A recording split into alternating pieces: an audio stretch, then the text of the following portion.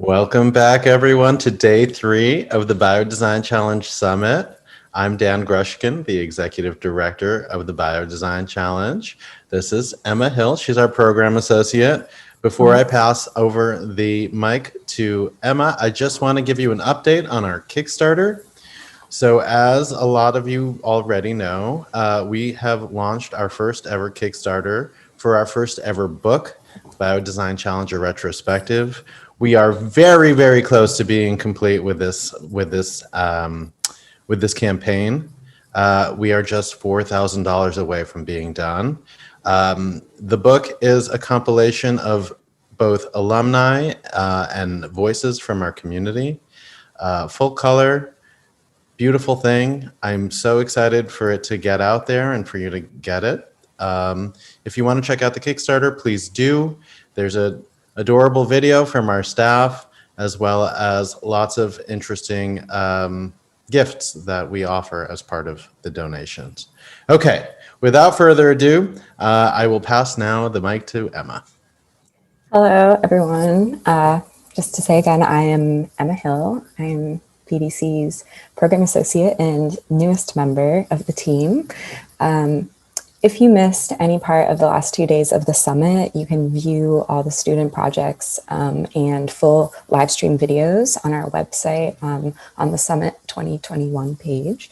Also, if you're joining us for the first time today, here is what to expect. Last year, due to being online, we asked each student team to create a video about their project. So we will be broadcasting each team's video live, and then the judges who are joining us today will have an opportunity to ask follow-up questions for about 5 minutes after. But while you watch the summit, there are a few ways that you can get involved as a community member, and all those resources are available on the BDC Summit page. The first one is we really would love for you to take part in interacting with our community Miro board. You can ask an alumni anything on that page. You can drop where you are in the world. You can, just talk to everyone. You're also welcome to vote for your favorite team to win the Community Choice Prize this year. Cast your ballot by tomorrow, Thursday, June 24th at 12 p.m. ET. This is also available on our Summit page website. Finally, please tag us on social media at Biodesigned. We'd love to see what you're doing and amplify the voices of all our hardworking students this year. So I believe that's all. Dan, if you'd like to take it away from here. Thank you, Emma. That was wonderful. I think we're ready to go. We're a little punchy this morning. It's still early morning for us, but we're super excited. Coming all the way from Japan is Keio University. Let's share the video.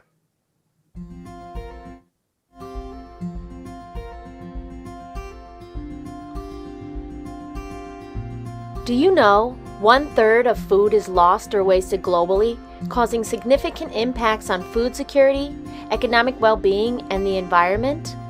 The COVID-19 pandemic is even intensifying this challenge at every stage of the food value chain. Also, Japan is known as the second in the world in terms of plastic packaging waste per capita. To be more specific, Japan produces 106 kilos of plastic per capita and produces an estimated 9 million tons of plastic waste each year, with disposable packaging in food containers accounting for more than 40%. Despite the large amount of plastic consumed in food packaging, the shelf life of food has not been significantly extended. Once food begins to spoil, it will soon be discarded and end up with a lifetime where it begins in the factory and decays in the waste disposal plant. To improve these problems, we create Noa Alfre. Noa Alfre means no waste, always fresh.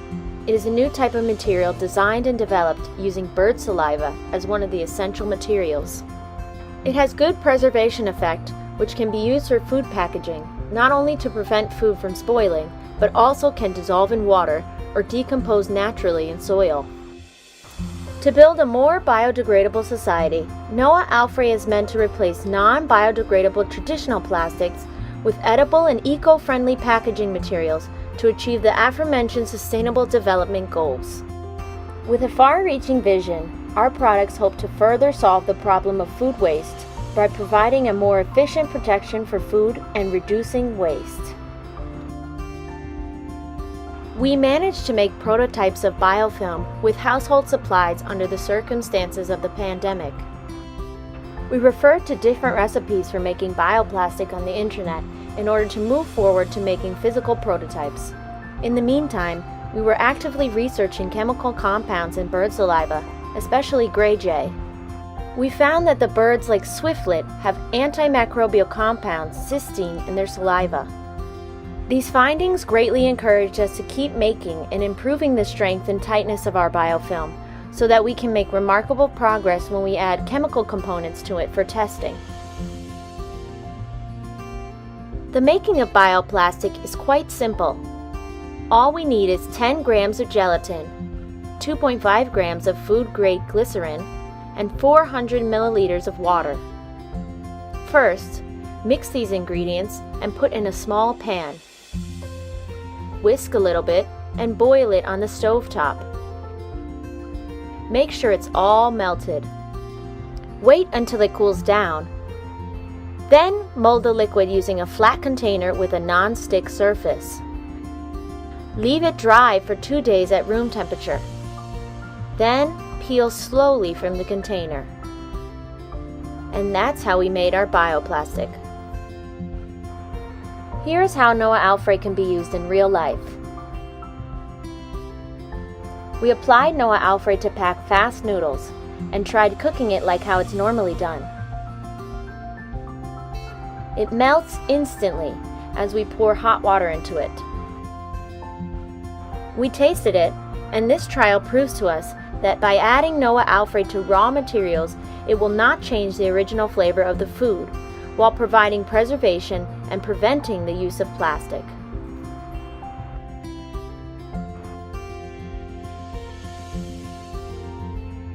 Hi, I'm Victor. I'm from Indonesia. I graduated from chemical engineering in one of the university back in my country, and now I work as a chemical engineer in one of chemical manufacturing company in Japan. I'm really grateful to Professor Matthew Altman and to the students for giving me this opportunity to be the part of the team in the Biodesign Challenge. So the edible plastic or the edible packaging is very common. We can find a lot of research about this, but the idea of an edible plastic that can self-preserve is a very great idea. Yet it is very challenging because we're going to involve bird saliva into it. So as we know that bird saliva contains of chemical compounds that can help with the self-preserve. So we found two chemicals. It is called phenolic compounds. So phenolic compound is a well-known antioxidant, and also the other one we call like cysteine. Cysteine is one of the amino acid chains, and it is well known for its antimicrobial ability. Those two chemicals are derived from the bird saliva, and it is quite tricky because it is from the bird. So for the extraction method, we're going to use the liquid extractions, and we're going to use a specific solvent for that, so it will not destroy the amino acid chain and also the phenolic compounds. So after we can extract the phenolic compound and also the cysteine, and then we add it into the edible plastic solutions. And after that, we will have a packaging that can self-preserve. Nevertheless, this idea has some challenges. So first is to find a suitable solvent. So the solvent will not contaminate the phenolic compounds and also the cysteine. So the second challenge is to find right compositions of the edible packaging solutions and also the phenolic compounds and the cysteine, so the end product will meet the expected characteristic. So the third challenge is about the sustainability of the logistics. So we derived the bird saliva from the bird nest. It is going to be a competition to the food sector, as we know that people consume bird nests. So we have to find a way to cultivate or to farm the bird nest, so it's not going to be a competitor to the food sector. Even though there are some challenges that we have to tackle, but I believe that if we can realize this idea to be commercialized or in reality, so it is going to be really good for our environment because it is edible and biodegradable, and also for our health because it's self-preserved, so people will not depend on plastic. As Japan is making efforts to reach more SDG goals in 2030, we believe that the creation of Noah Alfre will have a unique contribution to reducing plastic waste and food waste. With Noah Alfre, together we can create a better future of zero plastic waste.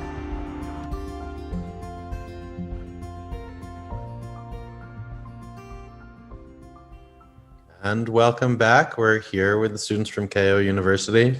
Judges, if you have questions about the projects, go ahead and turn on your videos.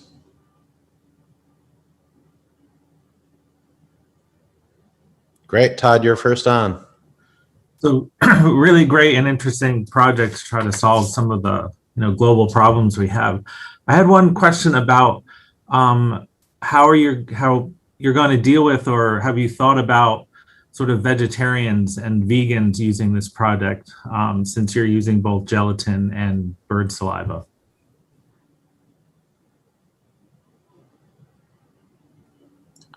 Probably I will take this question. So first of all, thank you, Todd. Am I call you Todd? Thank you for the really good question. Just to confirm, the question was first, have we ever considered about any vegetarian? And the second part will be, because we're using the bird saliva and also gelatin, how will it affect people's choice maybe? So the first question was, our answer is yes, because we do consider about the vegetarian, how are they gonna deal with the bird saliva and stuff. But the gelatin would only help us to prototype our product in the first stage. So we wanna actually make people know how does it look like. It's really soft. It can replace the plastic bag we're using nowadays. But in the future, we are hoping for do it more formally in the laboratory to extract the essential chemical elements from the bird nest, and then turns it into a more healthy a more healthy product or anything else to make our Noah Alfre looks better and healthier. Thank you. Great, Subriya. Hi, everyone. Wonderful presentation. And, food waste is such a huge problem. So I think the more people working on it, the better. So my question came from one of the points that was made about the fact that you were thinking about the sustainability of this item, which I think is always good. And so my question is, why do you actually need the bird saliva? Are the components that are found in the bird saliva something that can be created maybe synthetically? And if not, how much bird saliva do you think you might actually need to really create a meaningful amount of the plastic or the bioplastic? I think I can take this question. So thank you, Sabrina, for your question. So we use bird saliva because this is where our idea came from. So we found that interestingly, how Canada J uses saliva sorry about the noise, to use its saliva to wrap around little food components, and then wrap them into something called bolli, and then this bird actually stick it onto the trees. So this is where our inspiration come from. So in order to be more sustainable in the future, of course, we were thinking of testing different synthetic materials, elements as well. According to the research, I found that In the edible bird nest, there is 2.44 in the molar percent basis of cysteine in edible bird nest. And then for the phenolic compound, I'm not very sure. So which means we might need to actually take it into like laboratory and then test how much of amount in order for us to make it efficient. Yes, but synthetic elements is always like our future plan. Awesome. Thank you. Thank you. Great. Angela, please. All right, I just want to echo the other judges in saying this was a really great presentation. My question is, how can you ensure that the bioplastic doesn't biodegrade when it comes in contact with moisture from the environment or from the contents themselves? So thank you for your question, Angela. And at the current stage, because it is dissolvable, so we're only using it to wrap like dry material, like raw pasta and stuff like that. So if we might add some levels of moist protection in the future, but like at the rough stage of prototype, it is not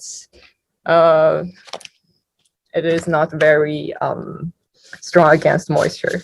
Yes. I'm sorry, just to add something, because the reason for us choose the saliva from the grade J is because they could use the saliva to wrap up the food and make it, stay and remain fresh for a long time. So we do believe, and also based on the research, the saliva actually could, provide the seeds from the fungus and also from the germinations for years, even though like the birds was living in the worse living situation than a human being. So we do believe that we could do more tests in the future and see if it could be better used in our daily life. And we do believe that the chemical elements we found in the bird saliva is a really good chemical element to use for our daily life to prevent the food from roasting and whatnot, in order to reduce the food waste and food loss. Thank you. Great. Thank you. Paul, please go ahead. Thanks, Dan. Yeah, no, really lovely project.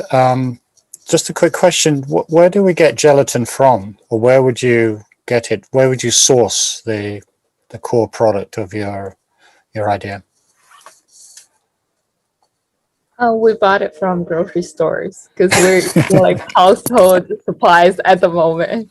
Right. So we made it at our house. So I guess I was meaning if you delve into it a little bit deeper and you needed to scale up, Mm-hmm. If you look at where gelatin comes from, you might be surprised. It's an animal protein, it's collagen. Oh. And so I think you just need to look into that a little bit more to align it more with your concept. But it's a great idea. Thank you. When we get to like future production stuff, we might replace gelatin with other like maybe more bio-friendly elements as well. Sure. Thank you. Well, thank you, Keio University. Thank you, Paul, for finishing up with that last question. We're going to move on to the next team. That is Seoul National University. Let's roll their video. It's the year 2121. We imagine through dystopian lenses how the Earth will look like in 100 years. Due to environmental pollution, the ozone depletion has gotten worse. The soil resources have been exhausted, making the soil weaker and less productive. The climate has become more extreme, making it difficult for plants to naturally grow. In this dystopic scenario, in order to survive and replenish the nature, we must find a new way of living. We imagine the post-nomadic life. The post-nomadic is a lifestyle in which people move from one exhausted land to another, with the aim to revitalize the local ecosystems. The concept of nomadism is taken and twisted from the past, when being nomad meant to travel to a resourceful place, exploit the local resources, and move again once there will be no resources left. On the opposite, the post-nomads aim to reach exhausted land, nurturing the nature, and move to another place once the area has been revitalized. Therefore, while the old nomadic is an exploitative lifestyle, the post-nomadic becomes a regenerative way of living. Research about material. We studied materials that could have high value in a devastated world. We were able to gain knowledge by using the data associated with each material. To give an example of the materials we've studied: algae, corn, dust, kudzu, roofer, mushroom, oyster, potatoes, yam. Corn as biomaterials. Soil remediation. We found corn has a variety of functions that can survive in harsh living conditions. If the accumulation of fertilizer exceeds a certain level, it will interfere with the growth of crop, and then crop no longer cannot survive. However, the corn absorbs the remaining fertilizer in the soil and increases its output. Convenience of cultivation. It has higher productivity per unit area than rice, that is about 10 times as much. And corn can be cropped twice in a year. It can be seeded in May and harvested in July, followed by seeded in July and harvested again in September. And corn are able to be raised in a wide range of soil environments, although each crop can be decided to grow or not depending on acid level of soil. Corn can be raised in acid and alkaline soil. This is because corn has a relatively wider acid range. Also, corn is cultivated regardless of soil type, such as sandy, clay, silt, chalk, peat, loam. And the tall height of corn and the husk wrapped around the seed reduce the pest damage. Availability as resource. Lastly, we found that corn has availability as resource not only for food, but also for residential. At first, we are able to obtain various types of materials from corn. There are transparent bioplastic, structural materials such as wood, foam material, paper products, and textiles. Second, corn has diverse properties such as glue, thermic insulation, more durable than paper, UV protection, water resistance, and lightweight. Third, corn has aesthetic possibilities.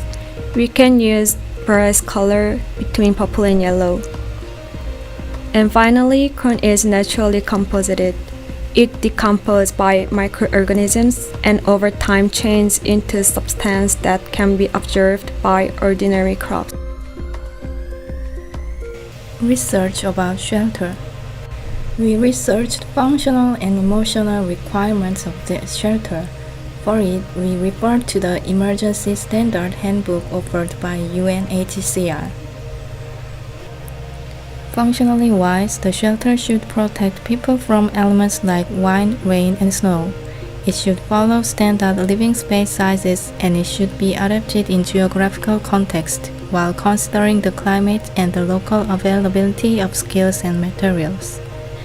Shelters must also follow emotional requirements. First of all, it should consider users' emotional security. It should provide privacy and safety for both individuals and families. Finally, it should respect the cultural practice and emotional habit of the geographical text.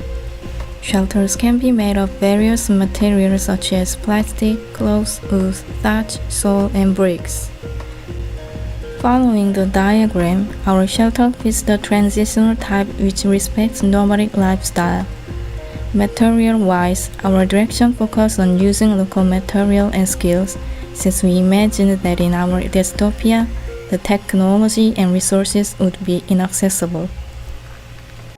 Shelter scenario.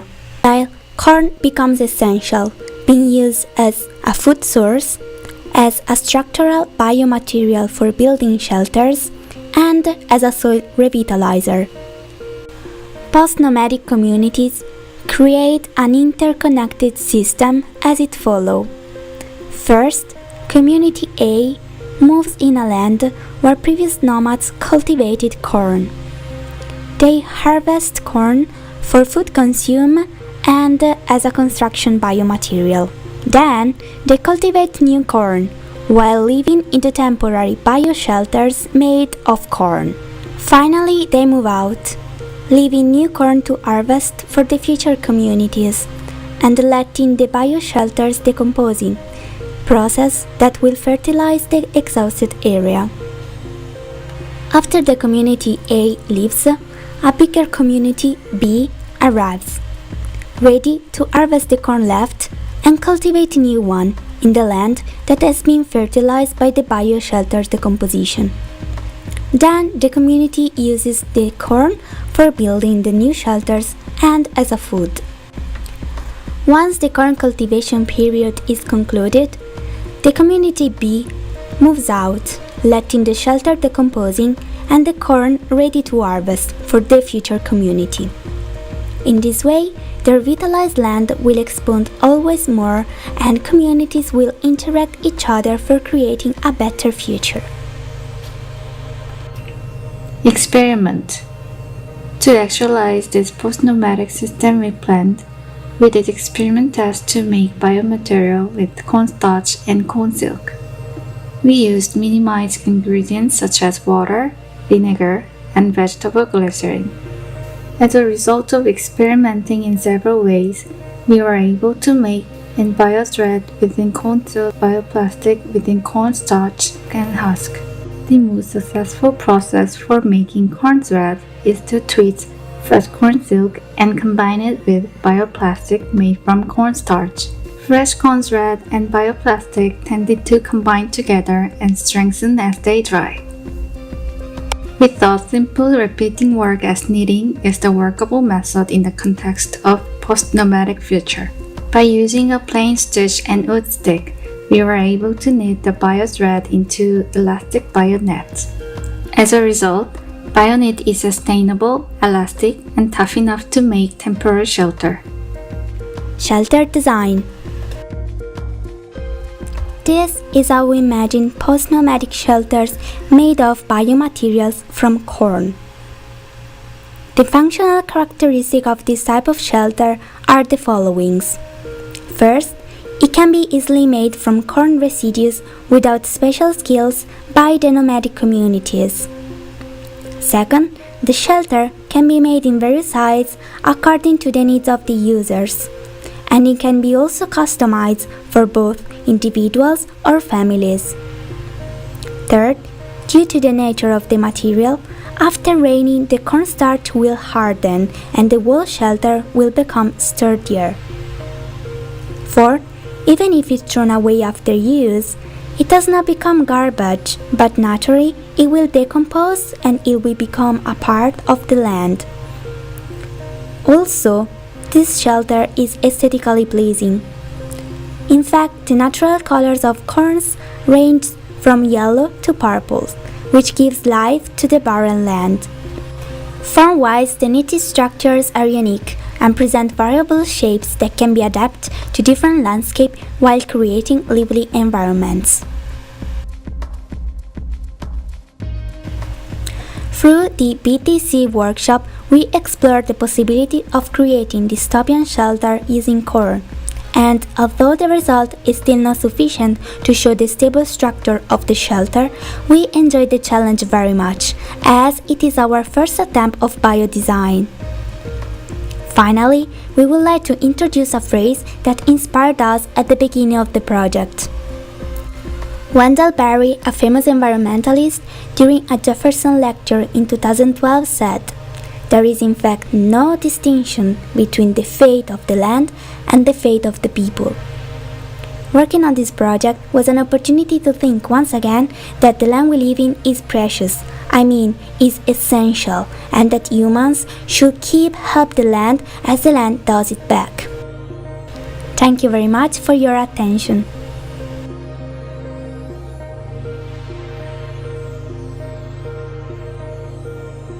And we're here with Seoul National University. Thank you, students, for being with us. Thanks for the presentation. Congratulations on your first biodesign project. We happen to have some experts on agriculture, so I'm curious to hear some of those questions. Who's coming in first? Great, Laura, please go ahead. Yes, thank you so much for this presentation. My question relates to the social and cultural dimensions. What do you imagine are the drivers to sort of move society towards this potential vision that you have? What are the social and cultural dimensions? Sorry, can you elaborate the social and cultural dimensions? Sure. Yeah, I mean, it seems like this would be a really big shift for society and for living to move towards this kind of post-nomadic living and using this corn, as a material for housing. So do you imagine that there are particular triggers or drivers that would allow us to socially and culturally transition to that particular speculation and future that you've brought to life through the video? So we imagine that if we cannot change right now how the environmental situation is going and how the research have been exploited till now, the most drastic thing that can happen is to arrive at a point that you cannot really live in cities, like live in a massive conglomerate.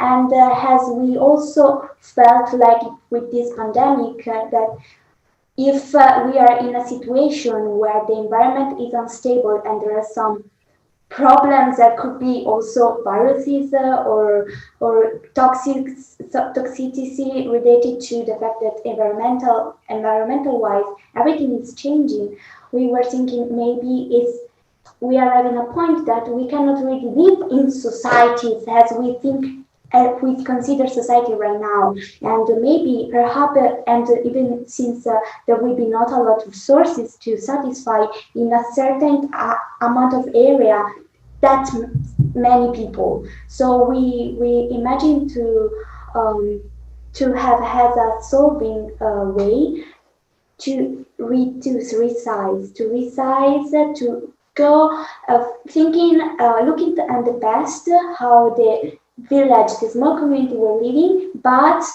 putting those example in a future key for yeah. Thank you. Angela, please go ahead.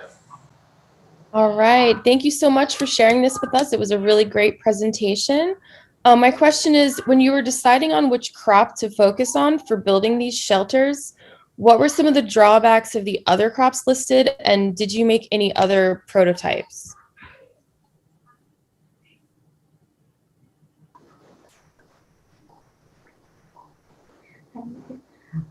So first we started to think about all the possible biomaterials that could be, cultivated for obtaining bioplastic and material that we can use as shelter. But at the same time, we were trying to find something that could be used not only for building stuff and that we need, but also to heat. So we were trying to narrow down the difference. We found algae, mushrooms that could be also other options. But we got also inspired by interstellar film where they were saying Martian. We go to Mars and we have corn. We eat corn. We cultivate corn. So we start to look into more in corn, and we found out that the different types of biomaterial that we could create were so many So we were thinking, okay, if we go in this way, that means when we need different materials for building stuff, for all the shelters requirements, it will be easier to use just one single origin for materials to then differentiate the plastics. And for what concerns the prototypes, we first tried to create the only plastic semi-transparent kind of siliconic like plastic, but then when we were thinking about the possibility to have a material that could easily use as textile by looking into the nomads kind of architecture. They use a lot of clothes. They use a lot of modified tensile structure. So we push forward in the nitty way. We push forward to finding something that could have the same properties as fabric. So we go in that direction. Great. Thank you, Seoul National University. Unfortunately, we're out of time. Sorry, judges. Maybe you can reach out to the students after. But we're going to move on. We are going to play the video for Sheffield Hallam University. Thank you all.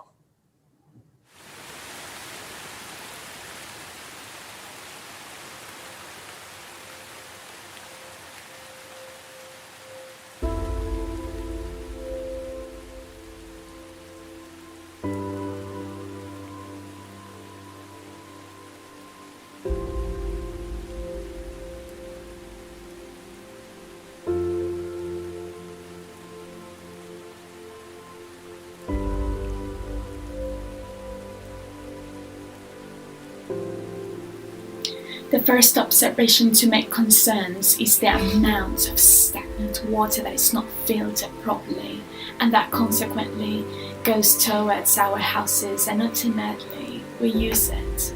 So we are not 100% sure if that water is completely drinkable and that it will not cause problems in our health.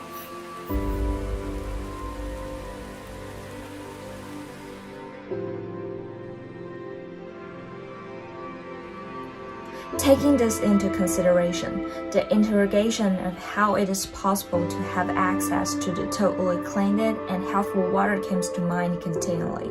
Even the most basic thing in our daily life, such as water, are not entirely safe. As a result, we came across with the existence of sponges, especially its structures and materiality.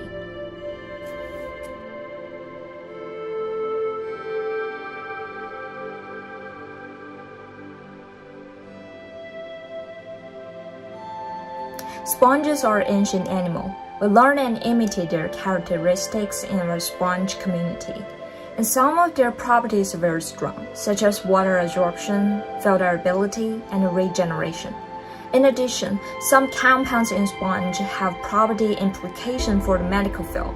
So through all these researches, I think sponge is kind of magical animal, and it is worth to study them.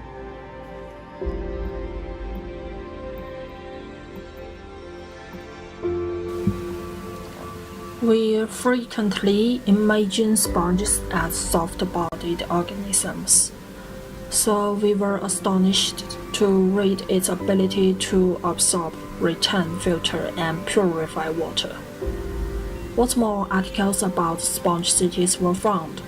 It was discussed that working as sponges is a potential solution to many current problems, such as degradation of urban ecosystems and green areas due to sprawling, increase in the intensity and frequency of urban flooding, polluted water discharged into rivers or the sea.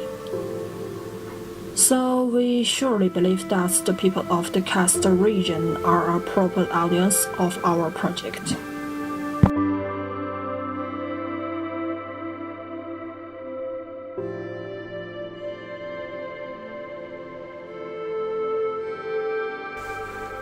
This is a plain landform that is diffused all over the world, including in our representative countries, the UK, China and Spain.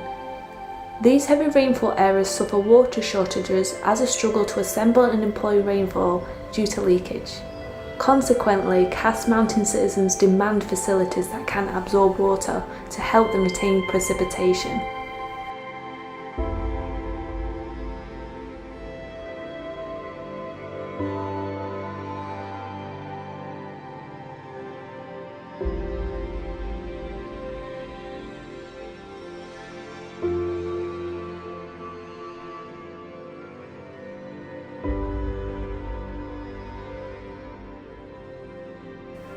During the research process, we learned about calcareous sponges in terms of how they can potentially purify water.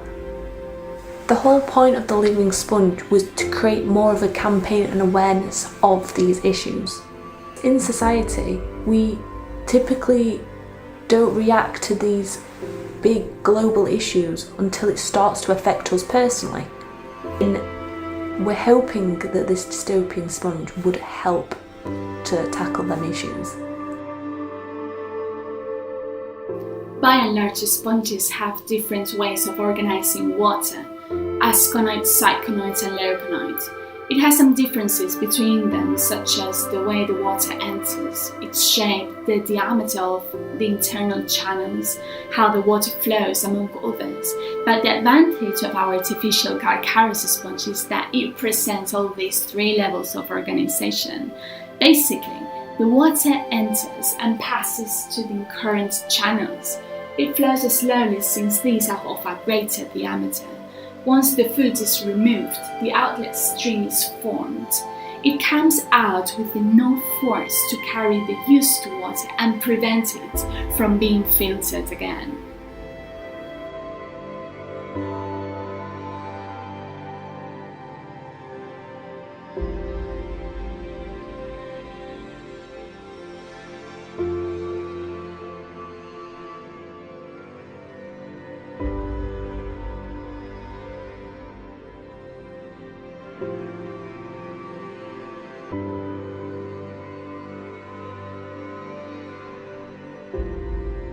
We are speculating the idea of using the DNA of a calcareous sponge into this sustainable way of making papyrus to create an artificial sponge. This theoretically can be used to create a biosponge to use within our concept that is made up of calcium carbonate instead of traditional silica.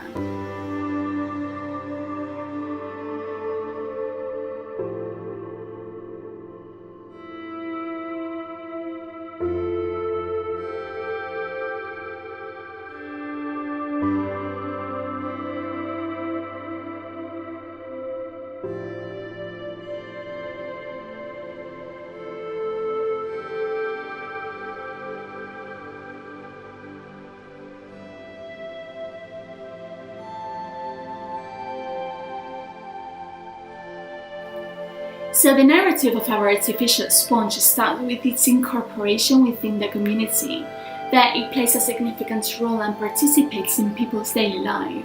We're not talking externally, but little by little inside citizens' homes. But when living with these breathing creatures, wearable devices will be created in order to continue this positive cycle and direct these functions to smaller scales, or even to other atmospheres such as the medical one, where bioimplants could potentially cure diseases. Thanks to the sponge store's proposal my colleague Hannah Molly did, people can have access to this product and start this whole narrative anew.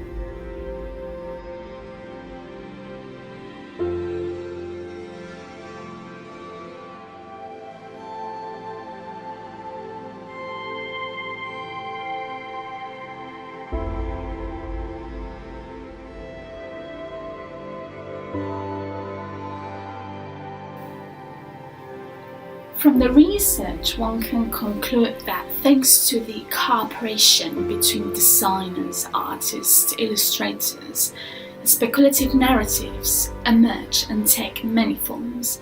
Additionally, it generates benefits and ties among us as classmates. Even so, challenges will certainly arise, along with opportunities such as the potential Biodesign challenge and transformative design innovations that might address the climate crisis or reverse biodiversity laws.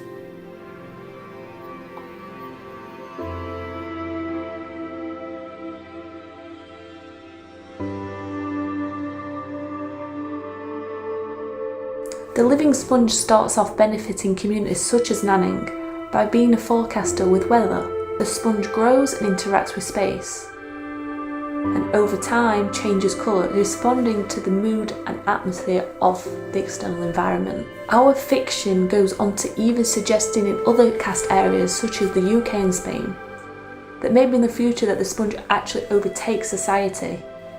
Our project even developed as far as suggesting a biospecies of human by having a wearable device or even an implant into the human body that has these properties of this calcareous sponge that once starts to grow, develops and creates this new species.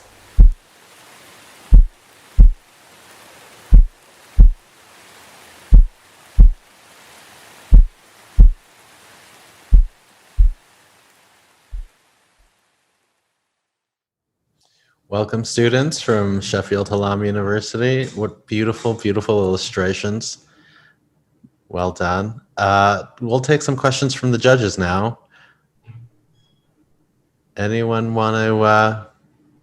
There we go. Please go ahead, Todd. Really beautiful sort of images and illustrations, and so I was actually drawn specifically to kind of the wearable devices. Could you talk to us a little bit about sort of how you envision what those are doing, and also how sort of the culture and people will sort of move towards actually wanting to incorporate those onto their bodies?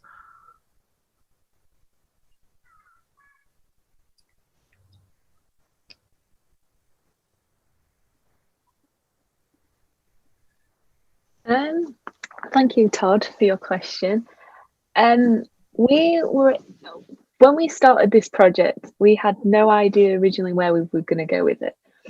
And as we kind of developed and sort of creating this very crazy narrative, we were speculating, talking about this idea of like what humans, like what type of species they may be in thousands, hundreds of years time. And we were saying, like, we were having like quite a deep conversation about with climate change and like the atmosphere of the world, like with pollution and etc. like that. And we kind of got thrown about the idea of maybe with this like wearable device would not only be a way of collecting water and filtering water for themselves to use for like to drink, etc. like that. But it may be also filtering like the pollution within the air. And it kind of it went down the path of very unique ideas, and a lot of it is very speculative at this point. But when we were thinking about this wearable device, we had a lot of questions about what's the purpose, and we feel like the filtering of probably pollution out was with the water collecting with the rainwater, with climate change and the excessive rainfall is probably what it'll be like, because we can imagine they may be with a dystopian aspect of running out of water and the water crisis. There may be a lot of conflict, I guess, with how people like there'd be a bit of protection over their stash of water, I guess. And this like wearable device is probably like a way people may be protective over that. Great, thank you. Well, if the judges don't have, Will, please go ahead. Sure. My question is about the critical perspective here. If I'm understanding it right, there's a bit of a kind of cautionary tale wrapped up in this narrative. Can you talk about that?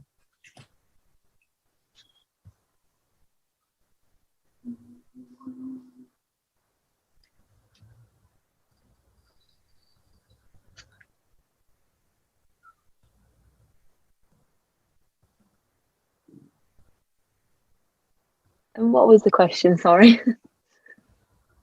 My question is about the critical perspective here. Like, it seems that as in the telling of this narrative, there is a kind of cautionary tale or some angle about biotechnology and our intentions with it leading to unintended consequences. Is that of your project? And if so, can you talk about that?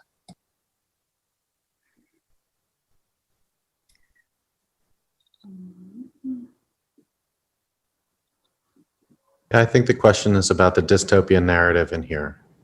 Can you unpack that for us? Oh, basically explain a bit more about the kind of Okay, I get what you mean now. Sorry. Yeah. So when we at the beginning of the project, we were kind of discussing about our theme. We decided to focus on was water and like the issues surrounding water. And our project, I guess you may call it, we were trying to figure out what issues may arise and what will happen if we don't do anything. Like if we just carry on how we're living and how it potentially could lead. So with the dystopian narrative, we were trying to figure out and play out and show worst case scenarios. And we kind of leads with the biospecies, because with the project we were talking about this sponge and how typically humans inhabit space. We control society, we kind of control what's internal, what's external, how things work, etc.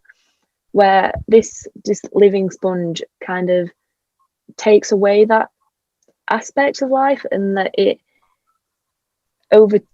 can over time take space. So for example, if we have a room we can inhabit, and over time this sponge may take 90% of that room and we've only got 10% left to play with, and like how that mentally would have effect on us. And we were playing out the most dystopian, what we imagined the future may be if nothing happened. Great. Thank you. I think we'll move on. Thank you, students. Thank you, Sheffield, Hallam University.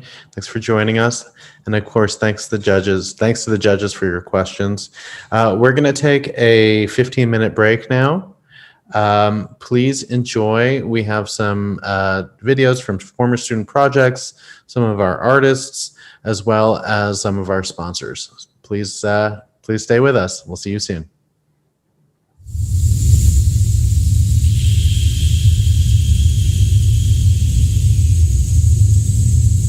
Lava fields on the southern slopes of Mount Haleakala, the island of Maui, Hawaii. The turn of the 20th century. The forests are being lost to colonial cattle farming. One tree will be lost forever. The Hibiscadelphus walderianus. The Hawaiians called it Maui Hau Kuahihi, the mountain hibiscus. By 1912, it will be extinct. The habitat lost, the plant lost, the relationship between the two lost. Could we ever regain a glimpse of what was lost?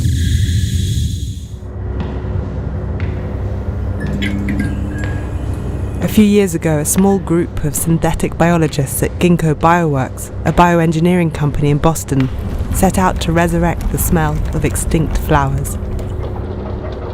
Christina Agapakis, Ginkgo's creative director, went to the Harvard University Herbarium in 2016, where over 5 million specimens are stored. Searching the collections for extinct plants with her colleague Dawn Thompson, they found 20. 2 would hold enough information to unlock the scents of their flowers, each lost due to human destruction of their habitat. A third would reveal what may be an even greater loss. The first specimen was in the Malvaceae cabinet. It was the Hibiscadelphus walderianus, from which she cut tiny tissue samples. The second was the Orbexilum stipulatum, or Falls of the Ohio scurf pea, last seen in Kentucky on Rock Island in the Ohio River in 1881, before a dam finally erased its habitat in the 1920s. The third was the Leucadendron grandiflorum, the Weinberg conebush, It was last seen in London in a collector's garden in 1806, its habitat on Weinberg Hill in the shadow of Table Mountain, Cape Town, already lost to colonial vineyards. But this flower may prove to be completely lost. The project is bringing to light that Harvard specimen and possibly specimens in other collections may all be incorrectly labelled. An old feud between two 19th century botanists exposed again. Back at Ginkgo Bioworks, the scientists could begin working with the DNA once it had been extracted from the plant tissue and sequenced by paleogeneticists at the University of California at Santa Cruz. The Ginkgo team identified gene sequences that might encode fragrance-producing enzymes. These sequences of DNA were printed and then they were inserted into yeast, which were cultured to produce the smell molecules. The identity of those molecules was then verified using mass spectrometry, giving a list of the smell molecules that each flower may have produced. Those lists were sent to Berlin to the smell researcher and artist Sissel Tollas. Sissel began to reconstruct each flower's smell in her lab, using the same molecules from her collection or finding comparative ones to approximate those that aren't available. We can use technology to reach back into the past, giving us a glimpse of each flower, but we will never know their exact smell. Science can tell us which molecules they made, but the amounts of each are also lost. Building on that contingency, in London, the artist Alexandra Daisy Ginsberg designed a series of immersive experiences to reconnect the lost flowers to their habitats. These draw on the idea of the sublime, the sensation of the unknowable, and exposure to nature's immensity that makes us consider our position in it. Using genetic engineering so we can once again experience a nature that we have destroyed is both romantic and perhaps terrifying. It is sublime. Artists tried to express this aesthetic state in 19th century landscape paintings, but like these images, even the most advanced technology can only give an incomplete representation. In a natural history museum, nature's contingency is trapped in time. The clock of creation and destruction stopped for us to look at. In the installations, each landscape is similarly reduced to its geology and the flower's smell. The human connects the two, and by stepping into this abstract nature, they become the specimen on view. The smells are diffused in fragments and mix in each installation, so every inhalation is slightly different. We can never fully experience the flower in the present without its past context. This is not de-extinction, but a technological sublime, allowing us a glimpse of a lost flower blooming on a hill, on a wild riverbank, or on a volcanic slope, the interplay of a species and a place that no longer exist. As the philosopher Jean-Luc Nancy says, the sublime is not so much what we're going back to, as where we're coming from.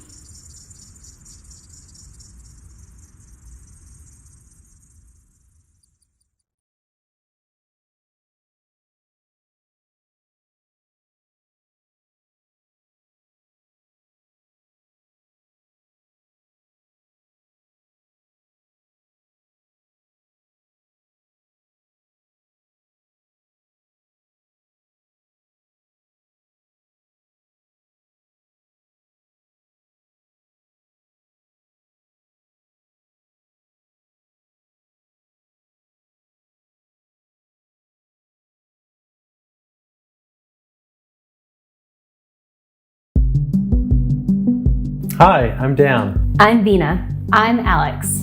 And I'm Emma, and we're the team behind Biodesign Challenge. We want your help to publish our first ever book, Biodesign Challenge, a retrospective. BDC is an international education program and competition that's shaping the first generation of biodesigners. We pair high school and university students with artists, designers, and scientists to envision, create, and critique transformational applications in biotechnology. Our projects have gone on to show in museums and galleries around the world and many have served as inspiration for new companies. The book will be a full-color celebration of work produced by the BDC community over the last 5 years. It will feature 28 projects that bridge art, design, and biotechnology. Not only will it include essays by our alumni, but perspectives from eminent practitioners in the field. Newcomers will find a primer on biodesign and how it's shaping the future of sustainability. For those already familiar, the book will offer insights from thought leaders, including biologist Paul Fremont, curator William Myers, and many others. It'll also include a foreword by Paula Antonelli, Senior Curator of Architecture and Design at MoMA. BDC has collaborated with organizations including Science Sandbox, the National Endowment for the Arts, the Parsons School of Design, and the Museum of Modern Art, where we hold our annual summit. We're publishing the book in partnership with the University Science Center in Philadelphia. So, if you're interested in learning more about innovative and fascinating topics, or if you just want to be awesome and support the next generation of biodesigners, then this book is for you. Every pledge, no matter how big or small, helps bring us closer to our goal. Thank you for your support. We can't wait to share the retrospective with you. Storing digital data in DNA. This is how the process works. First, the digital data is converted from zeros and ones to the 4 building blocks of DNA: A, C, G, and T. 00 becomes A, 01 becomes G, 10 becomes C, and 11 becomes T. Twist Bioscience then writes the sequence of DNA.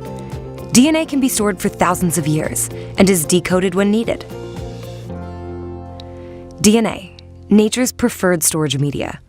The future of digital data storage.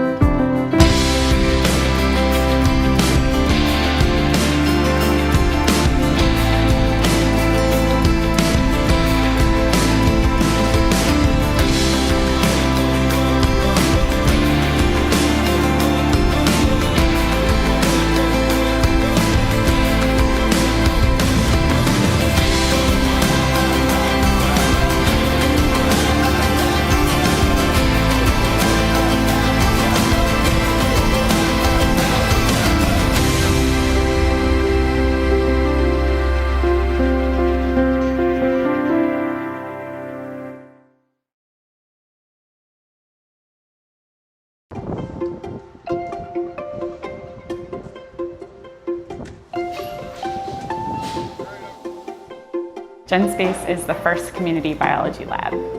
GenSpace serves people from K to Gray.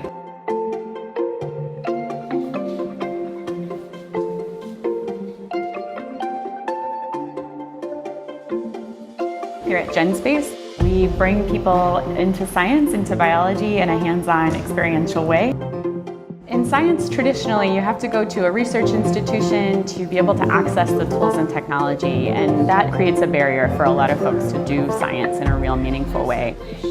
This space creates that open door.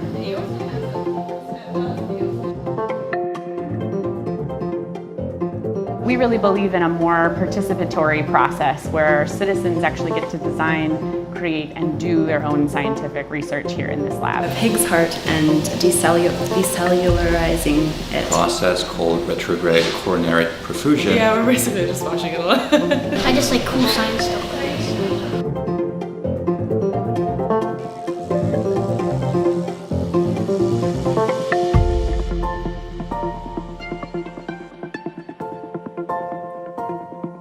We work with people who haven't had a biology class since high school, all the way to PhDs in biochemistry and everyone in between. It really is the convergence of people from different backgrounds that makes this place so special. How many of you think positive? How many of you think negative? Negatives are the winners. Youth have been a part of GenSpace since its beginning, and it's been an important part of both nurturing future scientists as well as creating spaces where families and communities can learn together. I think it's like a once-in-a-lifetime opportunity because I've always been interested in this, but I never thought I'd actually get to do it. The whole process and actually doing it hands-on for ourselves and learning is just fun in general. And we work together as a team, we have fun, we laugh, we joke and stuff like that. We do a variety of youth-oriented programming, including school programs, as well as a summer research internship for high school students. That's been an amazing, amazing project over the last 2 years. There's so much about science that is just amazing, and there's still more to be discovered. Biology and biotech is going to be a huge part of our future economy. So for us, I think there's an important responsibility for GenSpace to open the doors to as many people as possible so that they can experience this biotech economy firsthand.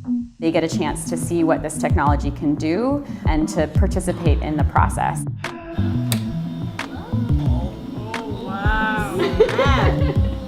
And to have these deep dialogues with scientists, with artists, with students, with families, to have space for everybody to be able to participate in that dialogue. You have some ideas? Is one of the unique and special things that GenSpace offers.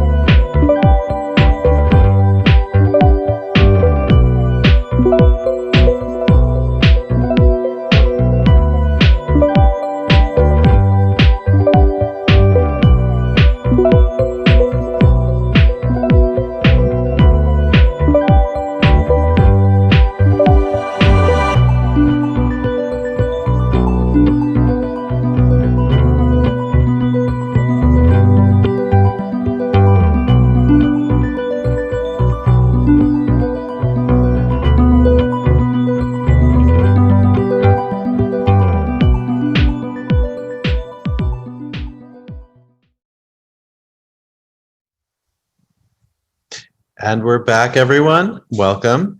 We're going to get started with our first video for the second session of the morning. That will be Aalto University.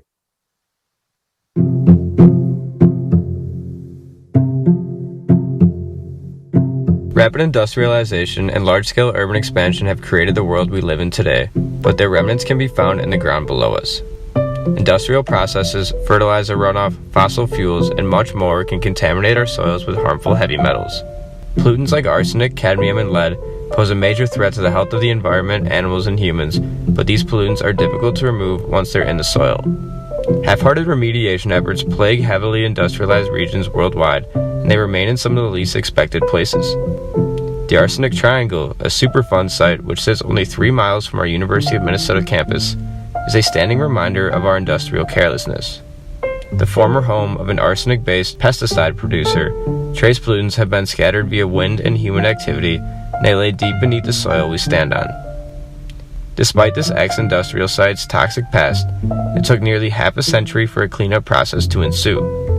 Located in one of the city's lowest income neighborhoods that has some of the highest levels of diversity, the Arsenic Triangle is not an isolated incident. Heavy metals have long been key components of household products, and they remain persistent in soil across the country. With this context in mind, we asked a simple question. What if communities had the power to make this invisible problem visible? What if a plant's color could signal the presence of soil pollutants? Signal Sprout is part education and awareness campaign, part data visualization project. We have imagined 3 kits for 3 different types of communities. Each kit contains seeds that grow into signal sprout plants. The plants are engineered using bioreporting technology and turn red when they absorb heavy metals from surrounding soils. Once the plants have sprouted, communities can submit their results to the crowdsourced online map.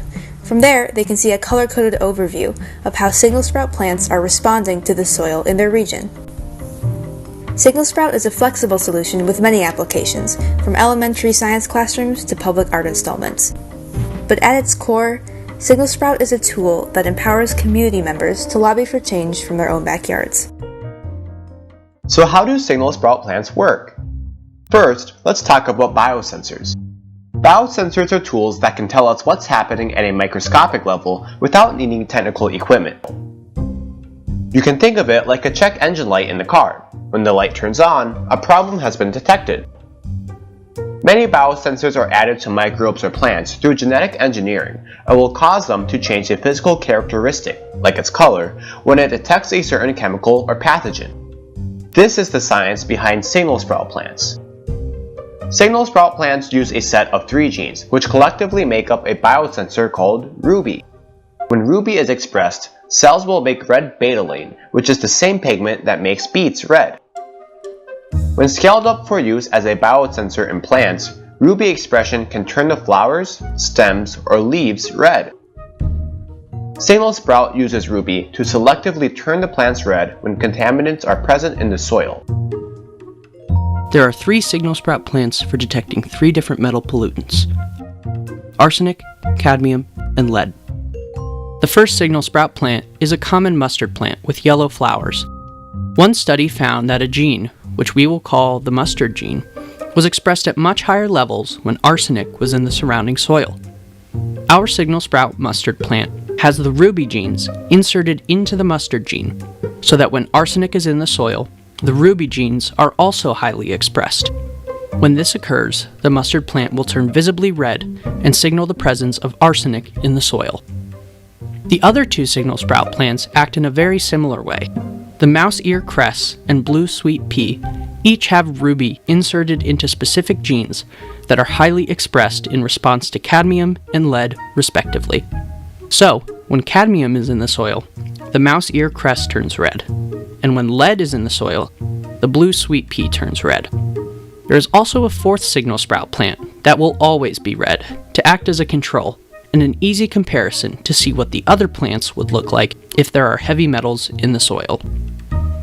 Because we want anyone to be able to use signal sprout, and we don't want the plants to become invasive species, all 4 signal sprout plants will be sterile.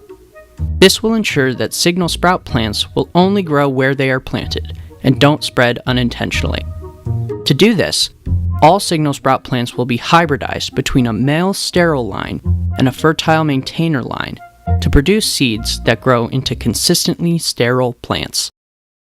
The Signal Sprout Kit is packed in decomposable mushroom packaging from Ecovative Design. Inside, there are 4 types of seeds, 4 signs, and 1 small informational booklet. The seeds are embedded in recycled paper. To grow the Signal Sprout plant, simply shred the seed paper, bury it in soil, and water it regularly. Each plant comes with its own sign for easy labeling. The sign has a folded design so it can be used as a trowel. The booklet contains instructions for planting the seeds, instructions for using the Signal Sprout app, and information about GMOs and ecoactivism. The physical booklet is optional to be included in the kit, as it will also be available on our app.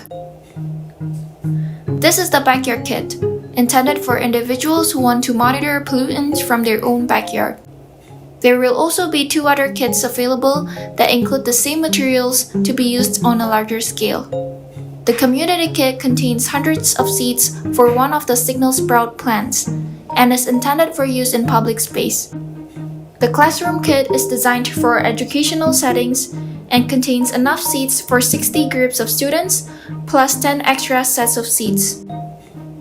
When the plants have sprouted, communities can aggregate their results by submitting photos on the Signal Sprout app. This is similar to community science, where members of the public participate in science by looking through databases of photos and indicating what they see. However, the process of community science is still relatively inaccessible. The images are marked and sent to scientists for further analysis, never to be seen in popular media again. With the Signal Sprout crowdsourced map, the public conducts the experiment and has access to the results. It's community science plus. To submit, all you need is the plant sign provided with the kit, and a device with a camera. Simply take a photo of the plant with the sign positioned clearly in frame. Our photo analysis technology will recognize the colored swatch and use it to account for lighting conditions and photo quality. Once it's been analyzed, the results are added to a color-coded map on the Signal Sprout website. The visualization of data reported to Signal Sprout allows the public to see where metal pollutants are, and it helps inform advocacy for stronger remediation and conservation efforts. Signal Sprout can tell us what's happening at a microscopic level without relying on technical equipment. It's a tool that can help community members seek the justice they deserve, and it's a beacon that can inspire those who are formerly unaware. With the help of Signal Sprout, a public statement can be visualized in a way that elected officials cannot ignore. It will utilize science to display secrets hidden in society's darkest places, and it will rely on community to move towards a cleaner future. Collaborations with local schools and community organizers can help to breed a future generation of leaders, and increased transparency will grow knowledge on an otherwise buried issue. Signal Sprout is not just a messenger of soil health. It's a messenger of the plants that absorb the pollutants, the wildlife that is exposed to the pollutants, and the people who reside among the pollutants. Signal Sprout, sowing the seeds of a better future.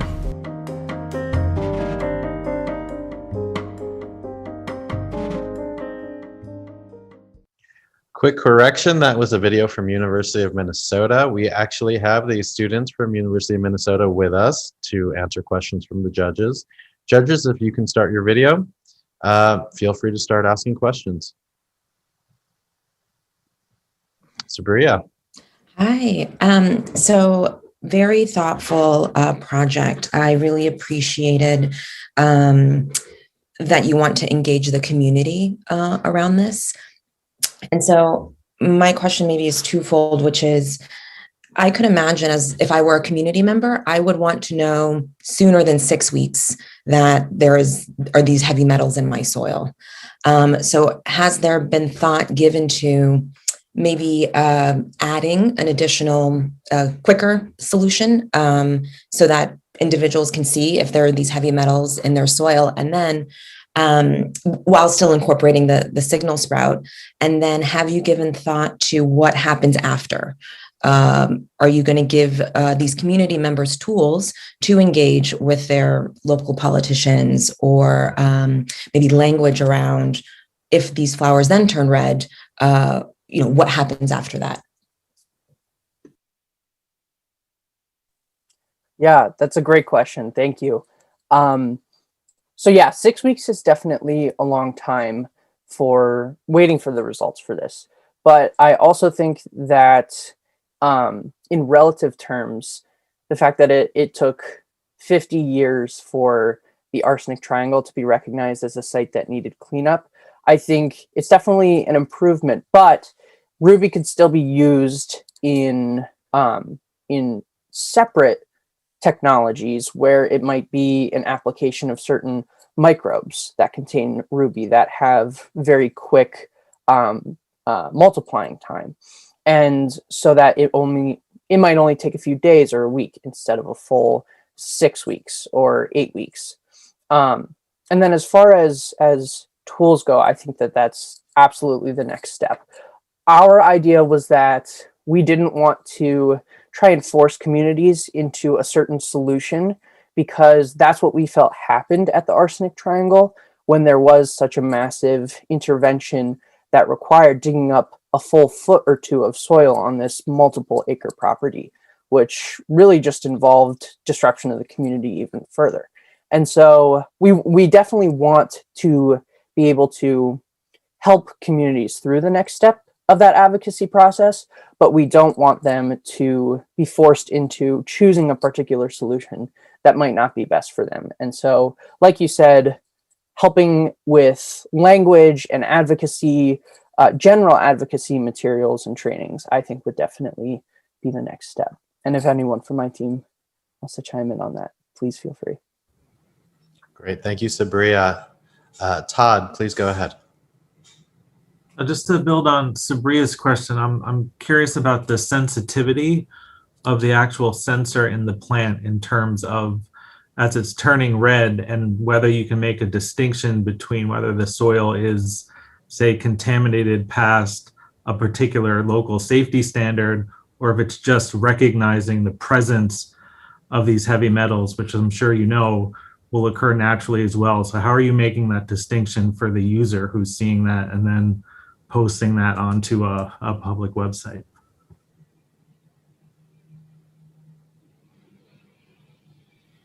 I can chime in here, but I want to give other folks from my team a chance as well.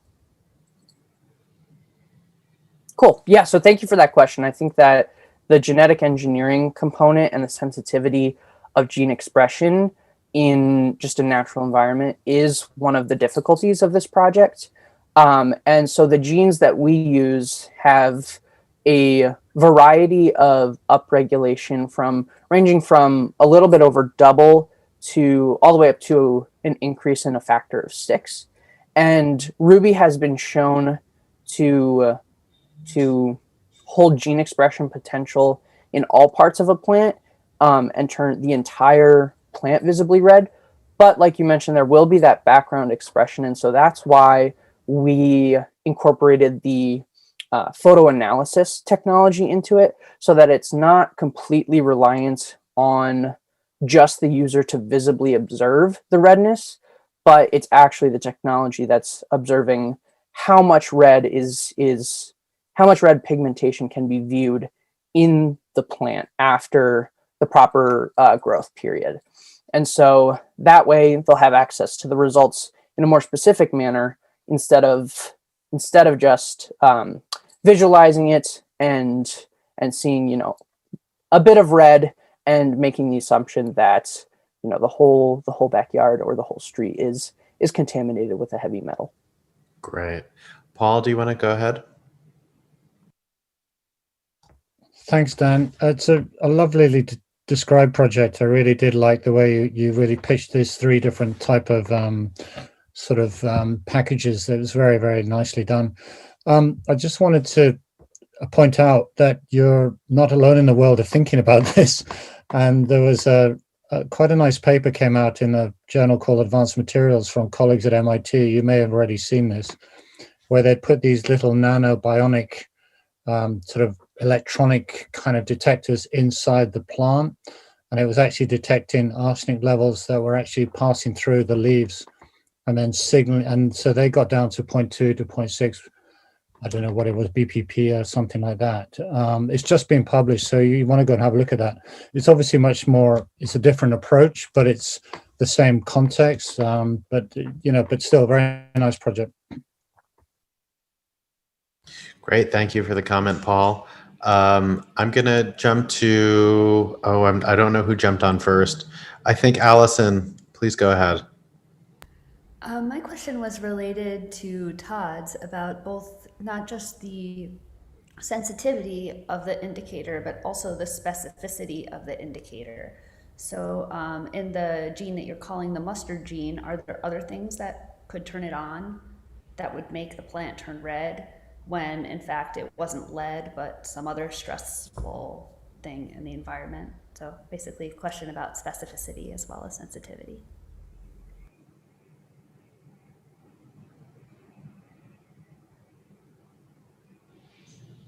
Yeah, that is a great question. I apologize that I'm taking all of these questions, but I was more helping with the background microbiology research on this.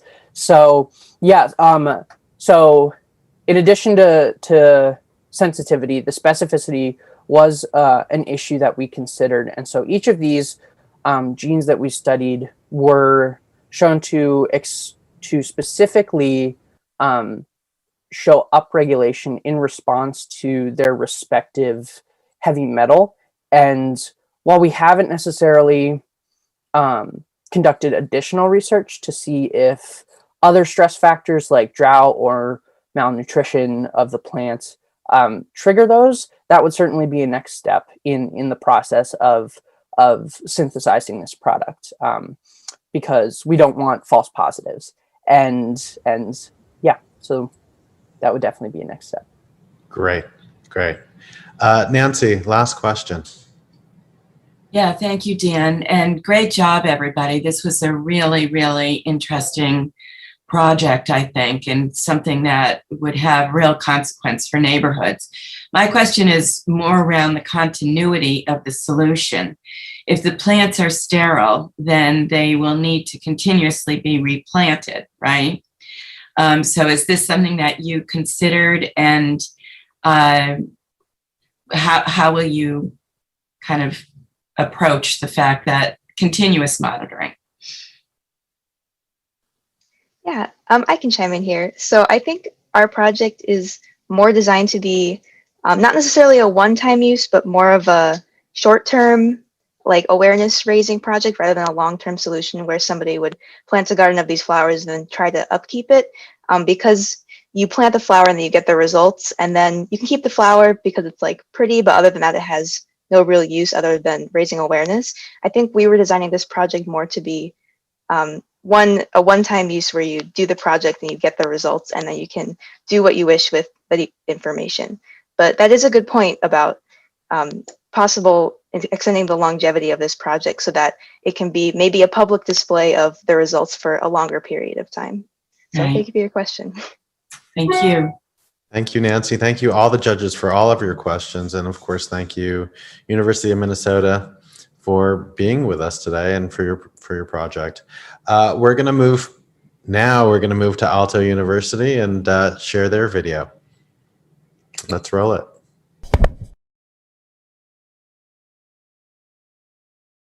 Take a moment to look around you. Can you spot one item made of plastic?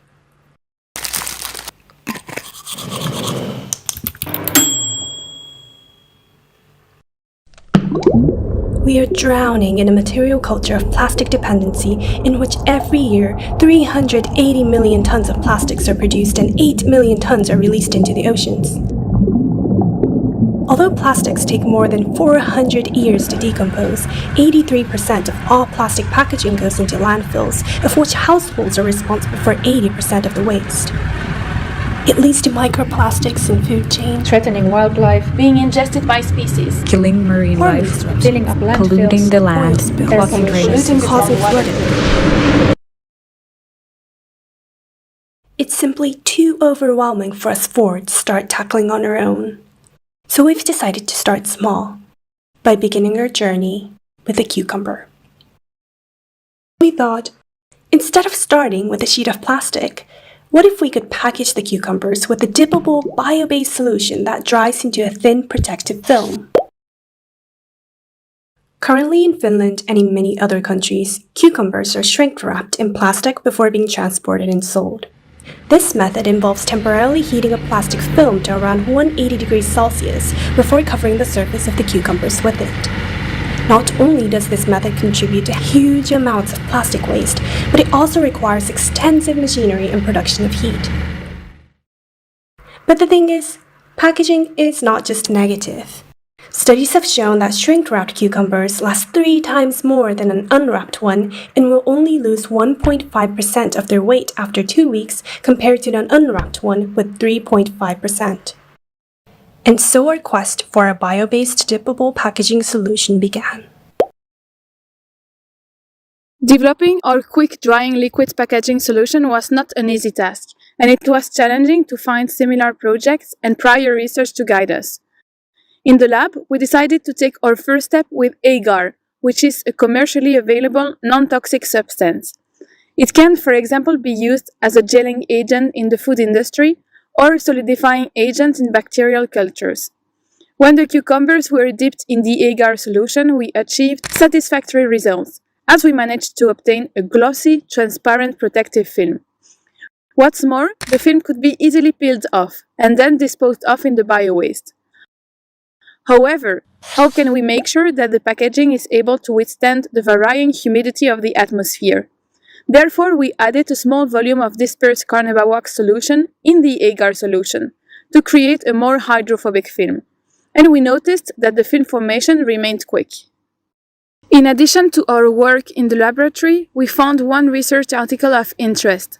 In this research, the ability of gelatin-containing cellulose nanocrystals to extend the shelf life of strawberries was studied. The authors came to the conclusion that the mixture was effective for protecting fresh strawberries during the storage period. Based on these studies, CNC was added in the agar wax solution in order to extend the freshness of the cucumber. During the experiments, other cellulose-based materials were also tested for off film, such as CMC and MCC. However, most led to a thick gel texture, weak bonds, or slow film formation. Upon numerous experiments, we were able to create the optimal dip solution composition of 2.2% agar, 0.1% CNC, and 0.03% wax in water. With this solution maintained at a temperature of 45 degrees Celsius, we managed to obtain a solid film formation in 17 seconds. This is how our new liquid packaging solution, Dip Wrap, was born.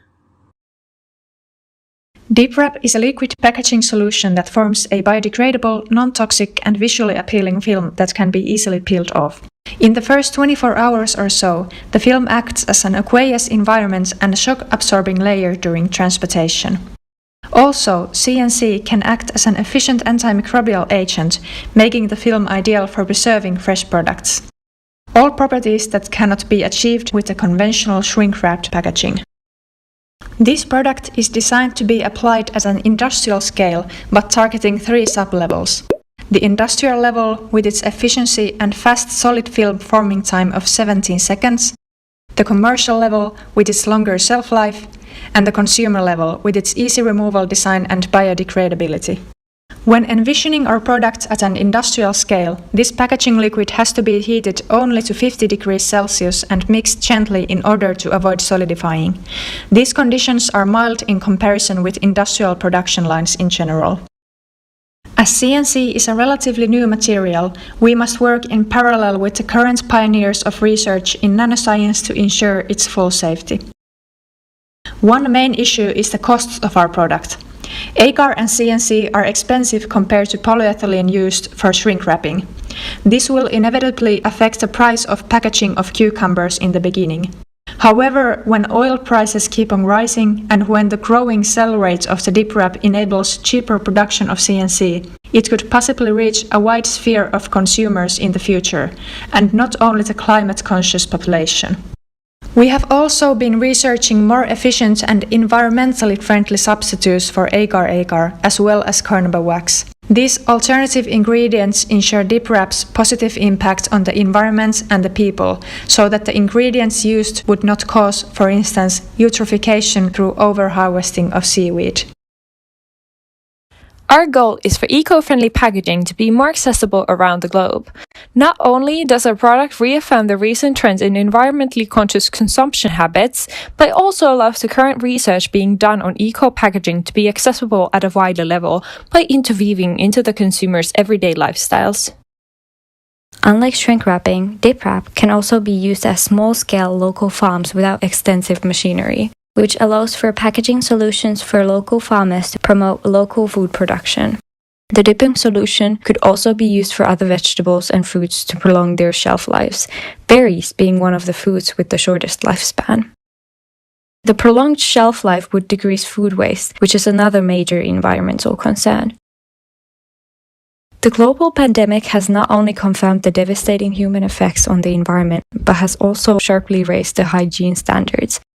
Cellulose-based packaging materials would be one of the keys to working alongside the world's development and circumstances.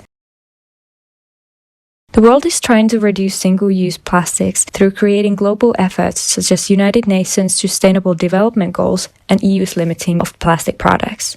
One method of limiting some single-use plastics will be through consumer awareness and new labeling requirements. Our product fully supports this directive as it provides a novel alternative for single-use plastic item. Dip wrap, with its unique liquid application, contributes to raising awareness of the issue beyond to cultures where the negative consequences of plastic packaging are not yet widely acknowledged. Working on this project together has sparked fresh design ideas of approaching the same issue. What if we could innovate even more ways to use dip wrap? Could the material be collected and reused instead of recycled as biowaste? Could dip wrap be sprayed instead of dipped? What if the packaging could also be used to seal a half-cut cucumber? We find so much inspiration from the everyday and infinite potentials of this product. For us at Scumber Inc., our goal is to make sustainable packaging the new standard for the 21st century. We would like to encourage the industry as well as the consumers to be conscious of their everyday choices and to encourage people in their community to do the same. We want to create a new market for eco-friendly products and packaging and inspire other companies to follow in our footsteps. Dip wrap might be the first baby step, but all changes must start somewhere small. So let's all take a small step together today for a better tomorrow.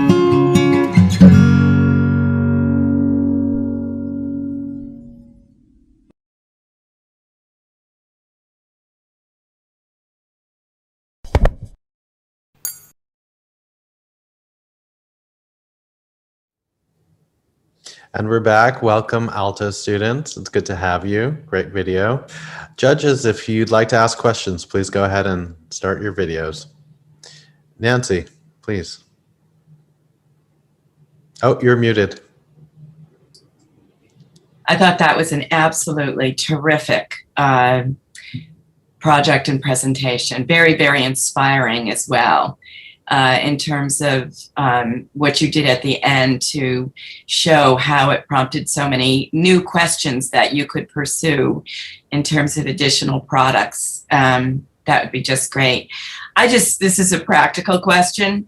You want to extend this to berries, and I'm just wondering how you would get the plastic off of individual berries, which are kind of they're soft and they're easy to bruise or damage.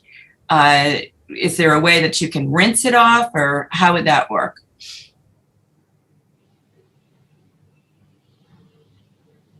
Yes, that is a good question. We have multiple solutions for that. The film is very easily peeled off, so I think it wouldn't be a problem. It can also be peeled off more quickly with water. And we were also thinking about some other solutions for putting it on. So, for example, spraying it on the berries could also be a solution, so that the film wouldn't be as thick. Right. Okay, thank you. Allison, please go ahead. Thank you. It was a great presentation too. I really appreciate the thoughtfulness, and as Nancy said, the speculation at the end as to where you could take it. My question is about the temperature. So I realize that in order to get the agarose to melt, you need to heat it to a fairly high temperature. But the temperatures that you're talking about dipping a vegetable or fruit in is like 50 degrees Celsius. So that's like 122 degrees Fahrenheit for those who don't do that calculation every day. So that's really high, especially when you're thinking about a fresh piece of fruit. And I was wondering how you guys have thought about getting around that temperature problem, or if in your cucumber experiments you found it didn't matter at all. So yeah, question about temperature.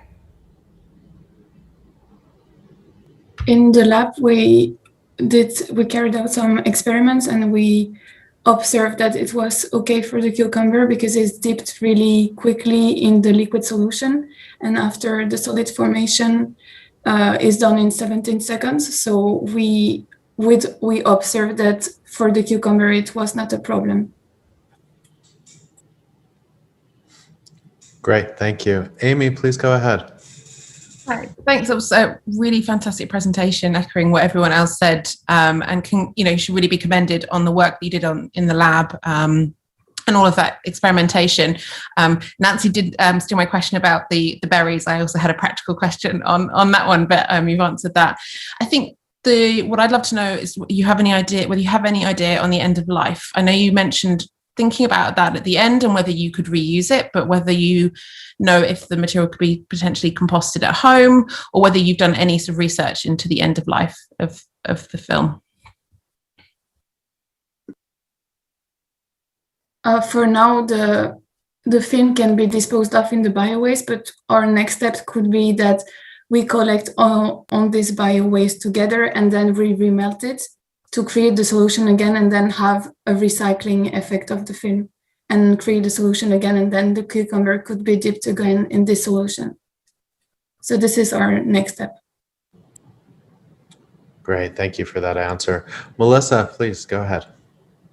Hi guys, I'm going to echo the other judges and say thank you. That was a really great, well thought out presentation. I just had one small question.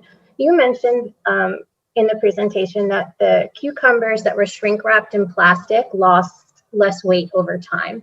Were you able to test that with your dip wrap also? Did you get a similar result?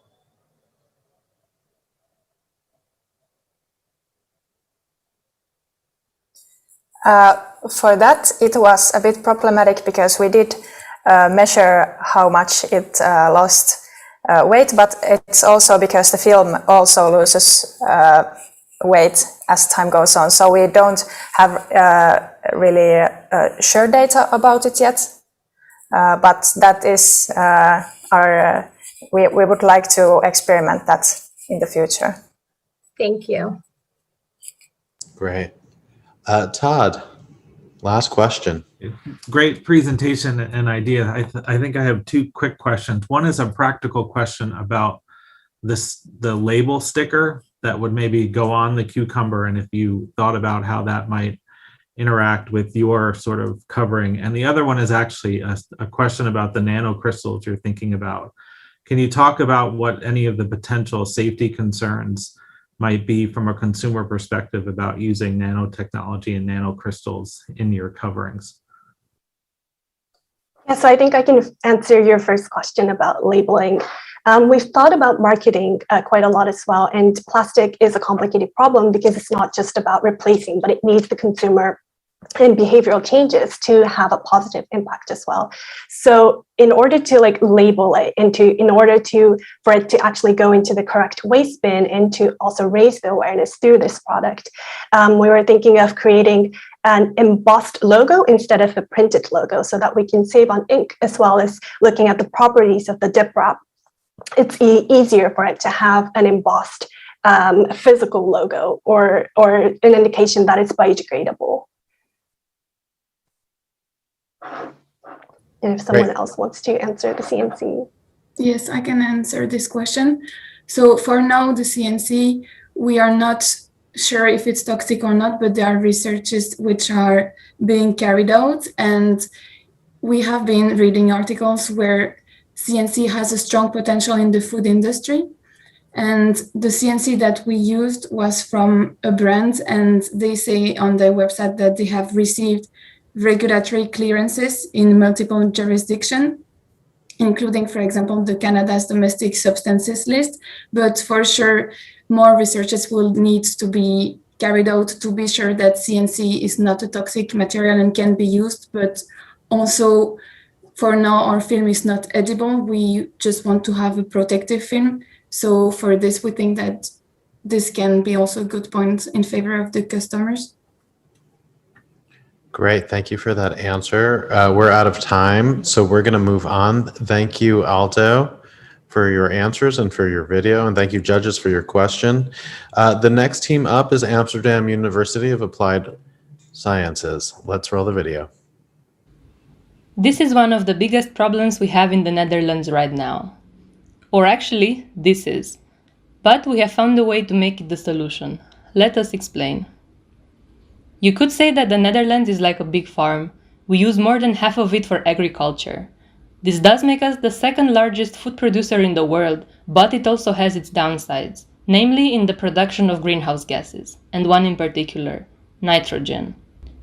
And don't get us wrong, nitrogen in itself isn't the problem. Actually, approximately 78% of the air consists of nitrogen, but human activities have brought imbalance into natural amounts. Our project focuses on nitrogen in the form of NH3, which we know under the name of ammonia.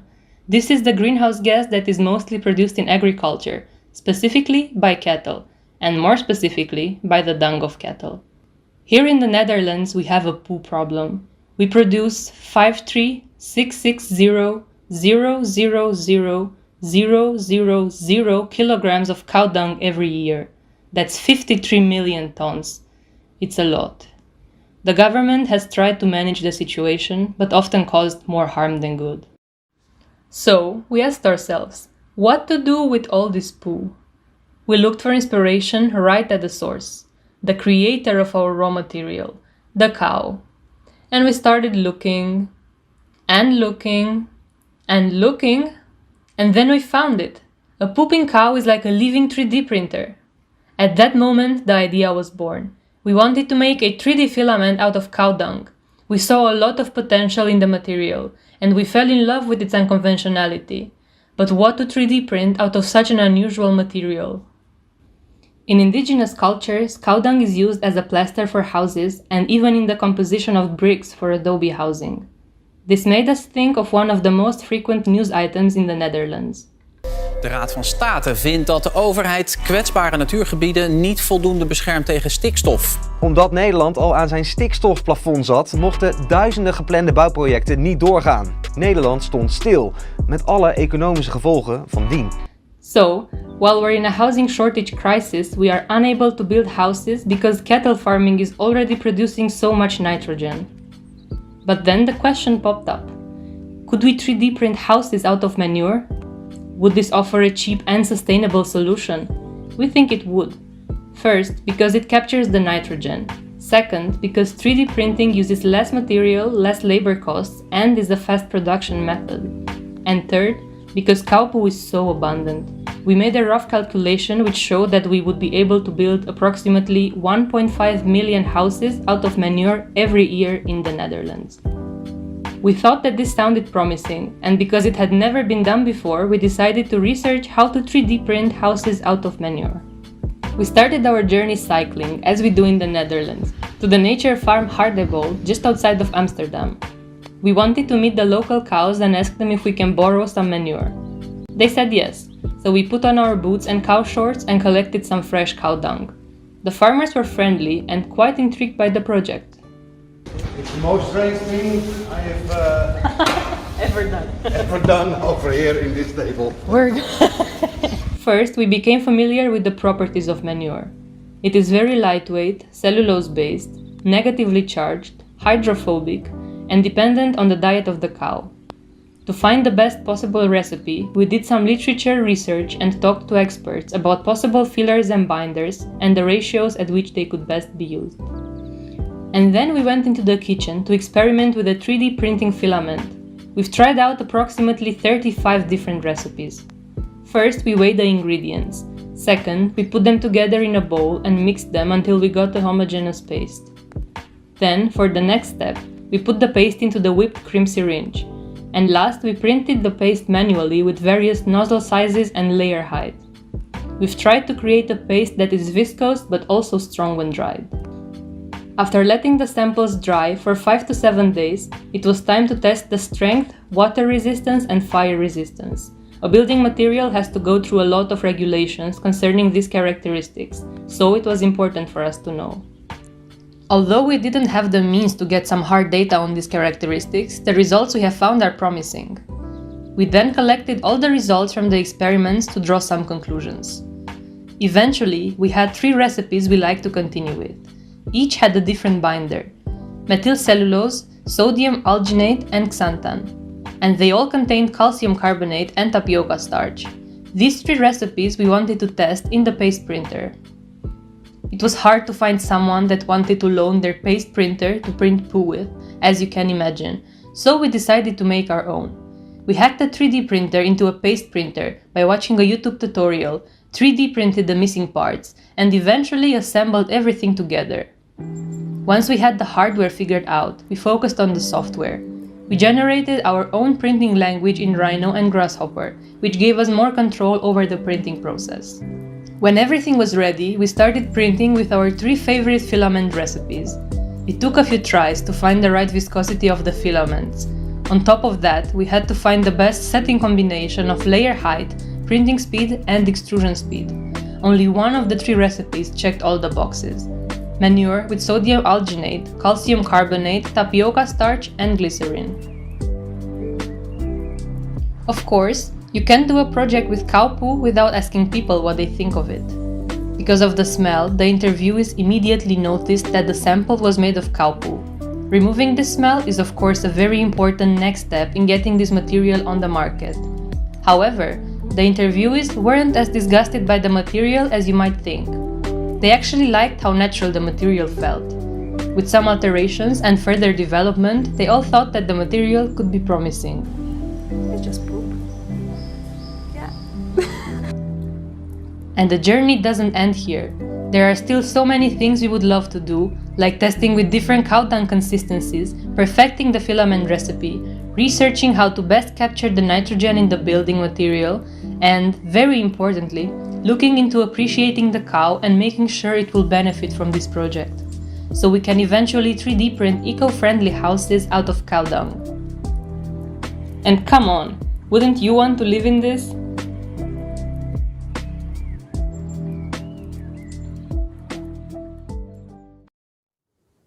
And we're back with the students from Amsterdam. Thank you for being with us. Fascinating video. Judges, I'm sure you have lots of questions.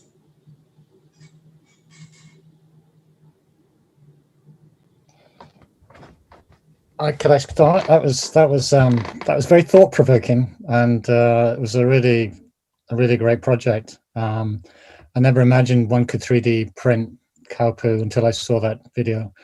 So I'm a believer now. This is a slightly provocative question, but I mean, isn't the problem the cows themselves in terms of a long-term sustainability issue? And would that, that's it's kind of counterintuitive in some ways. You've accepted that we're going to be living with cows forever. We might as well use what we can out of them, which I totally get.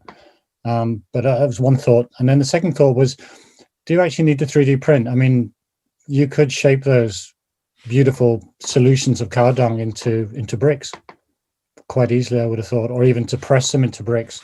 And then you would have had, an already built natural material. But those are just two thoughts, but great project. Really, really interesting. Yeah, I think I can answer the first one because we are definitely super aware of that. We have an abundance of cows, and a lot of political parties here in the Netherlands that are caring about the environment also want to halve it. but still then if you look to the numbers we like presented of with 53 billion kilograms of manure and 1.5 million houses, like if that would be half, still the numbers are so large. Like in the Netherlands, we're not a big country, like we have 17 million people, so we don't even need that much. So in that sense, I think the project would really work also with less cows. The second question I could answer. We chose to 3D print basically because it is a production technique to build houses quite quickly, because bricks themselves don't take as much time, but like to make the building out of bricks does take quite a bit of time and quite a lot of people. And since we have like quite a large housing shortage as well, you basically want to produce houses as much as you can. And with 3D printing, you also change the material so much that you don't really perceive it as cow dung anymore. That was for us also really important about 3D printing, that cow dung is maybe a material people like find a bit disgusting, but by adding this new technology, which can be really interesting, it can balance each other out maybe in a very nice way.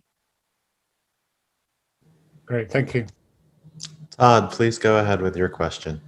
A really great presentation and very provocative. So I have two questions. One is maybe a provocative one. So you mentioned that this is sort of an ideal to address sort of affordable housing.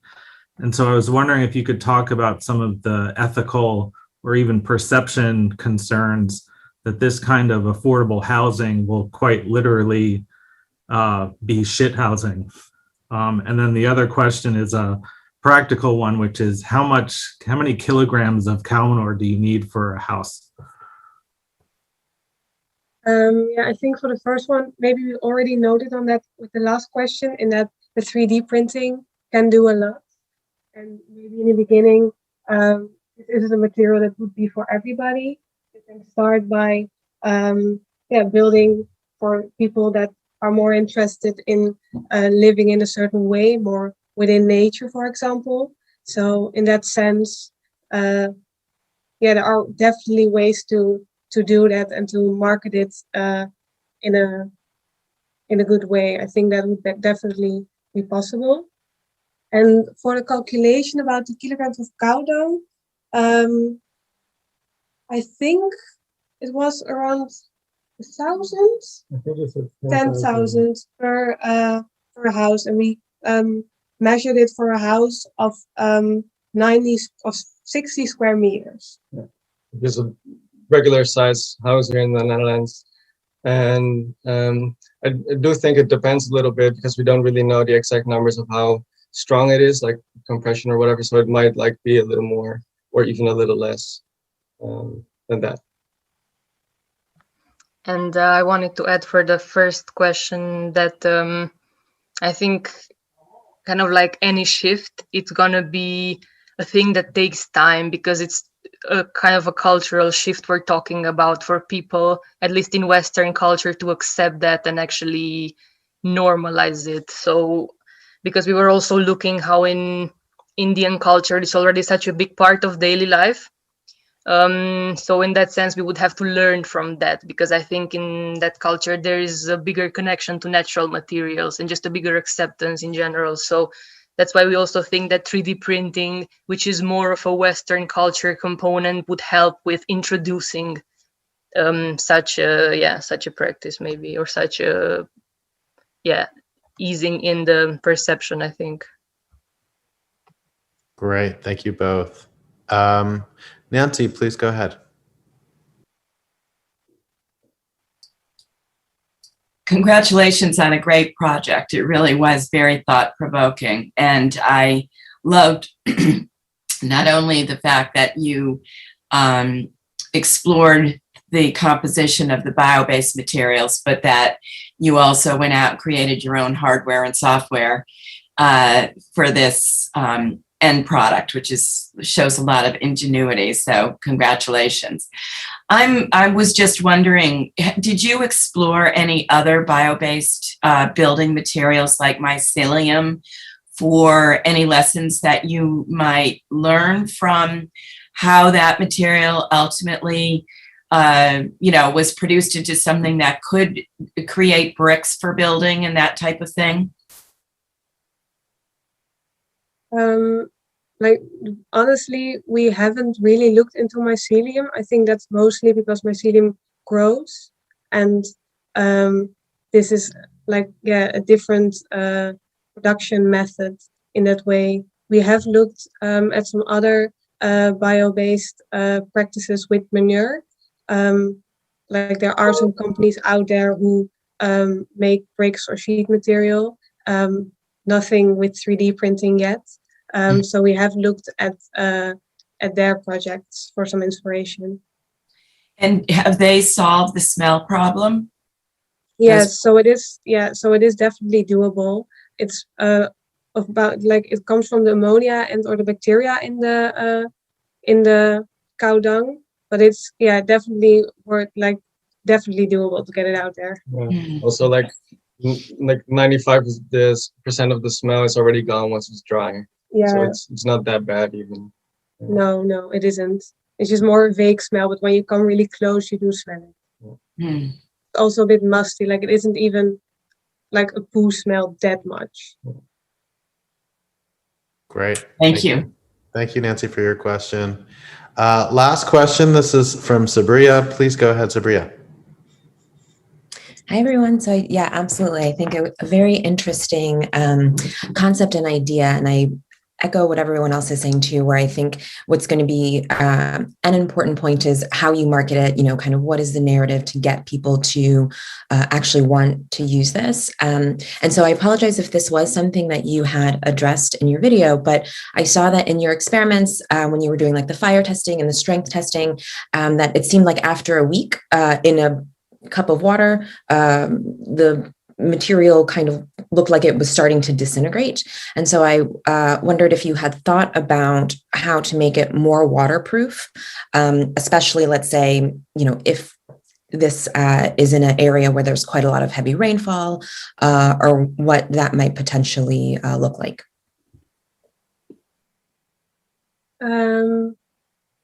Yeah, I can answer that because I focus mostly on the materials. And the interesting thing, was in the video indeed, cow dung is really waterproof from itself. So for example, in the adobe brick housing, it is a lot of times added to soil to already make it more waterproof.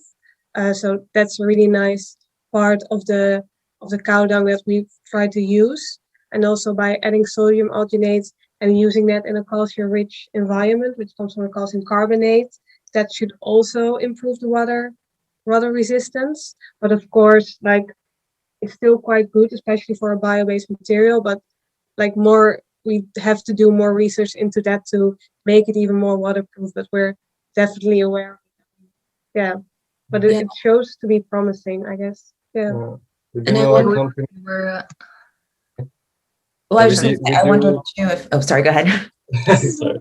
We do know of a company that uses a bio-based coating to make it a more waterproof, but those are mostly temporary. So every year you have to recoat the building, but yeah. Yeah, that's what I also wanted to say, that we were looking into coatings. So maybe the cucumber project we just saw would be an inspiration. Well, great. Thank you, Sabria, for your question. Thank you, students from Amsterdam. This was super interesting. We're going to move on to the next project. This is from Instituto Tecnológico de Estudios Superiores de Monterrey. Please roll the video.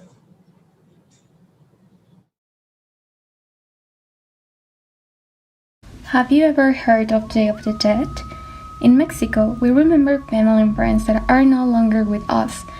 Death can be considered as an unfortunate stage of the human life cycle. Not only humans have a limited lifespan, but many other things as well, including food. We feed on fruits and vegetables, but sometimes we decide to throw them out once they are not looking good. Are these products not useful anymore? We may not eat them, but we can use them for sure. How could we take advantage of their potential compounds, pigments in particular? This is how Recolor was born. Our project, Recolor, addresses two issues. Find a solution for the growing amount of agri-food waste, meaning waste that is generated throughout the supply chain, and preserve and share Day of the Dead. How are these ideas related to each other? Well, let us explain it to you. In this video, we are going to introduce you to our proposal. We're going to explain how we incorporated circular economy model. Then we will show you an interview that will help us understand the issue. Next, we explain the process to make our watercolors, and finally, we will talk about ideas to improve our proposal. Let's imagine this. In Mexico, it is very common to buy fresh orange juice at local markets. Don Toño, the owner of a small market, sometimes has to get rid of fruits and veggies that have gone rotten because of the heat or because he does not sell as much as he produces. Those elements go directly to the trash bin, so we can say that they are dead. Instead, we take the waste and just as in the Day of the Dead, we bring them back. We extract their pigments, make watercolors, and embed them in our handmade palette. We use them to create art. Anything you can imagine, the sky's the limit. Every time we use our watercolors, we remember what they once were. In the Day of the Dead, we use things that our relatives liked, and then remind us of them. Watercolors have run out. Now we plan the palette. Do you remember that we handcrafted it? It is made of recycled paper and contains seeds that will germinate. Amazing, right? Our watercolors celebrate both life and death. They demonstrate us that we can appreciate what we have. We may not have the fruit anymore. We may miss our loved ones, but they always come back to us. Always. Waste originates throughout the whole food supply chain, with different amount of it, starting from the production and harvest, industrial processing, distribution and storage, local commerce distribution, to end in the plate of the final consumer. This production process follows a linear economy model, where all the product has an end life in the garbage. In our project, we want to stop linear economy products, so in specific parts of each process, we want to recollect the waste produced and create something useful. In this part, our watercolors takes place. We want to introduce a circular economy model, where all the residues are now the main material to create something useful, and why not creative? We interview business owners to understand the impact of linear economy in the local commerce. ¿Cuánto es lo que producen de desecho más o menos al día o a la semana? A la semana más o menos tenemos una producción como unos 400, 500 kilos de desecho. En general de todo lo que sale. En general de todo. Los desechos de la fruta que tiramos es el plátano, la naranja y la zanahoria. Prácticamente pues todo se va a la basura porque no hay quien venga. To create our watercolors, first we need to select the material. Colors may change according to the season, so you can vary the colors throughout the year. We choose pigments that are present in the Day of the Dead and that you can find in nature. Orange represents mourning. It can be obtained from carrots, and the color is produced by carotenoids. Purple represents religion. It can be obtained from blueberries. Red is for those who died during labor. It can be obtained from beetroot. Both colors are produced by anthocyanins. Green is for young people. You can get it from spinach. The color is produced by chlorophyll. Finally, yellow is for grandparents. You can get it from coffee. The color is generated from Maillard reactions. Do our watercolors really work? The answer is yes. Now you're ready to paint. We tested our product to show you how it looks. To obtain pigments from coffee grounds, we must filtrate solids, then mix them with 70% ethanol in a relation 2:1 weight volume. Next, we filtrate again the mixture, trying to obtain the most ethanol possible without solids. We add a spoon of cornstarch and mix well, up to 5 to 10 minutes. Finally, pour the mixture into a plate and let it dry at room temperature. Now, it is ready to be pulverized and obtain the final powder that we must use. For the preparation of our final product, we prepared a solution to give the watercolor the desired consistency and shine. For this solution, we added 6 drops of meat, 1 tablespoon of liquid Arabic gum, 3 drops of glycerin, and 3 drops of linseed oil, and then we mix well for 5 to 10 minutes with a spoon. Finally, we took 1/4 tablespoon of our pigment and added 3 drops of the solution and 7 drops of water, and mixed everything with a spatula till it was homogenized. While watercolors are drying, we can work on our palette.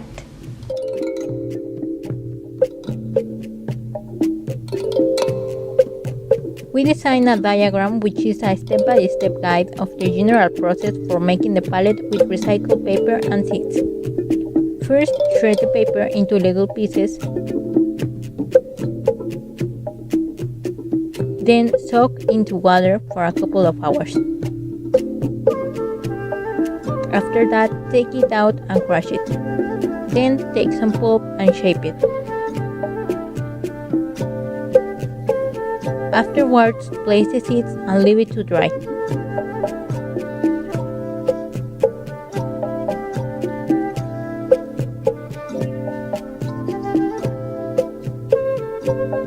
We decided to do something with more Mexican traditions, so we gave it a shape of a skull, which is a representative element of the Day of the Dead.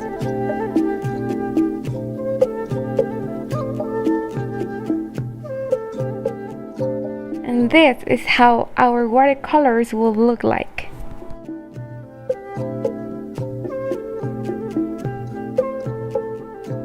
We created a website in order to illustrate the medium-term plans for the project.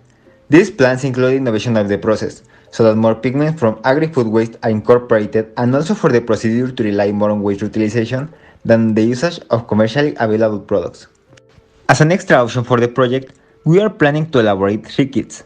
Educational, for everyone who wants to learn more about this Mexican tradition and science behind watercolors. Do it yourself, for everyone who is ready to make their own watercolors and recycled paper. I love Mexico. This kit includes paper for the palette and organic waste, such as fruit peels and broken vegetables. This idea is under development, and it will be an important contribution to embrace the second life of waste, and also to strengthen the Day of the Dead tradition in the population, especially among children. Our project has different impacts. One of them is the cultural one, since we decided to incorporate elements that celebrate Mexican identity in order to promote the prevalence of our traditions and culture through the pass of time. Therefore, we consider that this product could encourage next generations to take part in this celebration and help them embrace their heritage. Also, with the implementation and development of the kits, we realized that our project has an educational impact that favors the creation of recreational resources for children, as it can motivate them to create their watercolors at home using the waste of the vegetables and fruits they consume. In addition, with the use of agri-food waste, we have an environmental impact because we applied processes of upcycling in the development of our product. This leads to a reduction of the resources that are misspent, and it raises awareness of this issue, which reinforces the importance of adopting more eco-friendly habits. Finally, our product changes the linear economy model that we have been using so far, causing an economic impact that promotes a bioeconomy through the circular economy model that we proposed, since we're transforming and revaluing the residues to use them and create a new product of higher value and better qualities. By questioning the boundaries of life, Ricardo tries to bring back the color from what was thought to be dead. And even when the colors have run out, life will always flourish again.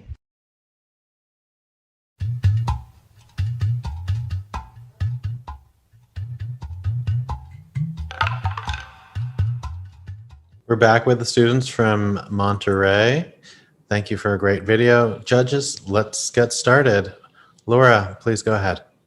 Yes, thanks so much for this presentation. I really enjoyed the combination of the scientific with the cultural. And I just wondered, maybe I missed it, but I wanted to get a sense of the quantities of food waste required to create like the quantities of the materials. So do you have a sense of, how much food waste can turn into like how much pigment or all the other elements? Yes, thank you very much for your question. I would like to answer that. Yes, it depends. Well, in the video, we explained that to obtain the pigment from the coffee grounds, we use approximately 50 grams of coffee grounds and mix them with 25 milliliters of ethanol. And well, the final concentration of the pigment, well, it depends on the amount of the waste that we must use and the spoons of cornstarch that we must add. In another experiment, we add beetroot, and well, to obtain the beetroot pigment, and approximately from 2,000 grams of beetroot peel, we obtain like, I don't know, like 30 grams of the final powder for the pigment. Thank you. Great, thank you, Laura. Any other questions from the judges? Great. Todd, why don't you start us off? Thank you for that. I really loved actually how you connected the cultural aspects of the day then to almost every single component of the project. And you may have just answered this, Carla, but I was curious if you had the opportunity to make the other pigments from the other food waste that you mentioned in your presentation, if you could just talk a bit about that and how, if it worked. And thank you. Yes, we use different materials. We try avocado seeds. We also use roses, carrot, beetroot, coffee, and we also try with spinach.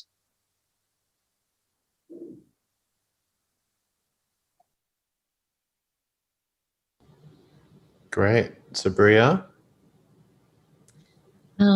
So yeah, again, I know I mentioned this at the first presentation, but I know like tackling food waste, again, is such a huge problem. So really, it's always great to see so many people looking at it from different angles. And so I'm wondering, based on the first question you had about like how much is really needed to produce these watercolors, have you given any thought, or do you know if it would be possible to do this for other paint mediums? So like acrylics or, other mediums besides watercolors? So that, you can maybe do a larger scale or it can be used for larger scale art installations or things like that.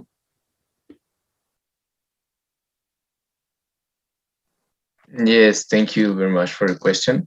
We hadn't thought about that opportunity, but the final powder has especially from beetroot, it has an special color.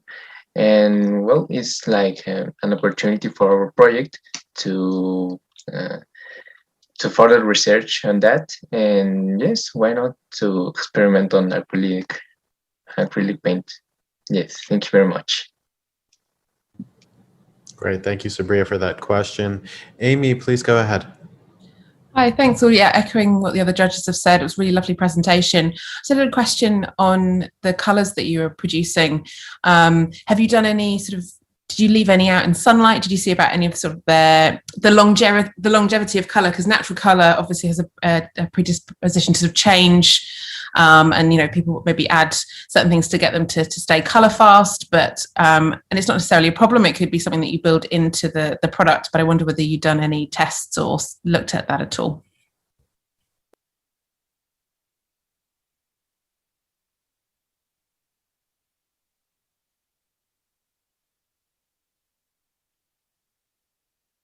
Thank you for your question. Actually, we did not try to to find out whether some other conditions can change the colors, but it is something that we most definitely do. We indeed see that when we created the watercolors with chlorophyll and we exposed them to light, well, the color like disappeared after 1 week or something. So yeah, it is a fact, or it is something that we must change and see. Yes, and also to add more to my partner's answer, yes, it depends on the pigment because as different fruits and vegetables have different pigments, it has also different properties. So like Samantha was saying, chlorophyll tends to degrade with light, but other pigments have like more resistance. So we need to experiment with different kinds of pigments and test their resistance to different environmental changes. Great. Thank you. Thank you, Amy. Thank you, judges. Thank you, Monterrey, for your project. We're going to now move on to a 30-minute break. If you are in the audience, please stick around, watch some of our videos. They're a lot of fun and a flashback to some of previous year's projects. Please enjoy. Thanks, everyone. We're going to be living in a surveillance state. Science holds the key to our security and prosperity as a nation. This is me. My DNA. People are being arrested simply to get their samples onto the National DNA Database. Police can take DNA samples without a warrant from anyone they arrest. Certain segments of the population will be subject to genetic surveillance. Me. You don't have to have done anything wrong. You're all screwed. Invisible, invisible, invisible, invisible, invisible, invisible, invisible, invisible, invisible, invisible. Sometimes I wish I was invisible. Have you ever wanted to be invisible?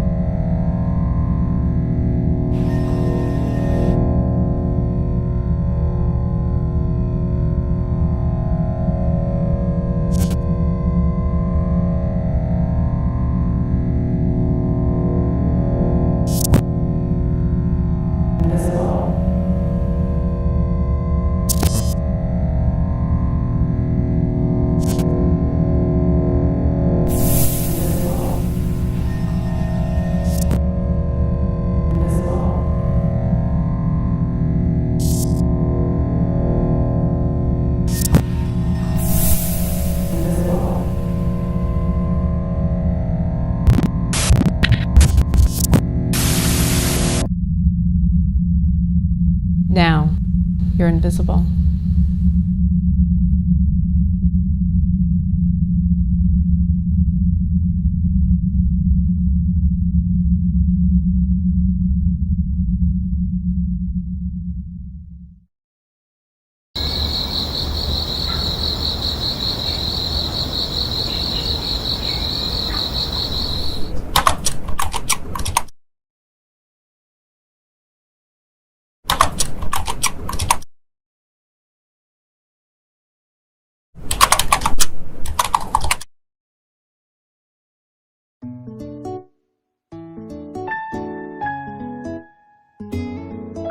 You wouldn't look at that and say, well, that looks like corn. I mean, the more I look at it, the more I think it would probably make a nice three-dimensional object. Then you could really see, the way, and the thick and thin of the fiber is part of its charm, I think. The overproduction of corn in the US has allowed it to dominate our food chain. We're taking the corn system's waste and turning it into wearable, sustainable denim. Not only are we using wasted corn husks, we take corn husks from plants that were marked as diseased with corn smut.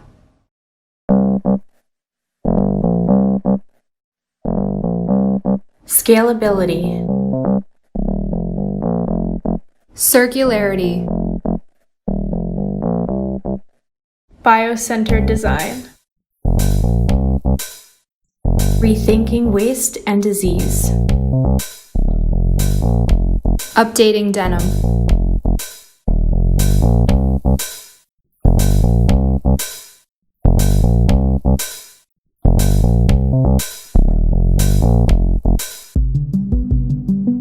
Hi, I'm Dan. I'm Bina. I'm Alex. And I'm Emma, and we're the team behind Biodesign Challenge. We want your help to publish our first ever book, Biodesign Challenge, a retrospective. BDC is an international education program and competition that's shaping the first generation of biodesigners. We pair high school and university students with artists, designers, and scientists to envision, create, and critique transformational applications in biotechnology. Our projects have gone on to show in museums and galleries around the world, and many have served as inspiration for new companies. The book will be a full-color celebration of work produced by the BDC community over the last 5 years. It will feature 28 projects that bridge art, design, and biotechnology. Not only will it include essays by our alumni, but perspectives from eminent practitioners in the field. Newcomers will find a primer on biodesign and how it's shaping the future of sustainability. For those already familiar, the book will offer insights from thought leaders, including biologist Paul Fremont, curator William Myers, and many others. It'll also include a foreword by Paula Antonelli, Senior Curator of Architecture and Design at MoMA. BDC has collaborated with organizations including Science Sandbox, the National Endowment for the Arts, the Parsons School of Design, and the Museum of Modern Art, where we hold our annual summit. We're publishing the book in partnership with the University Science Center in Philadelphia. So, if you're interested in learning more about innovative and fascinating topics, or if you just want to be awesome and support the next generation of biodesigners, then this book is for you. Every pledge, no matter how big or small, helps bring us closer to our goal. Thank you for your support. We can't wait to share the retrospective with you.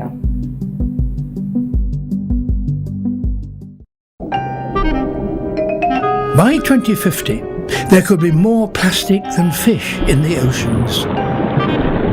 Yet the problems start long before plastic reaches our oceans, rivers and beaches, and so must the solutions. We must tackle this flood at the source. We must eliminate the plastic we don't need.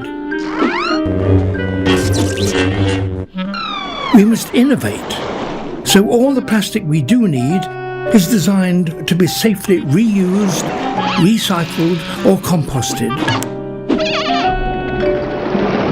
And we must circulate everything we use, making sure the plastic we produce stays in the economy and never becomes waste or pollution.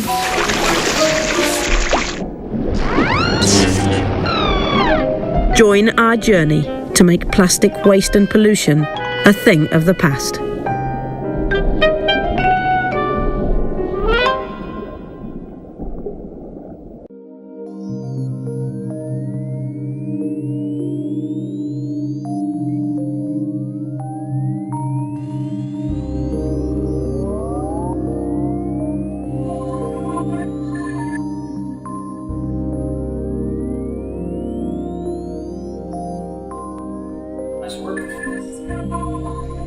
Hi there.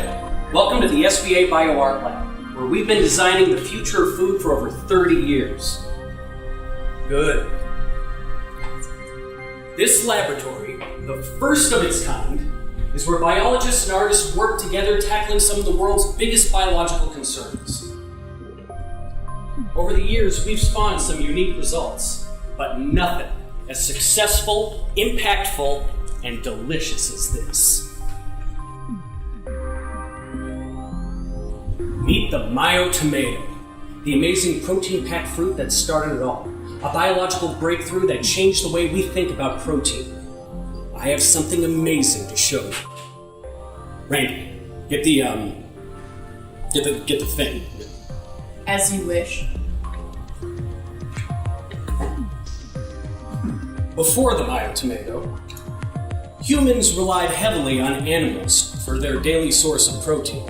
With a growing global population and a strained agricultural system, we recognized animal protein was not an ecologically sustainable source. There had to be an alternative method. We put together some of the brightest scientific and artistic minds we could find, and the result was impressive. Take a look. This only hurt a little bit. JK. In 2016, the BioArt team at the School of Visual Arts engineered the world's first fruit to produce the same protein, myoglobin, found in animals, the myotomato. They found plants to be deficient in megadoses of protein necessary for a nutritional human diet. So they translated a DNA sequence found in beef and inserted it into a tomato's genome. The result? One little tomato possessed the same amount of protein found in an 8-ounce steak. This breakthrough creation caused quite the stir. It seems not everyone was a fan of this amazing scientific achievement. GMOs are dumb and stupid and poison. Of course we're not happy. However, in the year 2030, mad cow disease almost completely wiped out the cattle industry, creating an urgent need for the myotomato's amazing protein power. And soon, hearts, minds, and mouths were open. The myotomato ushered in a global movement that ultimately ended our need for animal consumption. Not bad for a group of art students, if you ask me.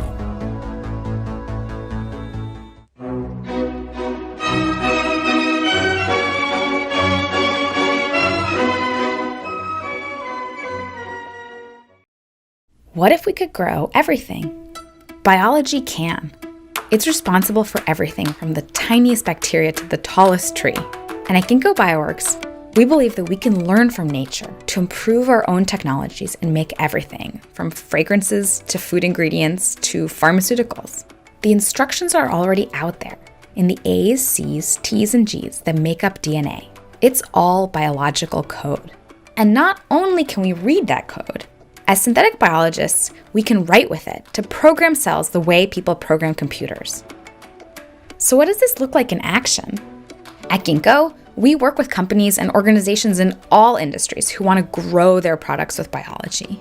We see living organisms as the factories that can assemble those products, and our teams design, build, and optimize those factories to grow more stuff.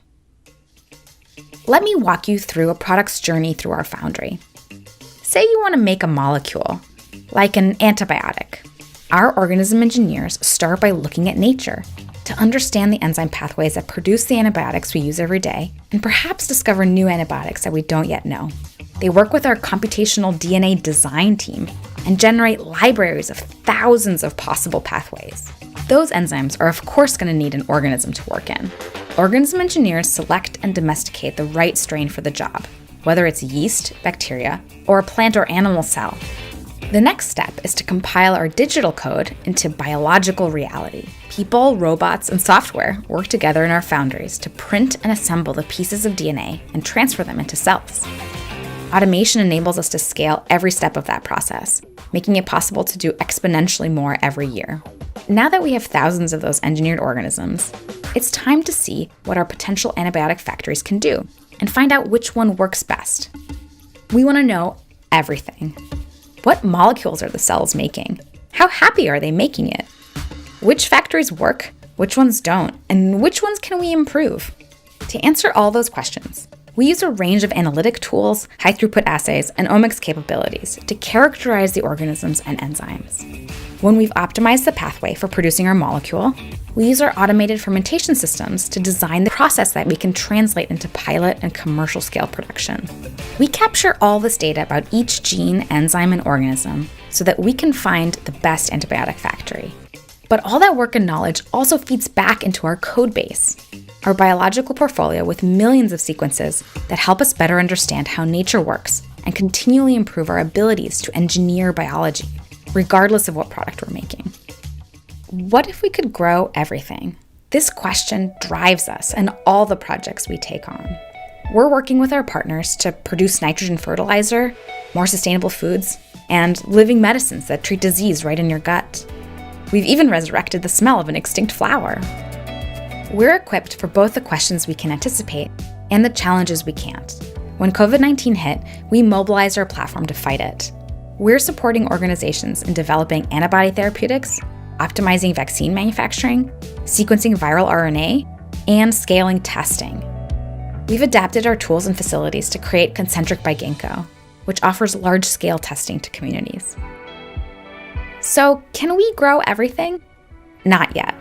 But as we grow the future of synthetic biology, the most important questions to us at Ginkgo are, what's next? And what if?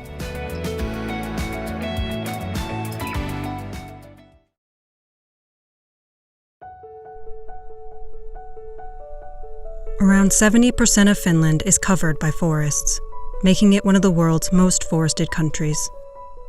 The forest industry here has thrived for centuries, and the proximity of nature to everyday life has created a deep cultural bond. Forests have helped people survive and evolve throughout time, providing countless resources at both the macro and micro scale. Finland's forests are not only cherished economically and recreationally, but also for research and education. Recent studies have shown biotechnological applications within the forest sector are a high priority in academia and industry alike, especially the utilization of side streams for bioenergy, biochemicals, and other food or pharmaceutical applications.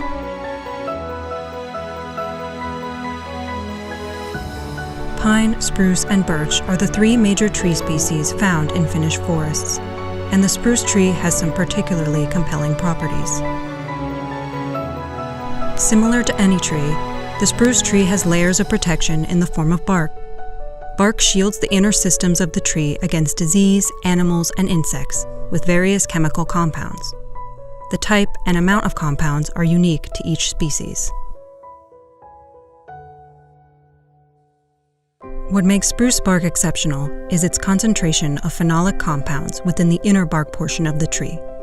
These compounds can be easily extracted and provide UV protective and antibacterial properties. The extract contains natural stilbens such as resveratrol. These compounds are strong blockers of UV radiation in the range of 200 to 350 nanometers, absorbing a large amount of the wavelengths most harmful to humans. Studies have shown these compounds to be comparable to commercial sunscreens in their UV absorptive capacity. The antibacterial properties result from a combination of several compounds, including stilbens and various resin acids. While no single compound explains the effect, the extract shows strong antimicrobial activity against a broad spectrum of bacteria.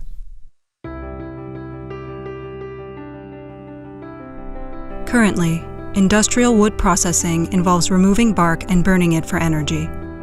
With such valuable compounds going to waste, our team explored how to utilize this side stream in a more effective way. We asked ourselves, what if we could take the protective coating for trees and turn it into a protective coating for people? Spark Fabric utilizes microcapsule technology to embed spruce inner bark extract into man-made cellulose fibers, producing a protective fabric that is versatile, organic, and renewable. This embedding of spruce inner bark extract enables the creation of lightweight and breathable UV protective clothing for warm climates, shielding its user from harmful rays as well as preserving vibrant colors and fiber integrity. The fabric's antibacterial properties minimize body odor and allow for longer periods of use between wash cycles. These fabrics help resist pathogens, providing a more hygienic garment and responding to a growing desire for personal protection in public environments.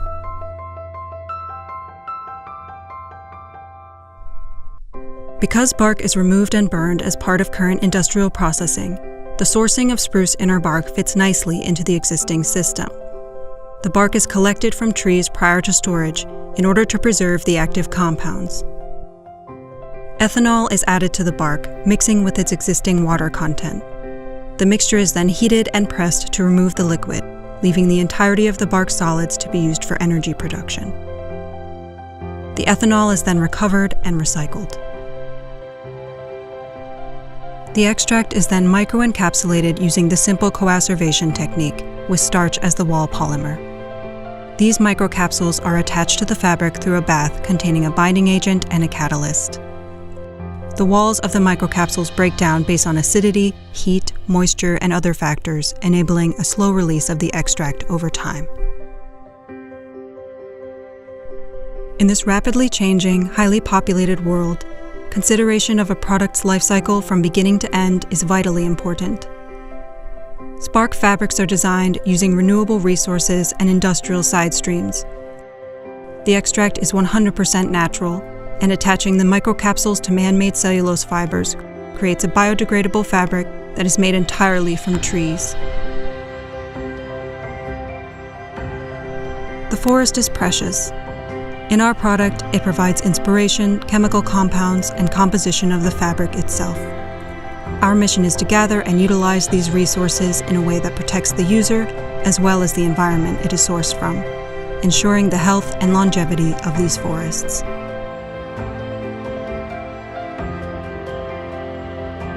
For some extra protection, Spark, Shield of Spruce.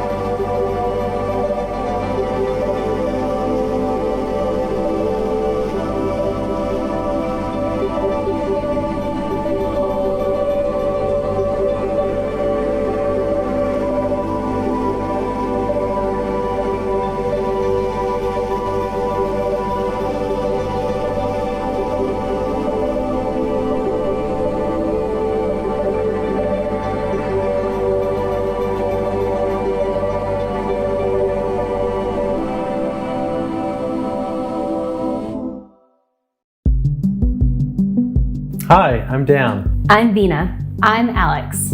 And I'm Emma, and we're the team behind Biodesign Challenge. We want your help to publish our first ever book, Biodesign Challenge, a retrospective. BDC is an international education program and competition that's shaping the first generation of biodesigners. We pair high school and university students with artists, designers, and scientists to envision, create, and critique transformational applications in biotechnology. Our projects have gone on to show in museums and galleries around the world, and many have served as inspiration for new companies. The book will be a full-color celebration of work produced by the BDC community over the last 5 years. It will feature 28 projects that bridge art, design, and biotechnology. Not only will it include essays by our alumni, but perspectives from eminent practitioners in the field. Newcomers will find a primer on biodesign and how it's shaping the future of sustainability. For those already familiar, the book will offer insights from thought leaders, including biologist Paul Fremont, curator William Myers, and many others. It'll also include a foreword by Paula Antonelli, Senior Curator of Architecture and Design at MoMA. BDC has collaborated with organizations including Science Sandbox, the National Endowment for the Arts, the Parsons School of Design, and the Museum of Modern Art, where we hold our annual summit. We're publishing the book in partnership with the University Science Center in Philadelphia. So, if you're interested in learning more about innovative and fascinating topics, or if you just want to be awesome and support the next generation of biodesigners, then this book is for you. Every pledge, no matter how big or small, helps bring us closer to our goal. Thank you for your support. We can't wait to share the retrospective with you. What if we could grow everything? Biology can. It's responsible for everything from the tiniest bacteria to the tallest tree. And at Ginkgo Bioworks, we believe that we can learn from nature to improve our own technologies and make everything from fragrances to food ingredients to pharmaceuticals. The instructions are already out there. in the A's, C's, T's, and G's that make up DNA. It's all biological code. And not only can we read that code, as synthetic biologists, we can write with it to program cells the way people program computers. So what does this look like in action? At Ginkgo, we work with companies and organizations in all industries who want to grow their products with biology. We see living organisms as the factories that can assemble those products, and our teams design, build, and optimize those factories to grow more stuff. Let me walk you through a product's journey through our foundry. Say you want to make a molecule, like an antibiotic. Our organism engineers start by looking at nature to understand the enzyme pathways that produce the antibiotics we use every day, and perhaps discover new antibiotics that we don't yet know. They work with our computational DNA design team and generate libraries of thousands of possible pathways. Those enzymes are of course going to need an organism to work in. Organism engineers select and domesticate the right strain for the job, whether it's yeast, bacteria, or a plant or animal cell. The next step is to compile our digital code into biological reality. People, robots, and software work together in our foundries to print and assemble the pieces of DNA and transfer them into cells. Automation enables us to scale every step of that process, making it possible to do exponentially more every year. Now that we have thousands of those engineered organisms, it's time to see what our potential antibiotic factories can do and find out which one works best. We want to know everything. What molecules are the cells making? How happy are they making it? Which factories work, which ones don't, and which ones can we improve? To answer all those questions, we use a range of analytic tools, high-throughput assays, and omics capabilities to characterize the organisms and enzymes. When we've optimized the pathway for producing our molecule, we use our automated fermentation systems to design the process that we can translate into pilot and commercial scale production. We capture all this data about each gene, enzyme, and organism so that we can find the best antibiotic factory. But all that work and knowledge also feeds back into our code base, our biological portfolio with millions of sequences that help us better understand how nature works and continually improve our abilities to engineer biology, regardless of what product we're making. What if we could grow everything? This question drives us in all the projects we take on. We're working with our partners to produce nitrogen fertilizer, more sustainable foods, and living medicines that treat disease right in your gut. We've even resurrected the smell of an extinct flower. We're equipped for both the questions we can anticipate and the challenges we can't. When COVID-19 hit, we mobilized our platform to fight it. We're supporting organizations in developing antibody therapeutics, optimizing vaccine manufacturing, sequencing viral RNA, and scaling testing. We've adapted our tools and facilities to create Concentric by Ginkgo, which offers large-scale testing to communities. So, can we grow everything? Not yet. But as we grow the future of synthetic biology, the most important questions to us at Ginkgo are, what's next? And what if?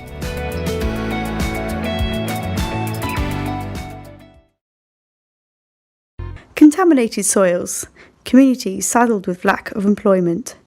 These are the legacies left behind by the decline of the mining industry in South Wales. However, this contaminated soil can now be used for the production of something called a quantum dot, with the help from a very familiar garden friend. So, what exactly is a quantum dot? It is an incredibly small semiconductive particle. It emits different coloured light in different sizes when excited by light or electricity. They have been used in a range of different applications such as biological imaging, improved LED screens and solar cells. The industry is set to be worth over $11 billion by 2026. In 2013, researchers at King's College found that they can be biosynthesized using the earthworm through a process called mutual antagonism. When earthworms eat soils containing metals, they produce enzymes called metallothionein in its gut. The metallothionein grabs hold of the metals and stores it away in special cavities inside the cells. It reacts with another toxic element to make a safer compound. This is the quantum dot. Professor Mark Green of King's College explained, "Extracting a quantum dot made in a worm is a cheaper, more sustainable process than making quantum dots in the laboratory." Quantum Industries is one company striving to exploit this phenomenon. Working with a disused coal mine, they have biologically engineered a giant hybrid earthworm optimised for high-yield production of quantum dots. These earthworms are hatched in secure wormeries inside the mine. To attract the wormer runs a light electric current into the soil. The worm is then tickled to release the fluid containing the dots. This mine uses its cadmium and selenium contamination to create a cadmium selenide quantum dot. The BBC interviewed Margaret Howell, CEO of Quantum Industries. Though we intend to sell quantum dots on as a green and cheaper alternative, our real aim is to generate clean energy using the quantum dots in our solar flags. Quantum Industries are now fabricating innovative solar flags using spray-on solar cell technology. The flags are raised around the mine, powering itself and the nearby community. Quantum Industries hopes this would re-establish mines as a source of energy, bioremediating the coal industry's pollution and revitalising the industry in the area. Olivia Bargeman, BBC News, Blenheim.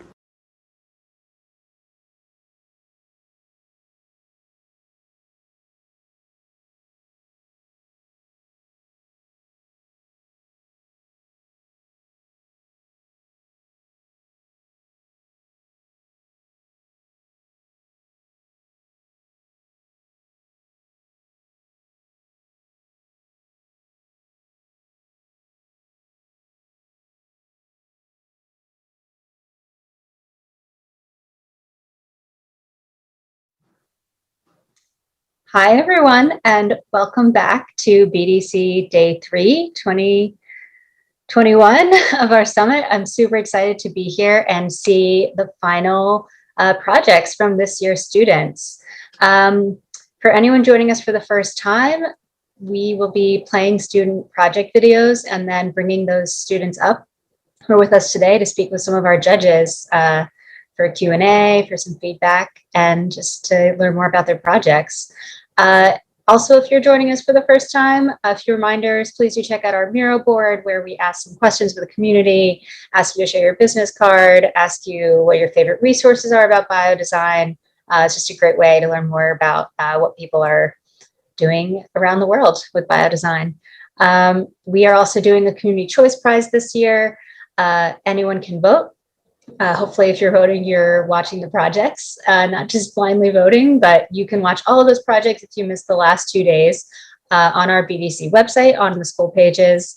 Voting closes tomorrow, June 24th at noon ET, Eastern Time. And that ballot is also on our BDC website. Lastly, you've heard us say it a lot of times probably, please check out our Kickstarter campaign. We're super excited to be publishing our first book, which is the last 5 years of Biodesign Challenge, and celebrating all of the alumni that have made incredible projects and are reimagining the future. You can buy a book, you can donate a book, you can donate and get a crossword puzzle made by yours truly. There's a lot of fun rewards on there. I hope you'll check it out. Okay, let's jump in. Our first project for today we'll be hearing from is AULA Future, Firsthand and Robeson High School. Take it away.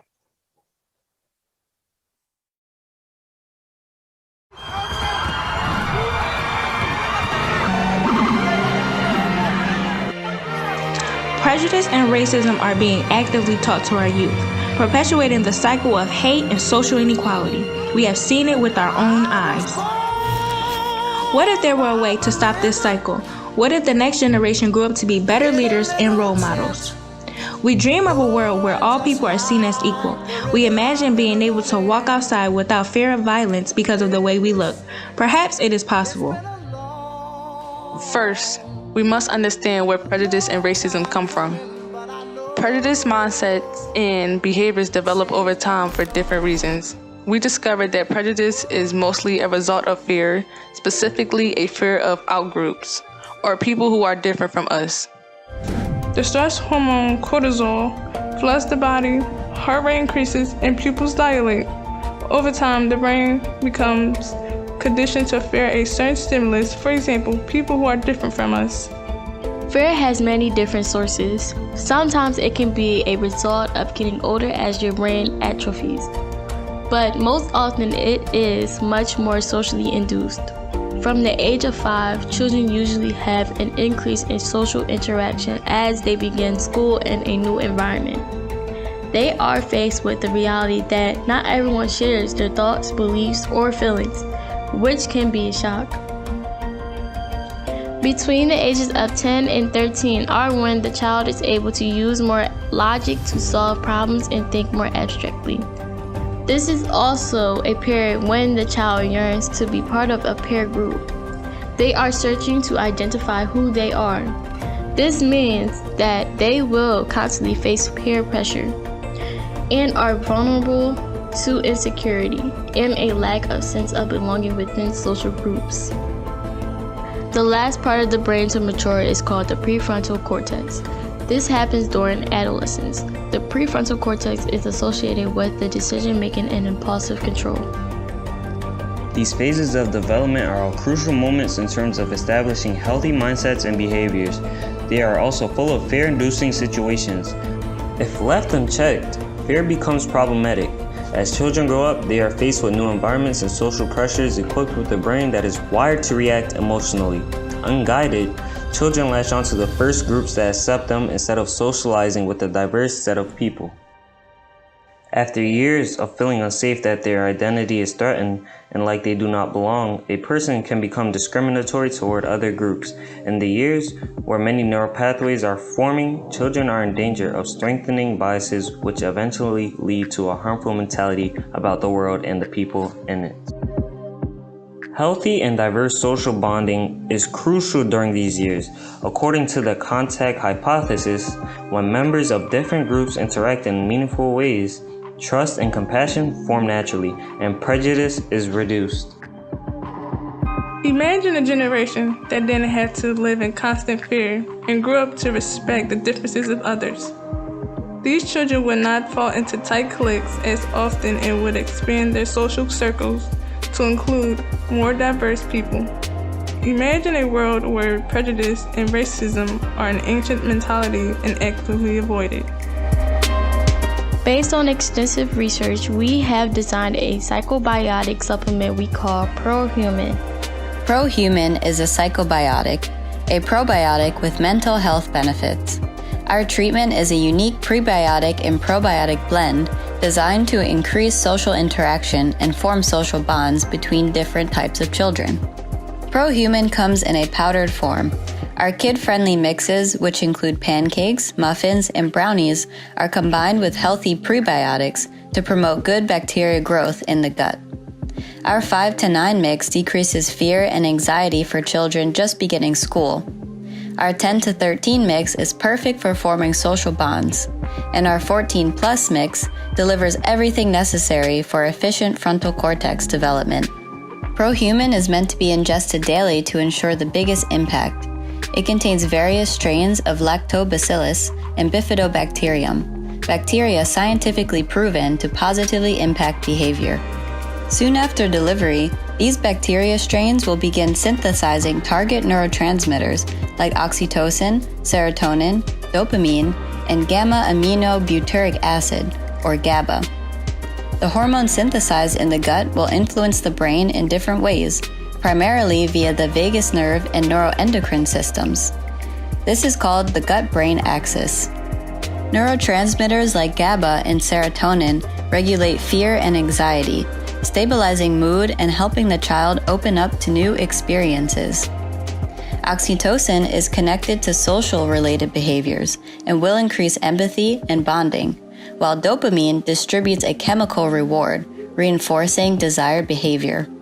And both the prebiotics and probiotics included in ProHuman influence several processes in relation to neurotransmission, neurogenesis, and behavior, all components of healthy frontal lobe maturation. Growing up with ProHuman, children are able to build lifelong bonds with many kinds of people. Brain development is all about forming connections, and thanks to something called synaptic pruning, the brain has a chance to form healthy neural pathways. As children reach adolescence, pathways that are used less often will die, while those which are reinforced both by social experiences and with the help of parents, such as befriending new people, will remain and elaborate. From now on, instead of running from ambiguity, the child will embrace it. Thanks to neuroplasticity, even if a child uses prohuman later in development, the brain is able to be rewired to form healthy connections. The more children that use this supplement, the more likely it is that the world will one day be inhabited by people who are less prejudiced, bringing us one step closer to human equality. Just look at my Emily, for example. She has grown up to be an inclusive woman with a diverse group of friends, and she's succeeding in the world. I'm happy that she had the chance to grow up with a different attitude toward others than our parents taught us. If we hadn't used prohuman, maybe those three would have never been friends. For decades, we have waged a war on bacteria. Children are overprescribed antibiotics, a hyper-sanitized lifestyle is encouraged, and the Western diet is not as diverse and nutritious as it could be. All of these things decrease the number of good bacteria in our guts. We know now, though, that our gut microbiota is vital for healthy behaviors, and we are learning more and more every day. As research on the gut microbiome and its effects on the brain expands, more will become possible. We can only assume that more of the pathways which connect the gut to the brain will be found and that more healing will come from it. But there is still so much more work to be done. Prohuman would be an inexpensive and accessible solution to prejudice. However, the Western world has a culture of turning to quick fix supplements like this to solve issues. We have spent a lot of time discussing the implications of psychobiotics like ours and realized that there are things to take into account. How do we handle the issue of free will? And is it okay to give our kids a psychobiotic without their full consent? Does the existence of treatment for prejudice actually condone racist behaviors? Is it likely that people simply won't agree with or take the supplement? What happens then? And what about the side effects? Whenever we deal with bacteria in the gut, we have to be careful not to introduce dysbiosis or an imbalance. If we are not careful, we might over or underproduce certain neurotransmitters, causing negative consequences. Although prohuman is not meant to be a perfect solution, designing a psychobiotic and learning about the gut microbiome has opened our eyes to the possibilities of the gut-brain axis. Hi, my name is Anique Parker. Hi, my name is Nabria Jackson. Hi, I'm Jaden. Hi, my name is Kiana Nurse. And we are from Port Robeson High School in Philadelphia. We developed this project to explore prejudice and its cause because it's something that we have been impacted by as African Americans. We experienced several challenges during the making of this project. When we were researching for the Biodesign Challenge, we could not find many projects that challenged racism and/or inequality. Because of this, we did not have much to work off of, so we had to reference our own personal experiences. We also explored many different types of biotechnology and found that not all were applicable. Building this project has been a journey. We have had important conversations around race, prejudice, ethics, and science with teachers, scientists, and parents around the world. And now that we know that a treatment like this is possible, we have to ask, will we really let the world come to this? Do we really need yet another medication to solve our problems, or is there another way? This project is a social critique of the current racial climate, and we challenge you to consider a different path. What are you doing to make the world more equal?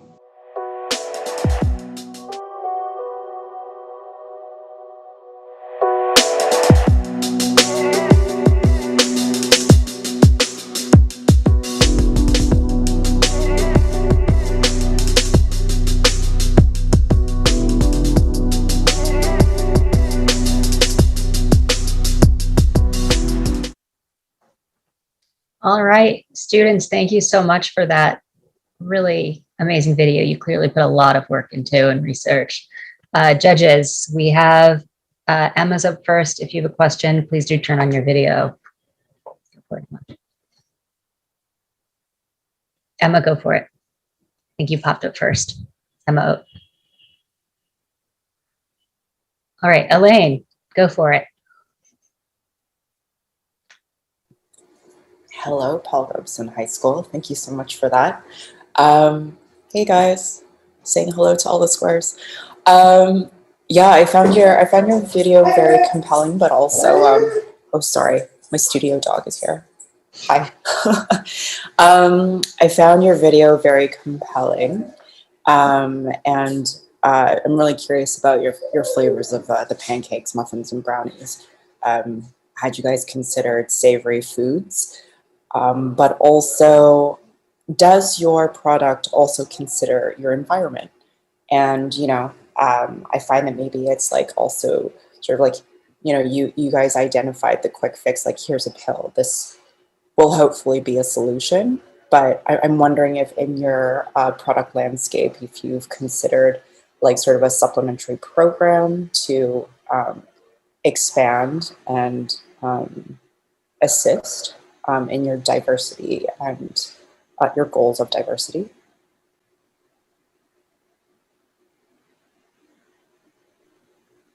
Anyone? You can just all jump in. You're all muted right now. Well, with the supplement, we decided to use a fun food for young children, because if we just did like a regular pill, it wouldn't be as fun. It would just be like the kids are just taking a pill, and it's like, it's probably going to make them fear not wanting to take medication. So why not put it in a fun food that kids could eat that has different types of bacteria that's good for them. So.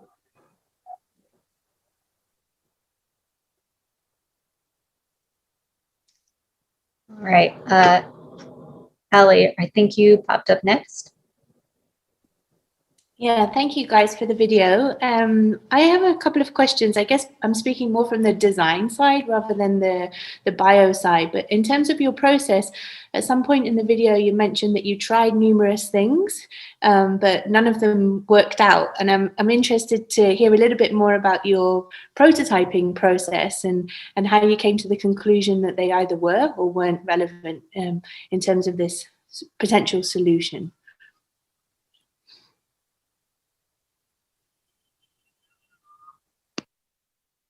I guess the quick question would be, what did you test and why do you feel like it didn't work?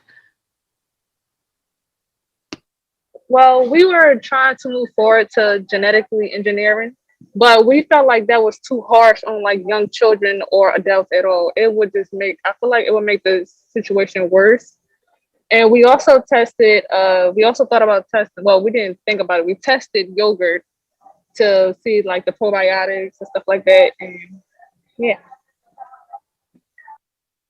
And the second part of my question is, speaking as a parent, I'm struggling to understand if this project is more of a provocation rather than an actual solution, because I don't think I would want to feed my child pancakes full of stuff which, technically is kind of a medication or would change their hormonal balance. So at the end, when you're talking through your reflections, you said, is medication actually the solution to this problem? So when you talk about that, what do you mean? Do you feel like this project has come to a conclusion and you've decided that this isn't the way to go? Or do you feel this is something that you would like to actually continue and do more research into?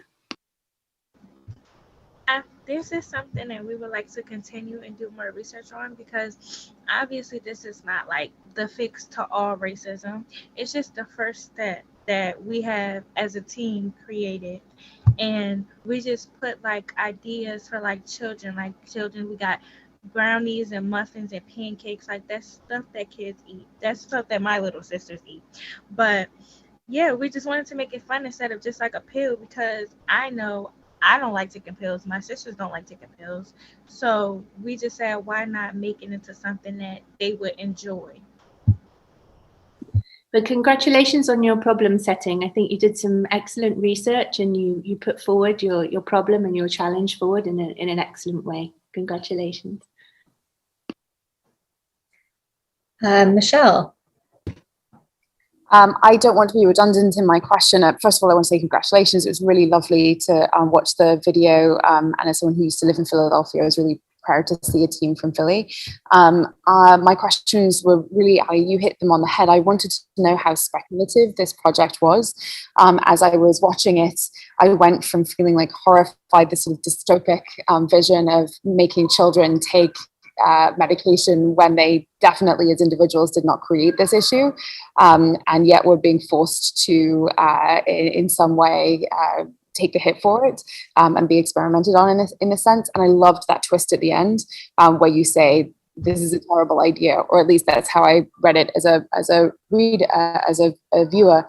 And so I wondered if you could talk a little bit about how you chose to narrate your project. Like Ali, I really loved the way that you set up the problem at the beginning as well. There was a lot of in-depth research about the biology behind what you were thinking. So yeah, I now know that you were saying that it's not necessarily speculative as maybe I thought, but can you tell us a little bit about how you basically storyboarded your narrative and how you decided to create it? Because I think that would help me understand a little bit more in terms of where you're coming from with this particular project. How we storyboarded it was like, first we started off about like events that we seen. So like if there was any like racism or any injustice going on, that was the beginning. So we just basically did it in order. So basically first we just did like all the stuff we seen, and then it's like what we imagine can happen. Like what do we see in the future for pro-human? And then we did like research and we put that in there. But it's really like beginning to end, like how you would do like any other research is how we put it in there to make it more like comprehensible.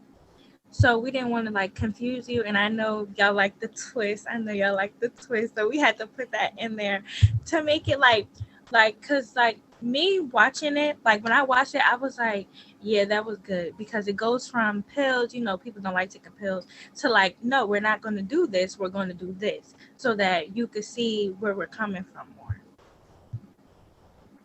And when we came up with the idea for pro-human, it was, well, in the beginning, it was like, we didn't know really who to target, like the older generation or the younger. So at first we were trying to target the older generation because it was like they were continuing the cycle. And if the cycle continued, it was going to just end up in a worse and worse situation. So we then decided to just focus on the younger generation because it's not too late to help them, not fix them, but to help them. It's too late to help the older generation because it's like, it's not, they don't really have that much life to live. So.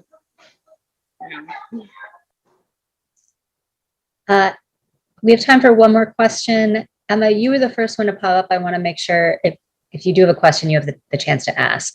Yeah, I do have a question. I loved the sort of framing and social critique and how you even brought in the limitations of research around prejudice as it related to different studies and things from biology. And I also really loved your thoughts around how Westerners like quick fixes, and you were very reflective about that. And then from the biology perspective, I really appreciated the integrated approach of the gut and brain together in your solution. And one of the questions that I had was, I was totally in the world where this was a thing and kids were taking it. I was going along with you. And one of the things I wondered in that world is what a healthy connection might mean. Is it just connections generally? And then I thought about kids maybe perhaps, being attracted to the wrong people or connecting with the wrong people if they were sort of having increased levels of openness to diverse sets of people. Did you think about that in your research, or do you have a thought about healthy connections to others, or was it just you want them to connect and be open? Yes, we totally thought about that, because in one of our previous presentations, we actually stated that we had one for empathy, which would make them empathize more with people, but we actually did state that people could be run over and people could get into the wrong crowds, which could also bite them back. So yeah, we definitely did think about that. But with the healthy connection, it's not even just a healthy connection with other people, it's a healthy connection in your brain also. So more people would be oh, well, they look different from me, but we all bleed the same. So but definitely everything we've taken into consideration. All right. Unfortunately, we have to wrap up and move to the next project. Students, thanks so much for being with us today and for all your thoughtfulness. Amazing project. Judges, thank you for your questions. We are going to move on to see the video for University of Illinois at Urbana-Champaign. Before any of us, our friends, or our families existed, our home was covered in trees that helped deliver clean air, water, soil, and habitat for nearly everything alive. While they certainly weren't perfect, the forest brought harmony. They made us possible. And yet, in recent times, they've never been in more danger than they are now. Between 2000 and 2010, enough trees to cover the entire state of Mississippi were lost each year to make room for new ranches and satisfy demand for materials. The root causes of deforestation include the demand for commodities, bad practices, and government complicity. This issue threatens to deprive almost a quarter of humans from their home. This is particularly important given the vulnerability of indigenous communities, and that indigenous lands are home to roughly 80% of Earth's biodiversity. As a result, deforestation of forest land is the leading cause of extinction on the planet. This also releases large amounts of greenhouse gas at a critical time of climate change. Despite how unsustainable current economic activities are, the demand for solid wood products alone could grow by as much as 61% by 2060. That is part of the reason that designers, carpenters, and manufacturers who regularly build products with wood deserve more attention. If deforestation destroys their large supply of lumber, it will open the door for cheaper but toxic alternatives to fill this void in the market, most of which are non-recyclable, non-biodegradable, and improperly disposed of.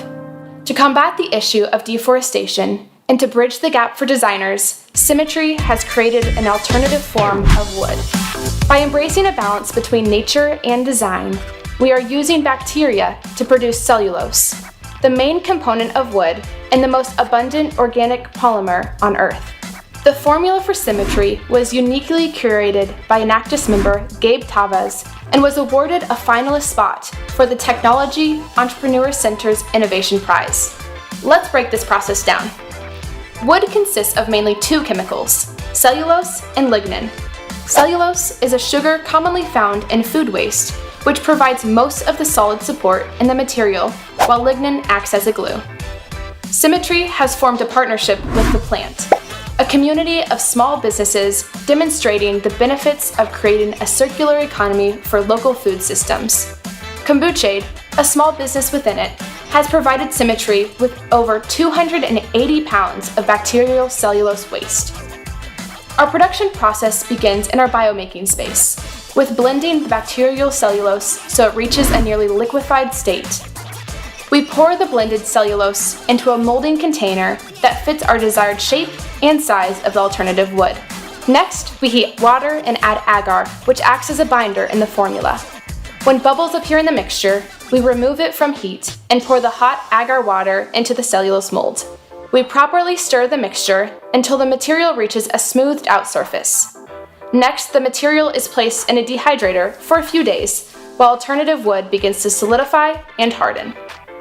Lastly, the alternative wood is pressed to ensure consistent thickness and a smooth finish for designers to utilize. And that is how you make wood without cutting down trees.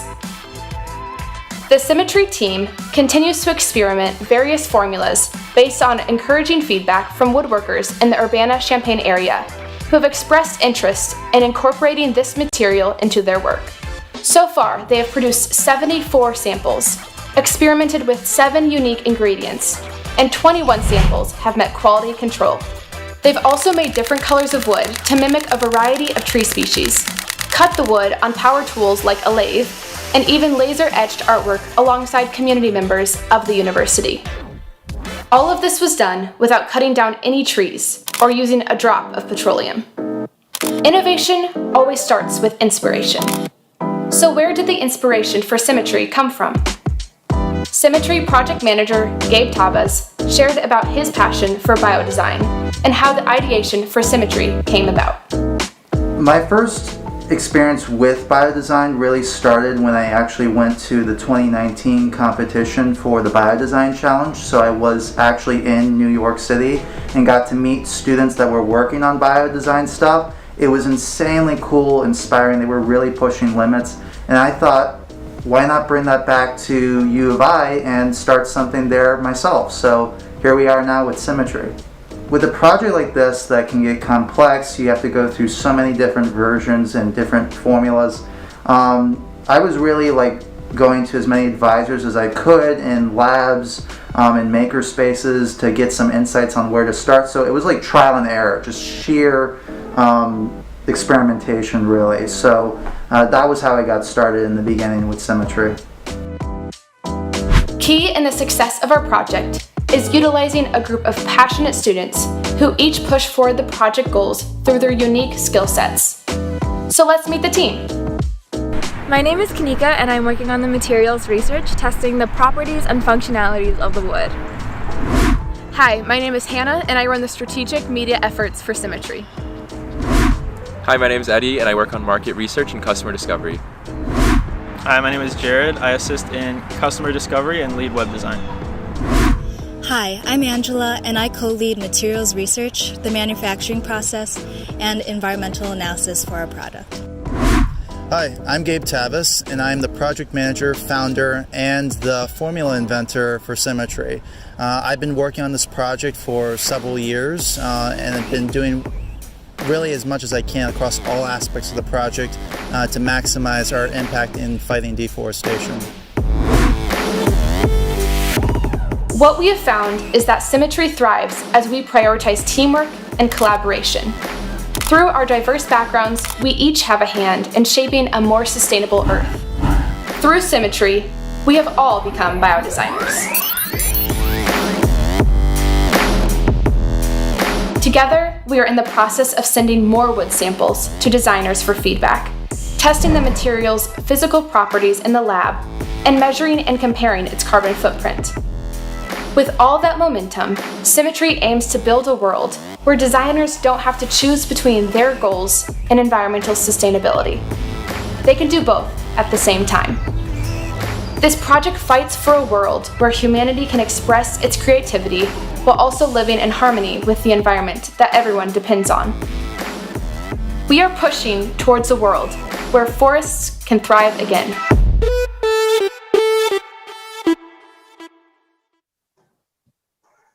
All right. We have the UIUC Symmetry Wood team with us here today. Judges, when you're ready, if you have any questions, you can turn on your videos. Ethan, start us off. Thanks, Alex. Amazing work, you guys. Love the project. Super intriguing. I work at Google and lead some of our physical design teams, especially for our retail store that just opened up in New York. We sourced a lot of sustainable wood and looked into all potential options to build the store as sustainably as possible. I think it's really interesting to go down this path, of a different material altogether that can mimic those same properties. My question would be around the strength and durability of the material and all of your work. And I saw the different samples you made. Was there any ideas, or did you guys actually test any of kind of the strength as compared to real wood in your process, or is that something you're still looking into? Yeah, great question, Nathan. So, this is definitely an ongoing process. We're hoping to get access to labs where we can get more exact quantitative data on like the hardness, tensile strength, for example. Just observing the material firsthand, you will notice immediately it is quite hard compared to, like a lot of those exotic woods that are taken from like a lot of the tropical areas around the world. Also, a more anecdotal kind of analysis we did recently was we actually turned some of our samples into actual products like a guitar pick and had a guitarist actually use it, and it was functional. He was able to play some really great stuff with that, and it did not break. So that just gives you kind of like an anecdotal sense of how it performs, but we are working on making sure that we have more exact information to offer to you all in the future. Awesome. Thank you very much. JD, go for it. Thank you. Wonderful project. I'm very inspired by it. It's really fabulous to hear it.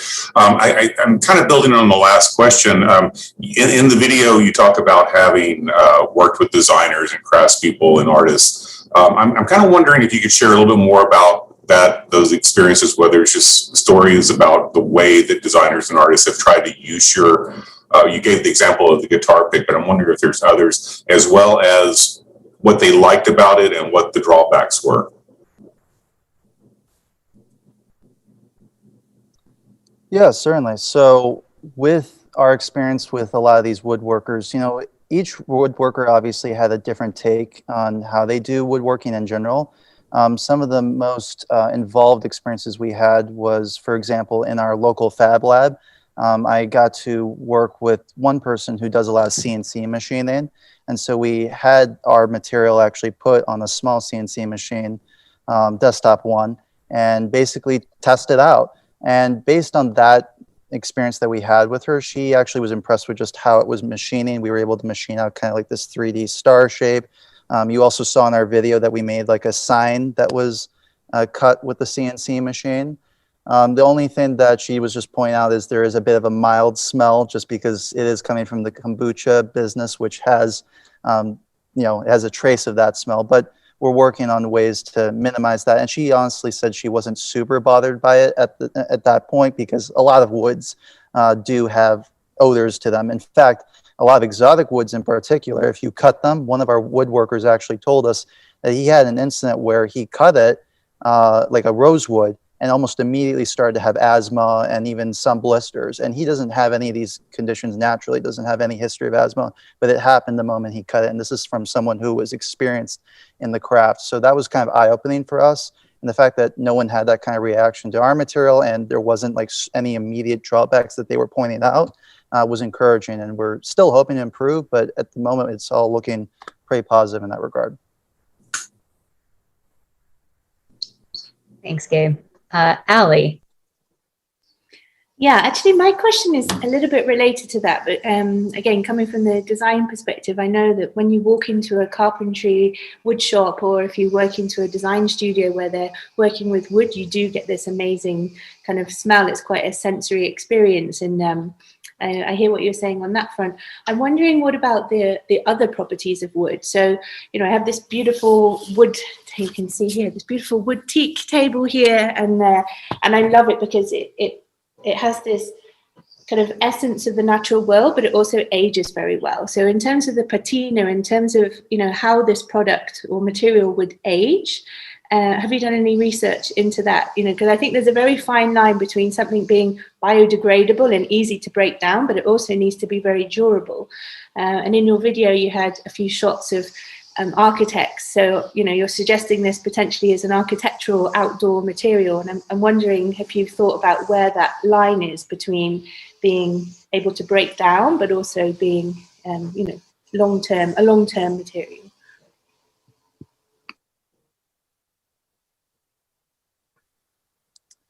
Yeah, so as for that question with, how it performs in an outdoor setting or, how it compares from a TINA perspective, we have been able to actually sand our material with a pretty low grit number, 220 to be exact, and it came out to be quite smooth and to the point where we're actually trying to find ways to even make jewelry out of it.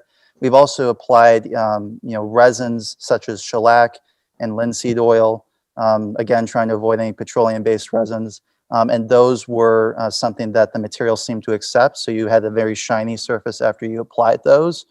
And then as for any architectural applications, that is something that is very, further down the road. We do hope to get to that point just because architecture, of course, demands oftentimes a lot of wood. And of course, we want to maximize our impact and just offering alternatives to having to cut down trees. So that is on the table. At the moment, though, with our current material, we're trying to start succeeding at a small scale, such as the jewelry, and proving out those kind of patina properties. And then as we have success there, we can move on to the bigger areas that this material and future iterations can be applied to. Yeah, it sounds good. Sounds like you've got your next steps planned. And overall, I really love the idea of you guys working together as a multidisciplinary team. From your video, I sense that you have a great working collaborative environment. So congratulations on getting it to this point already. All right. Dan, you can be our last question. Super cool. Kudos to go from idea to an actual product, you know, to be able to combine the ingredients and produce a thing that's held up. And I love the principle of it being locally based. But of course, as you scale up, you know, the availability of readily available kombucha byproducts is going to be more challenging. And so have you played around with different starting points, and how do you think that might affect the process and the endpoints? Yes, certainly. This is a totally fair point. As for future growth within the kombucha industry, since we've been having a great relationship with our current partner, he actually told us that we could be plugged into the Kombucha Brewers Network in order to find more partners for the immediate future. And we haven't even entirely gone through all the supply he has yet, so that's encouraging in that regard. As for other feedstocks for, you know, alternative wood, there are options potentially, you know, going beyond bacterial cellulose, maybe other plants that are not trees that we could explore there, and perhaps to supplement or complement the bacterial cellulose. It's obviously something we're going to have to strategize more on and keep iterating, but those are some of the options on the table and what our trajectory looks like. Cool, thanks. All right, that's all the time we have. I wish we had hours to discuss every project. Thank you, Jared. Thank you, Gabe. Our next project is going to be the University of New Mexico.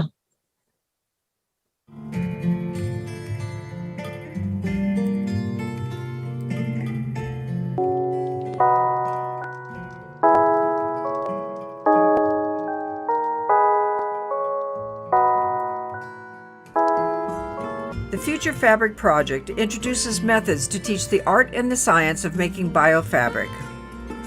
We are not creating a new biofabric yet.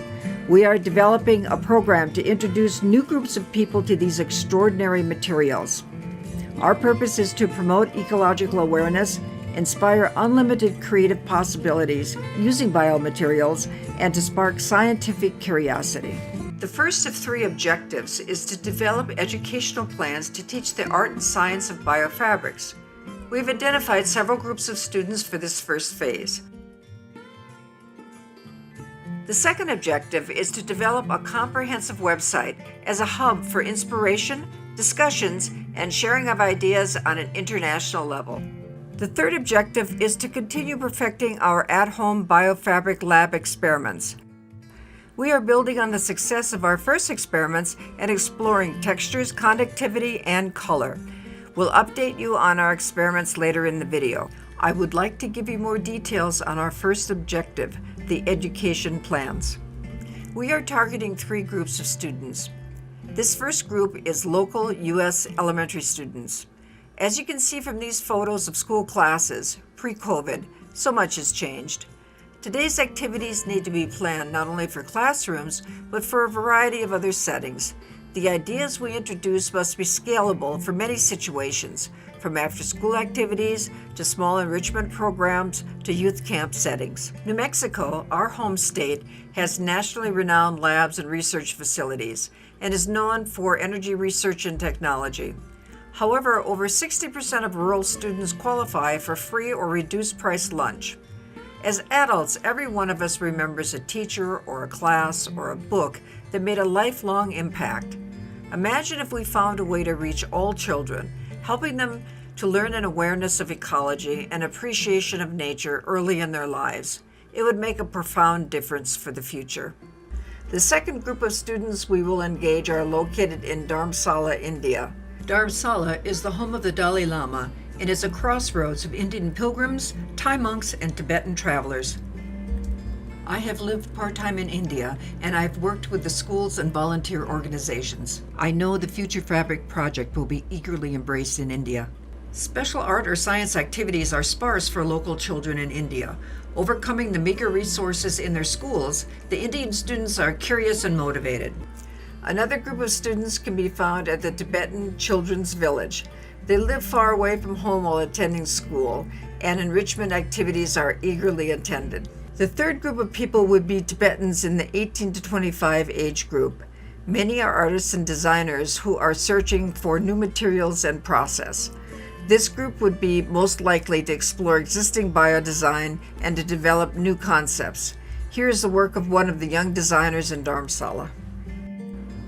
There's a growing interest for sustainability in India, and we would like future fabrics to be part of that. We were introduced to biomaterials while studying at the University of New Mexico in Albuquerque. Due to COVID safeguards, our usual access to lab facilities was limited, so we set up a series of experiments growing biomaterials in a home lab environment. The process was exciting and the results were gratifying. The Future Fabric project incorporates two well-researched biomaterials, SCOBY and mushroom mycelium. First, we are using our ongoing experiments to establish a successful, simplified method for the at-home culturing of both SCOBY and mushroom mycelium. Based on information generously shared by our instructors, other bioartists, and a wealth of online scientific data, we set up growth experiments in an at-home environment. For the SCOBY, we have a proven production protocol. Using our finished tests as a control, we continue to experiment with variants such as changing the main ingredient proportions as well as testing new ingredients. We are applying textural elements during the growth, testing conductive possibilities, as well as working on shaping and texturing during the drying process. The next step will be to use natural dyes and other pigmentation tests. The mushroom mycelium growing procedure is still being researched. We have successfully cultured spores and grown grain spawn. We are examining hydrogen peroxide as a sterilizing agent for substrate. If we are able to perfect that process, it'll be much easier for people to do these experiments at home. We are testing numerous growth materials as well as making custom molds. We have developed SCOBY educational models that are adapted for different student age groups. I'll show you some of the details of the elementary module. We have an online booklet that illustrates step-by-step instructions for growing SCOBY using materials readily available at home. We're having children use the instructions before we do a final upload online. 6 bags of tea, or 12 grams of loose tea. Kombucha starter culture.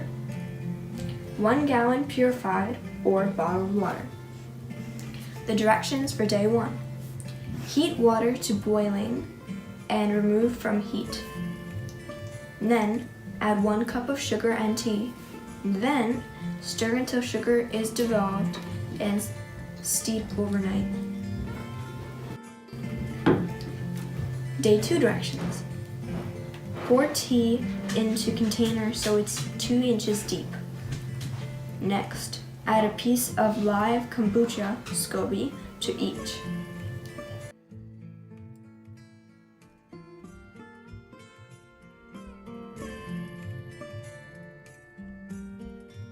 Education has been disrupted throughout the world this past year. Our self-directed resources will add another dimension for students to experience both science and art. As we did our research, we were heartened by the generous sharing of information by the biodesign community. We intend to continue that tradition. In the end, it's a project that needs simple materials and benefits everyone.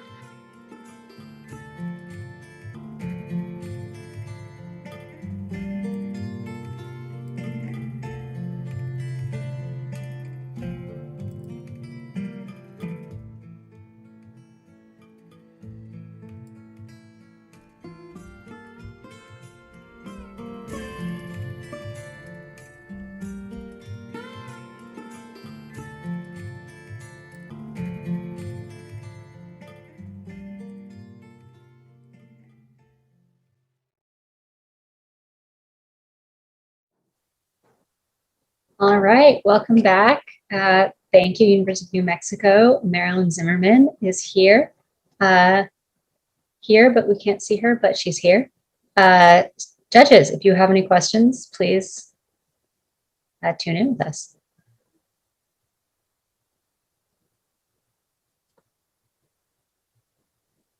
Michelle, you popped up first.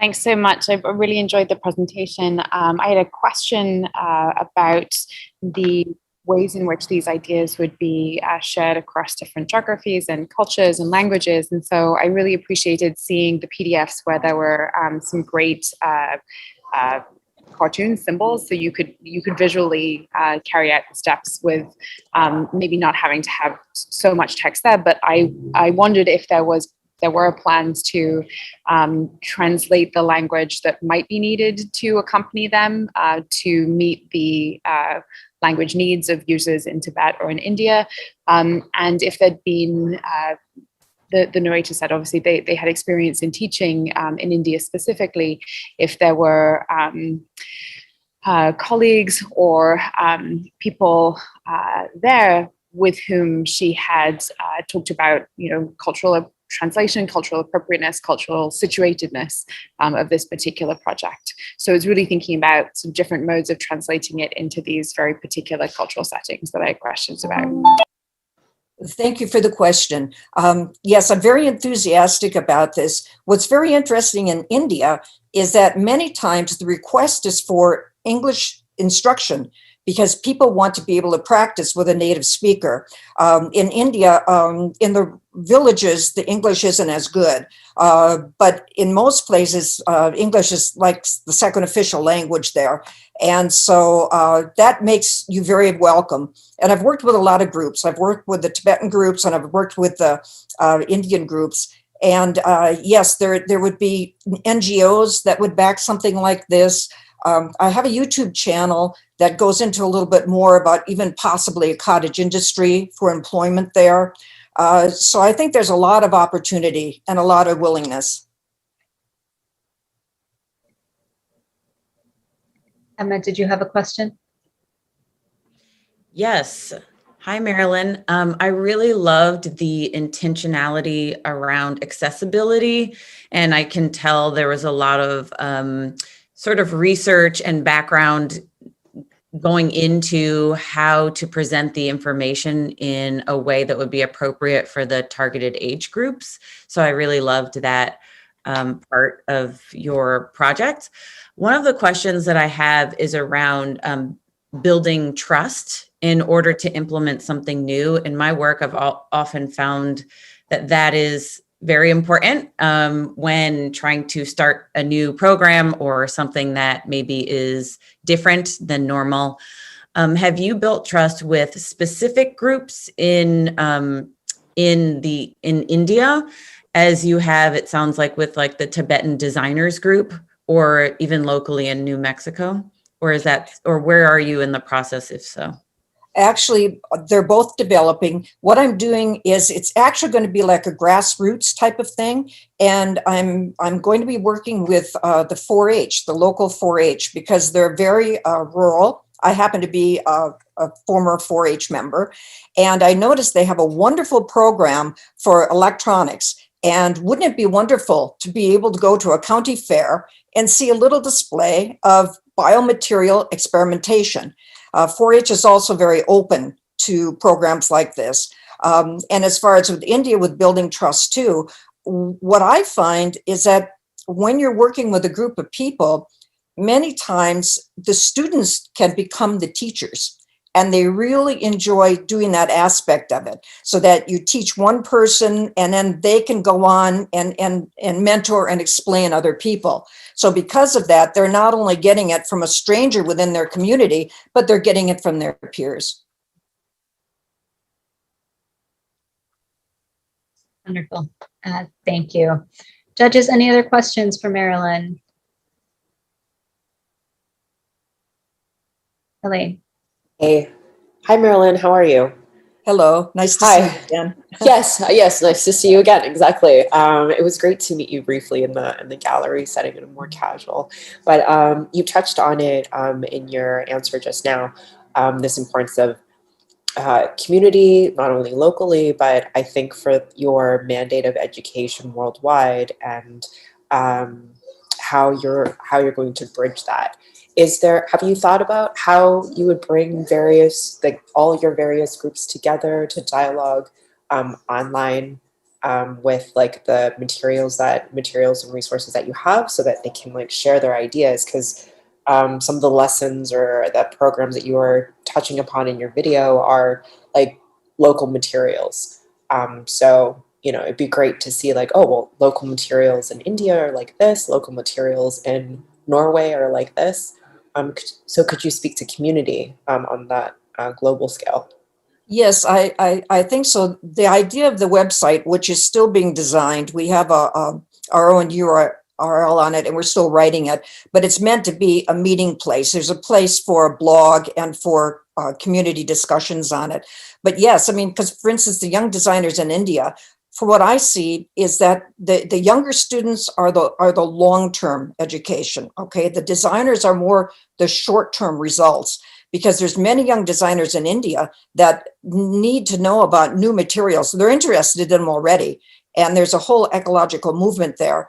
And for them to be able to have this cachet to define themselves as new young designers in the field. And so I'm sure that there's enough creative talent there that they would be very willing to work with developing illustrated materials that are more native to them. And so for right now, we're still experimenting. We're still working with the different programs. And so if we can get the young people in the US, and especially with the 4-H involved, and if we can get the designers in India on board, I think that'll be a wonderful first step. I look forward to seeing these local projects from all over the world. Thank you. Thank you. Thank you. All right. Thank you so much, Marilyn. Awesome project. Our next video, last one for this session before we take a break, is going to be California College of the Arts, a project from their design school. Every biological system follows local rules to grow and interact with its environment. We are completely surrounded by organisms. Some we see, some we don't. Each and every one of these organisms has its own role and functionality in the ecosystems that environ us. I want to merge the biological systems that already exist in our daily lives to reduce the gap present between human and nature. I plan on doing that by incorporating the beauty of microbes and plants into my designs by creating an ecosystem vessel. Hello, I'm Shubhangi Chaharia and I'm a graduate student at California College of the Arts. I've been an industrial design student for 2 years now, and a common theme in my graduate coursework has been using sustainability to create a better future. Currently, biological organisms are used as raw materials, but as a designer I have a different ambition. I want to merge biological organisms in our daily lives to serve both functional and aesthetic purposes. To move forward with this idea, I started growing bacteria and fungi in petri dishes in my home to observe their growth conditions, properties, and varieties. The initial experimentation led to a set of images that intrigued me because I found the fungi to be charmingly beautiful. But I was not sure if more people would. I showed these images to people around me. Here are some of their reactions. Ooh, this one is nice. I like the colors and how something, disgusting can look nice. It's beautiful. It's creepy and beautiful at the same time. These reactions made me realize that beauty can transcend humans' visceral reactions. And more importantly, beauty can make people curious about things they would otherwise avoid. As an artist, I wanted to explore this tension between attraction and aversion. I decided to start off on this quest by creating a space for not just humans, but for both fungi and humans to thrive. I started by enfolding the fungi in a bowl. I first started with the form exploration using glue by following a process of deposition, heating, and reheating to obtain a strong structure. This process was inspired by biological systems that follow simple rules resulting in complex forms. This bowl inspired further experiments to shed light on how fungi can be used as a patterning agent. The inorganic structure of the glue bowl is combined with a bowl made out of agar, orange juice, and sugar, which acts as nutrients for the fungi to grow. Letting the fungi grow for a week resulted in a beautifully grown fungal bowl, which inspired me to move forward with this idea and experiment with its properties and ways of capturing the patterns. The first set of experiments included using different solutions to capture the pattern of the mold. I used Lysol, vinegar, salt, and epoxy resin as the mediums to do that.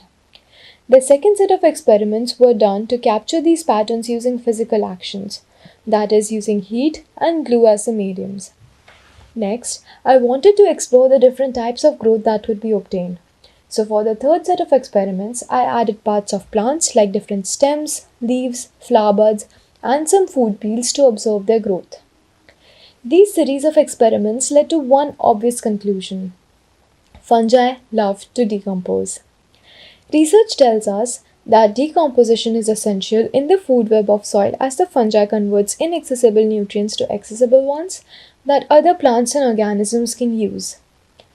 The fungi grows around the soil, decomposing the inaccessible nutrients and hence supporting plant life while creating a pattern on the outside. This led to two important principles that became a part of this work. The aesthetic beauty of the fungi could also be used to support other life. I decided to create a piece that was itself a small ecosystem. The initially produced bowl could not be handheld or carried around as it grew fungi and bacteria at places you would not want it to grow, and thus was not operable by humans. And so I created a bioresin structure to constrain the fungi growth only to the interior layer. The form was inspired by the bottom-up patterns created in biological systems.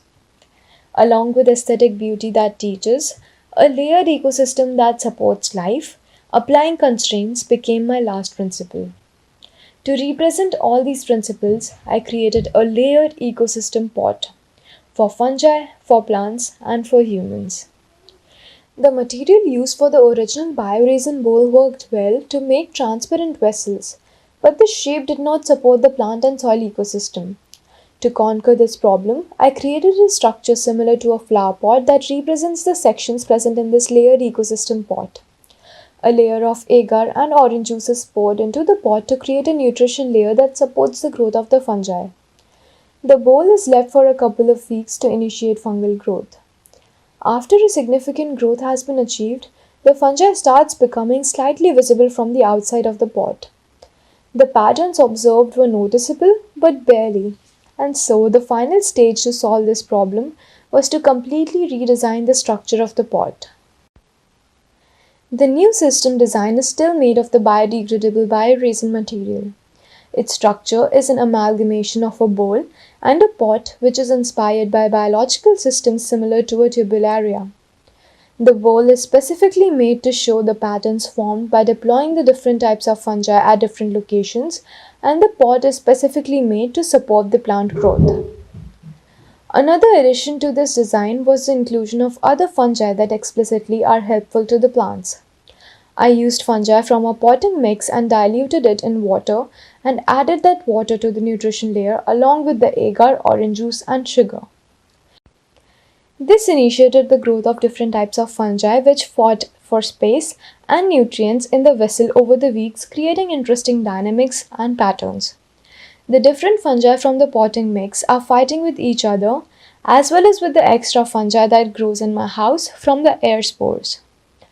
After some growth has been achieved, soil and the potting mix is added to the vessel along with a small plant to merge the microbial and the plant ecosystems together. The fungus growing inside the pot helps the plant to convert inaccessible nutrients to accessible ones and also form pattern on the outside. This vessel ecosystem lives in our desks as a way to incorporate the already existing organisms around us by using their inherent functional properties as well as showing all the organisms present in the ecosystem to bridge the gap between nature and humans. And not just this, the biological systems create a lot of variations. And so have I.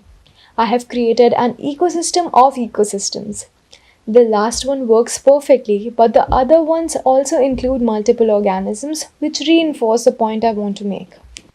Moving forward, I want to start testing the difference in the growth of the pots, with fungi and without fungi, also implementing different patterning strategies.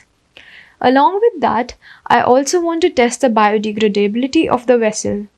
The fungi present will initiate the decomposition faster.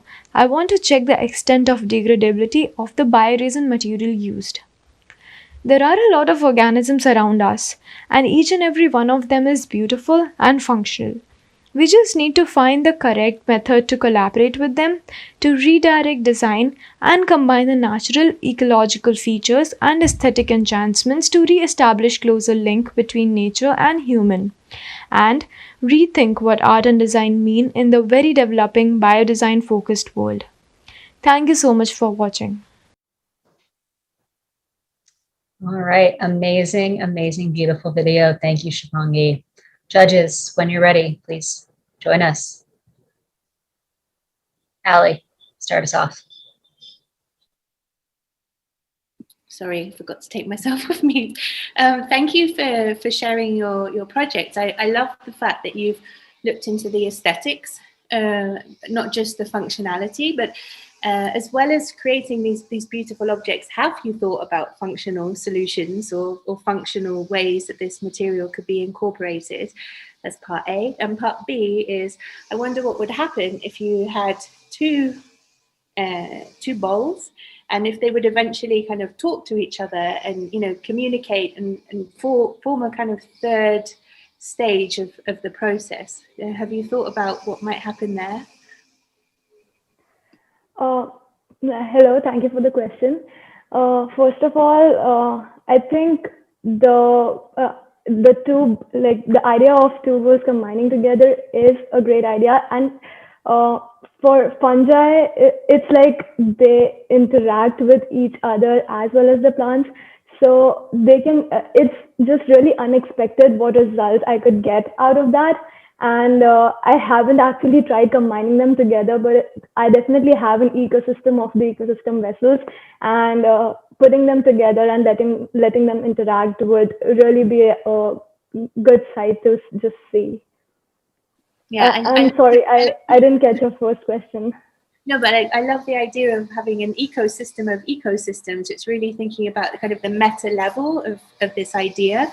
But my first question was, I know you've considered the aesthetics of how, you know, this bowl, it looks quite beautiful and we don't know what it might evolve into, but have you thought about more functional uses or properties of how this material might be used? Yeah, so the fungi that exists inside the soil is actually helping the plants to grow, because fungi has a lot of decomposition properties, and using those properties, it converts inaccessible nutrients that are present in the soil, which the plants cannot actually use themselves, but it converts to nutrients that the plant would be able to use. And so the fungi is kind of helping the plants to grow and is like growth agent along with the patterning agent. If there's no other judges ready, I just have one last question, which is, were you working alone on this project? You know, you were the one doing the voiceover and you're the one presenting here. So this was an individual project. How long have you been working on this? We started around January, but this project, like I started growing fungi in start of January, but moving forward, I think the ecosystem vessel idea started around March. So like a couple of months, I guess. Elaine, please. Hey. Hi, Shivangi. Hello again. I happened to like meet two people from this session when I was like milling around on Monday. Nice to see you again. And I had the wonderful opportunity to see your video. We had a rather long conversation the other day, but something I'm curious about in your process as well. When you talk about the fungi and growing with the plant in this ecosystem, ecosystems on your desk, I was wondering if you had done an experiment of like something that was growing with the fungi and then something that wasn't, and if you could speak to like, was there a difference, like a visible, like expressed difference? And could you speak to like the different materials that you had used? Because I found that there were like so many colors and this and that. So yeah, it's beautiful. But could you speak to those? Yeah. So I initially, like for my future plans, it is I added this in the video as well. I am planning to do this where I take 2 vessels and one of them is with fungi and one of them is without fungi and see the difference. But the fungi that is growing in the final vessel is actually from an organic potting mix. And so the organic potting mix is actually helpful for the plants, and that's why we use it for that. The fungi is definitely helpful. I know that, like, by the research that we have done, but I think experimenting and actually checking it out would be my future plan. And for the colors and everything, I've been trying to interact with the fungi myself using different mediums. So in the initial videos, initial photos that I showed, I was adding food dye in the fungi at different intervals to see how the fungi would react with that as well. And that created very beautiful patterns. So I think it's a never-ending process where you can always interact with the fungi in some way by adding anything that you would like, and the fungi reacts in an unexpected way that is really good to see. Awesome. Thank you. Thanks, Shubhangi. Thanks, Elaine. Dan. Super cool. I really, really enjoyed the video, and I love seeing the diversity of the different things you produced. And I had a different question, but I'm going to ask one now based just what you just answered about people interacting. And so if this idea takes off, like, what would be some ways that this could be, fill a place for people to kind of bring the local in, or where can we know that, for example, people feel better when they're around biodiversity? And so could there be ways to sort of scale your product to make it interactive and make it very local, and just sort of, have it grow as an ecosystem of ecosystems individually? I think, yeah. So I have the plants vessels that I've created have these ecosystems together, and it's quite fun for me myself to see how the fungi has grown over time. And as a way, I want to keep these ecosystem vessels on our desks, so that, like, we already have plants on our desks and we grow them. Why not include the other biodiversity that is present around us that we don't actually see? So the fungi that is present around us and other microbes as well that we don't see are also included in this ecosystem vessel. So that was the basic idea of creating the vessel itself. Thanks. All right. Thank you, everyone, for your questions. Such a stunning project, Shubhangi. Thank you again. Thank you so much. That is our last video for this session. We have just one more 15-minute break. The video you are about to see is a compilation of some past student BDC projects, some messages from our sponsors, some artists from our community showcasing their work, our Kickstarter video. In case you haven't seen it yet, please do check out the campaign page and watch our video we made, which was really fun. And that's all. Looking forward to seeing everyone in 15 minutes. Thank you. So, welcome everyone to Interspecies Futures. This is a really a project that I'm very passionate about. My practice is, I call it the anti-library, and I focus on books that are made in the 21st century, related to all sorts of interesting topics that are extremely contemporary. This one in particular is Interspecies Futures, and it highlights the work by artists and creatives in the last 5 years who are focusing primarily on the concept of interspecies interactions. So this collection is technically the first survey of this type of works. They are all inspired by conceptual art methods, the CRISPR biotech method, emergent technologies such as VR, artificial intelligence, machine learning, 3D printing. And what is quite fascinating about all of them is that they have turned to the book, which is one of the most ancient technologies, as a way to tell their stories. As we all know, we are in a very, very complex year. 2020 was basically a pandemic year because of COVID-19 itself, pandemic caused by an interspecies transmitted virus. So I believe it's very important to document these works and present them because all of them represent a moment of imagination and fragility in the mind of creatives as we move ahead in the 21st century and as we start to question what is our role in nature and how we coexist with other species.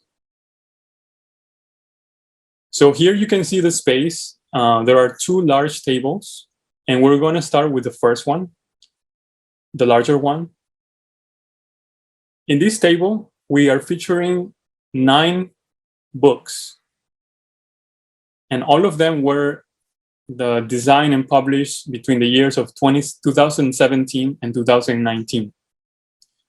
The first one we're going to highlight is called Sink, a Mushrooming Ritual by Baum and Leahy, which are a duo from the UK. This is part of a really interesting collection by the Institute of Queer Ecology, which is based in the United States. They made an open call in 2018 to artists around the world to produce zines or objects on the theme of common survival between humans and other species. The project I'm highlighting is called, as I said, Sink, and it talks about a healing ritual for the common survival of honeybees and humans. And it is practiced by a fictional group called the King of the Myco Hive. And the idea is that if you consume the reishi mushroom, which you can see some fragments of this dried mushroom, you will be able to extend your lifespan and reduce the effect of viruses. So this is a material that is used both by bees and humans as a healing element, and it's all from nature. By drinking this remedy, you are partaking in an ancient healing process practiced by both bees and humans for thousands of years. And you are performing a multi-species melting, transforming the properties of the mushroom into your own body. You're aligning your body with those of your companion species, seeding the movement of planetary healing and common survival. I like tea, especially Timothy. It smells like sunshine, mild and non-glare. And I can see it holding a bright, clean jewel every morning.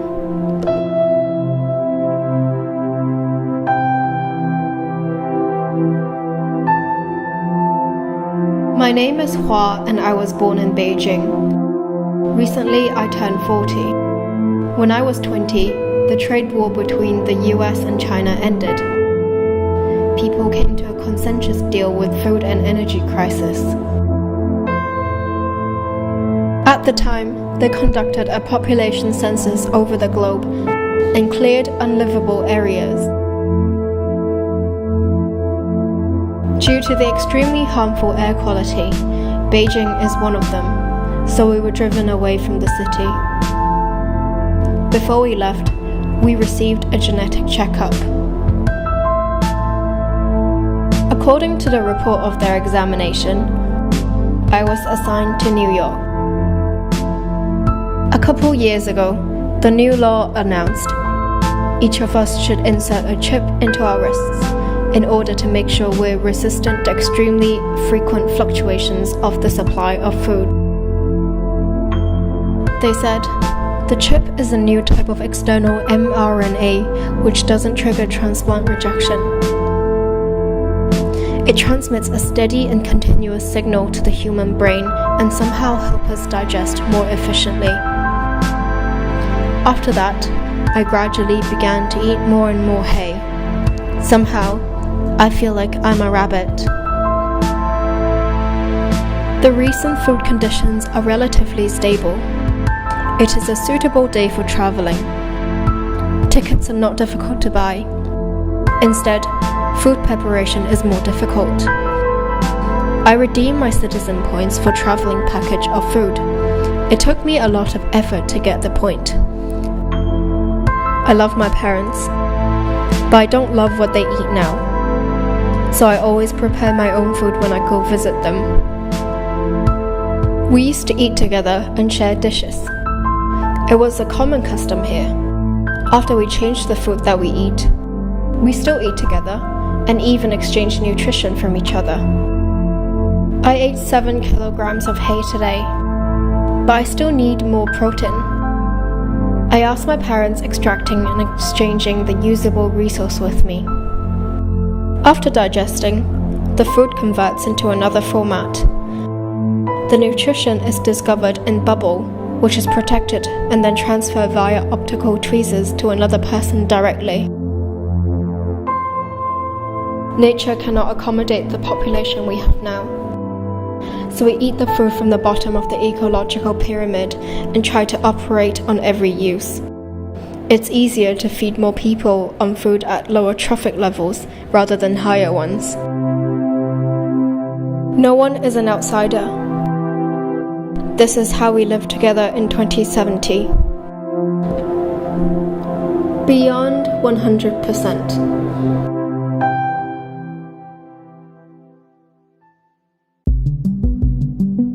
Hi, I'm Dan. I'm Vina. I'm Alex. And I'm Emma, and we're the team behind Biodesign Challenge. We want your help to publish our first ever book, Biodesign Challenge, a retrospective. BDC is an international education program and competition that's shaping the first generation of biodesigners. We pair high school and university students with artists, designers, and scientists to envision, create, and critique transformational applications in biotechnology. Our projects have gone on to show in museums and galleries around the world, and many have served as inspiration for new companies.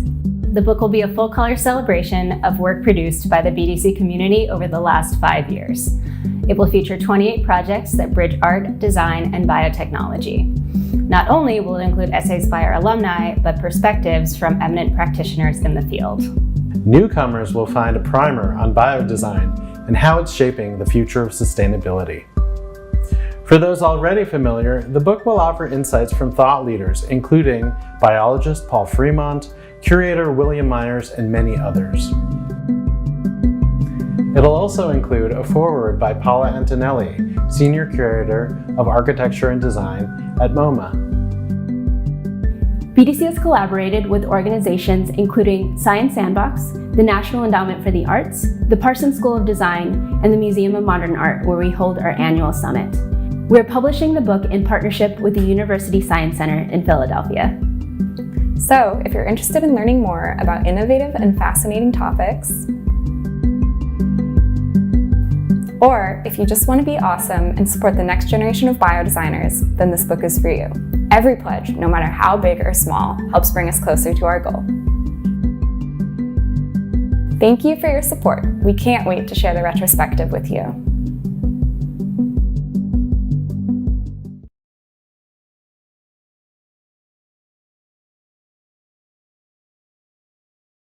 What I learned while writing The Alchemy of Us is that it ends up that we as humans have a response to light, which Edison did not know, and probably the scientists that were working on the blue LED did not know. But we should have bluer light in the day and redder light at night because we have a growth mode and we have a daytime mode.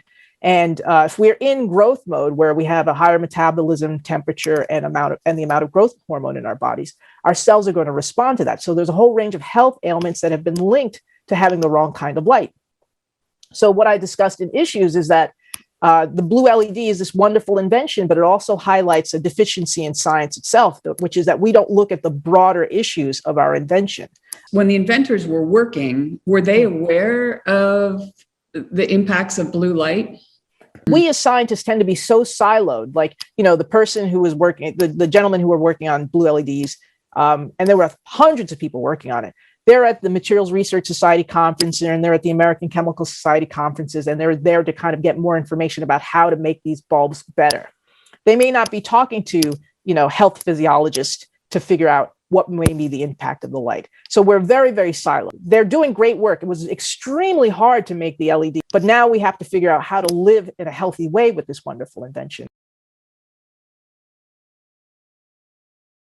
Seafood or aquatic animals, more than any other group of animals. Well, even seafood implies that it's a food for us. I mean, how do we eliminate seafood? I mean, any of these words are problematic if you examine them enough.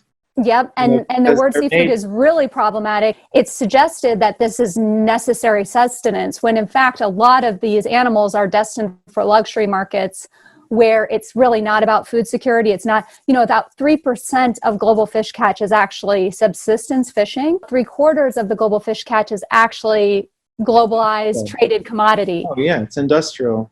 There is no relationship. An industrial longliner is not, as you say, they don't even see the colors of the fish. There isn't this relationship with the hunting. But the fishermen out on these boats, they know their resource. If they don't know their resource, they're burning thousands, if not tens of thousands of dollars in fuel on every fishing trip. They know the fish as well as the fishermen in Galilee knew their environments, and they are intimate with their environments. It's not just a livelihood. Just to be clear, I wasn't suggesting they don't have an intimate knowledge of nature per se, but when you're talking about the term resource, I mean, coal miners have a very good sense of where coal is. Also, a factory trawler has a very good understanding of where shrimp are. I'm not suggesting they don't know that. Of course, that's how they make an economic living. I'm suggesting the relationship with the individual animals is really different.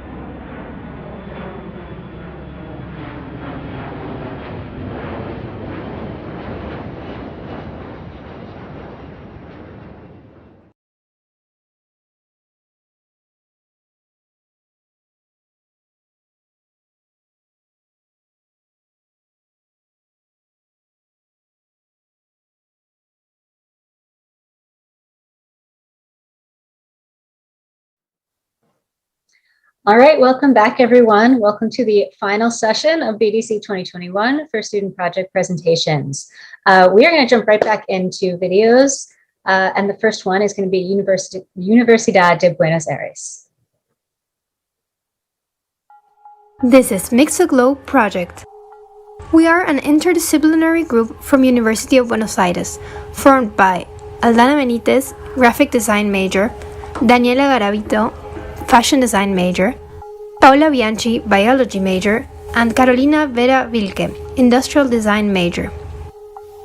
What do you think of when you hear the word glitter?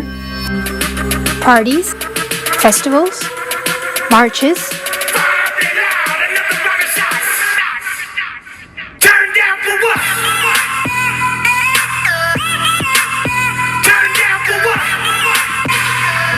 Have you ever wondered what it is made of, or how long it will remain intact? We present to you some not-so-fun facts. There are several studies describing the detrimental effects of microplastics on the environment and living organisms. These include the death and injury of multiple animal groups, as well as water and seabed contamination, all of which compromise our precious marine ecosystems. Humans have always loved all that glitters. In 1934, Henry Rushman invented a way of sectioning mylar, or PET, into tiny fractions with a shimmering effect. Unfortunately, PET takes 1,000 years to naturally degrade, which means that the glitter created at Rushman's time still has some 913 years left. But how much microplastic are we talking about? And specifically, how much glitter? Between 1989 and 2009, only 20 years, more than 4.5 million kilograms of glitter were purchased in the US. That is the equivalent to the weight of 800 adult elephants.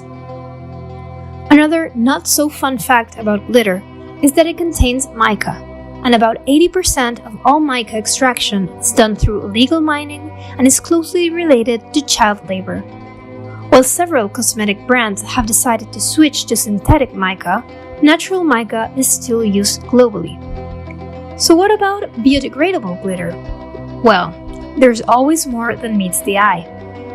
We found research displaying evidence that alternative biodegradable glitters have several environmental effects similar to those observed in conventional PET glitter.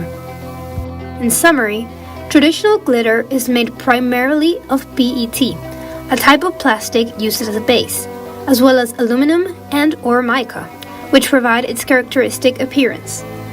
Glitter sold as biodegradable and eco-friendly is usually based on polylactic acid or modified reconstructed cellulose. However, almost every one of these products still relies on mica or aluminum to shimmer, and some of them even have an extra layer of traditional plastic. We present Mixoglow, a bio-inspired glitter. We are developing a material with the same optical effects as a traditional glitter, but without pigments, metals, mica, or any petroleum-based plastic. How is this possible? The basis of our material's appearance is structural coloration. Of all the varieties of structural color you can find in nature, we chose myxomycetes, a group of protists distributed worldwide that display structural coloration on their outside. Their structure is very simple, hence making it easy to imitate. Structural color in myxomycetes is based on light interference on the peridium, the outer layer of their fruiting body. We intend to create a material that imitates this structure and thus its appearance. Studies show the peridium is a transparent, multi-layered, extremely thin, and with varying thickness along each specimen. How can it be colored and transparent at the same time? Here comes structural coloration. Our material, inspired by the peridium, will be multi-layered. Each layer would have a different diffraction index and hence interact with light differently, making the material glitter just like myxomycetes.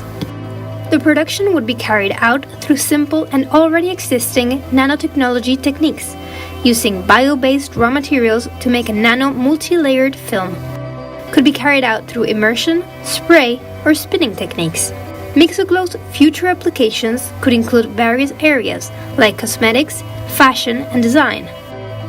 Our glitter, unlike any other, would have a planned-out life cycle. Production with bio-based materials and inspired by nature.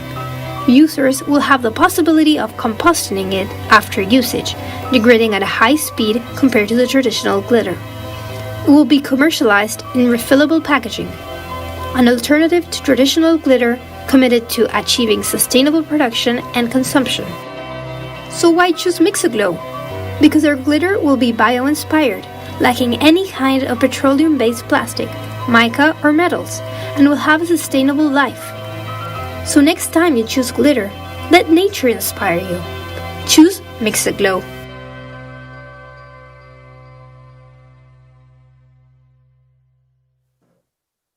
All right, welcome students. Never has a BDC video made me want to party more after watching that. So fun. Michelle, please start us off. You came on first. Thanks so much. I loved the video. I think it was really elegant, but also very economic in terms of the way that you told that story.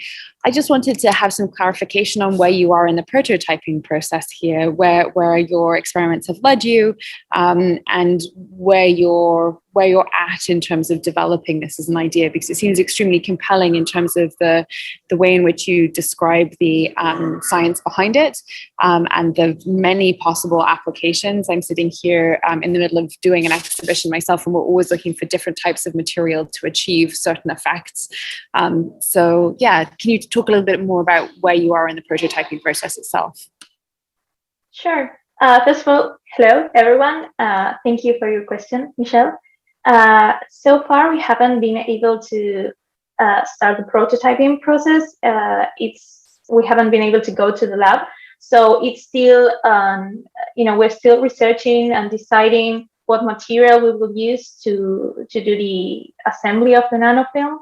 We have been talking to experts on nanotechnology from our country, from different public institutions that use different these already existing nanotechnology techniques. So we're still in the process. We started this project 2 months ago, so we haven't been able to go into prototyping yet. We still have a few details regarding the material and the techniques that we're going to go about it with.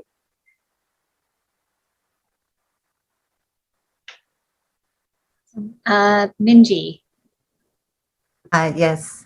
Thank you so much for an amazing presentation, beautiful project. I have very similar question to Michelle. So can you tell me more about how much you have researched to do the prototyping? What kind of base polymeric material you're going to use? What kind of nanotechnology? You said immersion spray spinning. Are you using all of these techniques? Are you using one of these techniques? I would like to know more details. The idea is to choose one of them, since we're still exploring the raw materials we're going to use. We haven't decided yet. Yeah, we have a few options of biopolymers, whether it's PHA or cellulose. We've been looking into several biopolymers. But the thing about I don't know if okay. The thing about these three ways of using biotechnology is that in the research we talk with people specialists in this area in Argentina, and they already use these techniques. So we believe that they are possible to use in a near future. Thank you. Ellie, go for it. Yeah, congratulations. I think this is I have a 4-year-old daughter, so when you ask me what do I think of when I think of glitter, I think of pure evil. I mean, it's very difficult explaining to a 4-year-old why she shouldn't have sparkly things, the fact that it comes from plastic. And what I really appreciate through the communication that you did in your video is that you've really also looked at this idea of greenwashing, and that these biodegradable glitters that are out there are actually not that biodegradable at all. So it's lulling consumers into a false sense of security that they're actually doing something good or making a positive choice. I completely understand that because of the current situation, you've not been able to get into the lab and do any prototyping, and I'm really looking forward to seeing what you might come up with there. I'm wondering if in the meantime you could maybe push the concept itself a little bit further. So have you thought about taking further into inspiration from nature. So looking at things like beetles or fish, or the way that they reflect the light, and even going so far as to looking at bioluminescence and the way that light can be expressed by different algae and things like that. Thank you, Ali. That's a very interesting point of view. We have researched how structural color works on different species. We particularly chose myxomycetes because the structural coloration on their outer layer is fairly simple, especially when compared with these intricate patterns that you can see. Maybe if you look with a microscope on the butterfly wings, they're much more complex, and they're like they are 3D structures, whereas myxomycetes is a very simple three-layer structure, and it's actually more similar to the structure of traditional glitter, because traditional glitter also usually has 3 layers. So we thought that was an interesting parallelism, and it would be easier to replicate. Yeah, thank you for further explaining that. That makes sense. And one comment just generally on your video, actually this is maybe a comment for all of the students. I really appreciated that you credited the imagery that you took for your video, and I think that's an important thing to remember when communicating, even at a research stage. So congratulations, well done. Dan. Thanks for a really awesome presentation. I mean, clearly a big problem. Microplastics, as you told us, are everywhere, and glitter just seems like one of the saddest ways it gets into the environment. So I guess I had a 2-part question. One is how well do you think people would actually shift to using like a slime mold based glitter? Like would it have appeal? And the other is, I had the same thought as Ali. You know, I study birds, and birds have a lot of structural colors in their feathers, but I wouldn't necessarily suggest that, because I'd hate to imagine that we would raise birds just for the purpose of getting their feathers. So I'm just curious sort of how you think the production process to get these biological structural colors might work, and whether that could be done in a sustainable way that wouldn't itself cause much harm. Again, thanks. Well, actually our material is bio-inspired, so we don't use the myxomycetes themselves to produce it. We're just trying to make a material that mimics the structure they have on their peridium, which is their outer layer. So we are more inspired by them that, and apart from that, this peridium, this layer is well studied, and we read that it's extremely thin and extremely hard to remove, which would make it also impossible to make a material out of this peridium.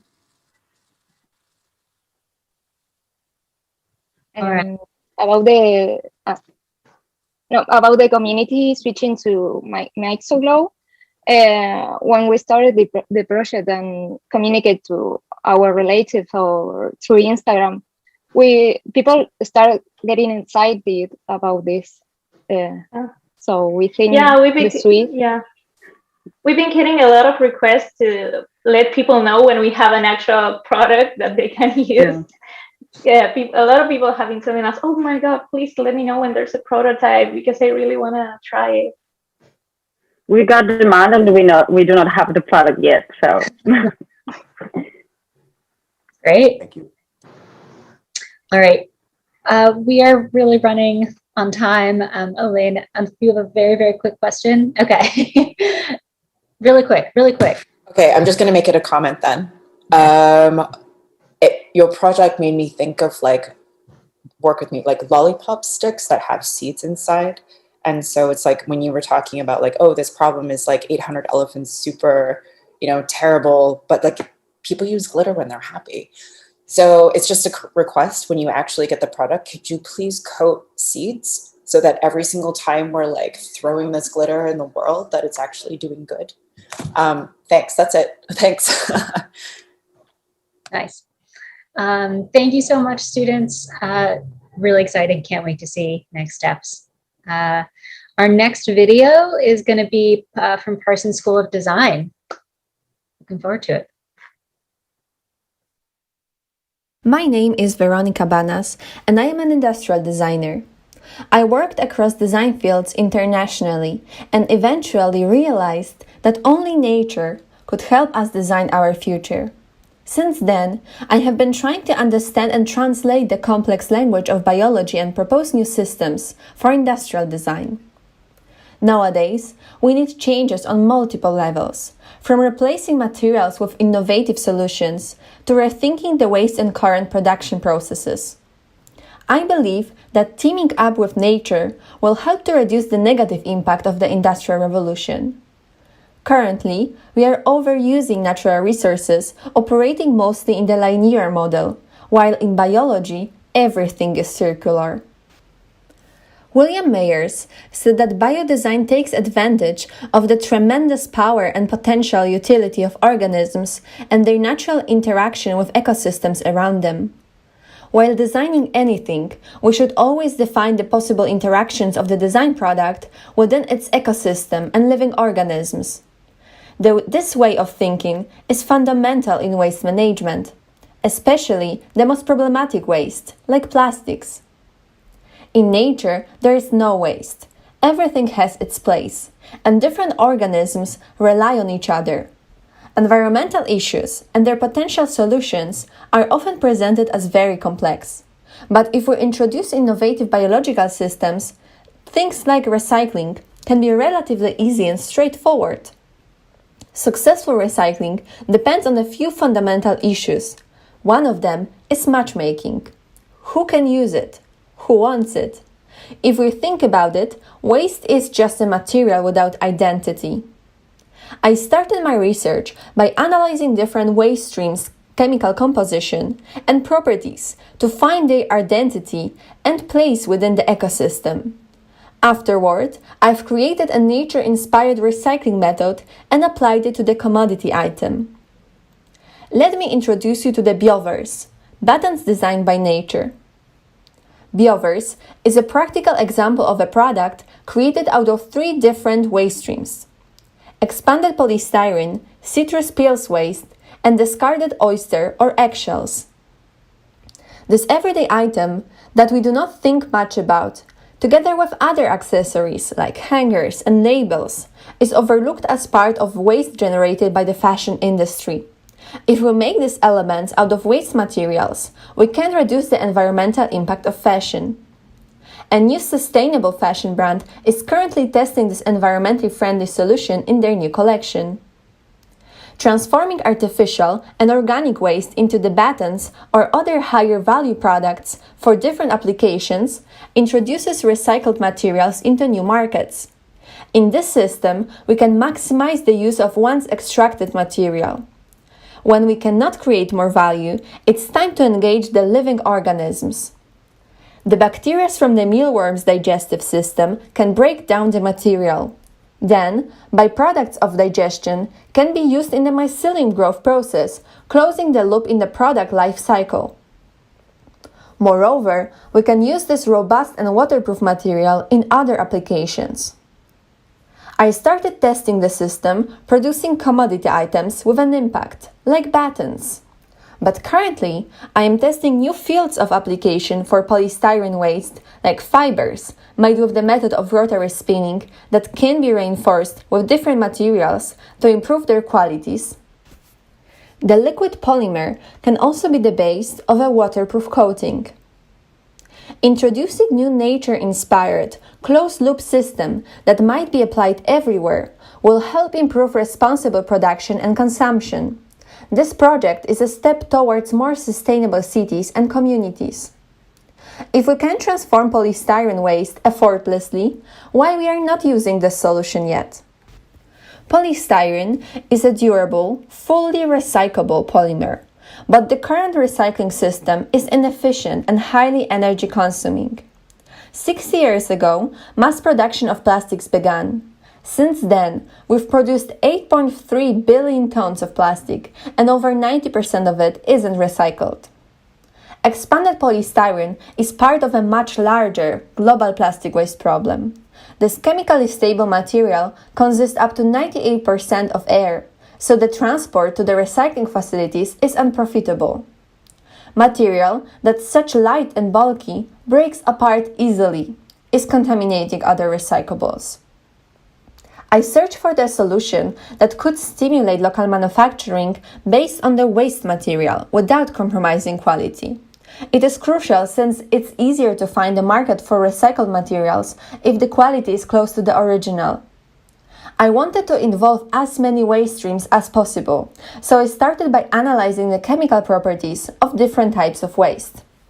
Some spices, plants, or citrus fruit peels contain natural terpenes, which can help to reduce the volume of expanded polystyrene and are not harmful to the environment. The solution with terpenic solvents is an efficient and cheap alternative that works at room temperature. There are other oils, like pea semen, that can play the role of the solvent, but D-limonene can be distilled from the waste matter collected from juice bars or fruit stores. Moreover, cyanobacteria are ideal cell factories to produce various fuel and chemical products, including terpenes. A combination of different extraction methods might reduce the cost of sourcing waste for solvent in the future. The action of this solvent does not produce any degradation of polymer chains, so if conducted in a controlled environment, the process is definitely safer than slow degradation in landfill. The reaction with polystyrene is similar to the process of water dissolving sugar. It's about changing states. As a result, the air from the polystyrene is removed, and the material is transformed into a liquid form, making it much easier to store or change into new products. The organic solvent can be regenerated and used again. The process impacts only polystyrene, so we can filter the impurities and achieve a pure glue-like substance, even from contaminated waste. We could collect polystyrene and other waste locally. In that case, we could create low-tech biorecycling workshops that collaborate with designers and manufacturers to develop market-ready, higher-value products in every city or everywhere where there is a waste overproduction. Trying to find new identity for different types of artificial waste using biological processes and organisms' abilities was the project's primary goal. Bioverse buttons are just the beginning.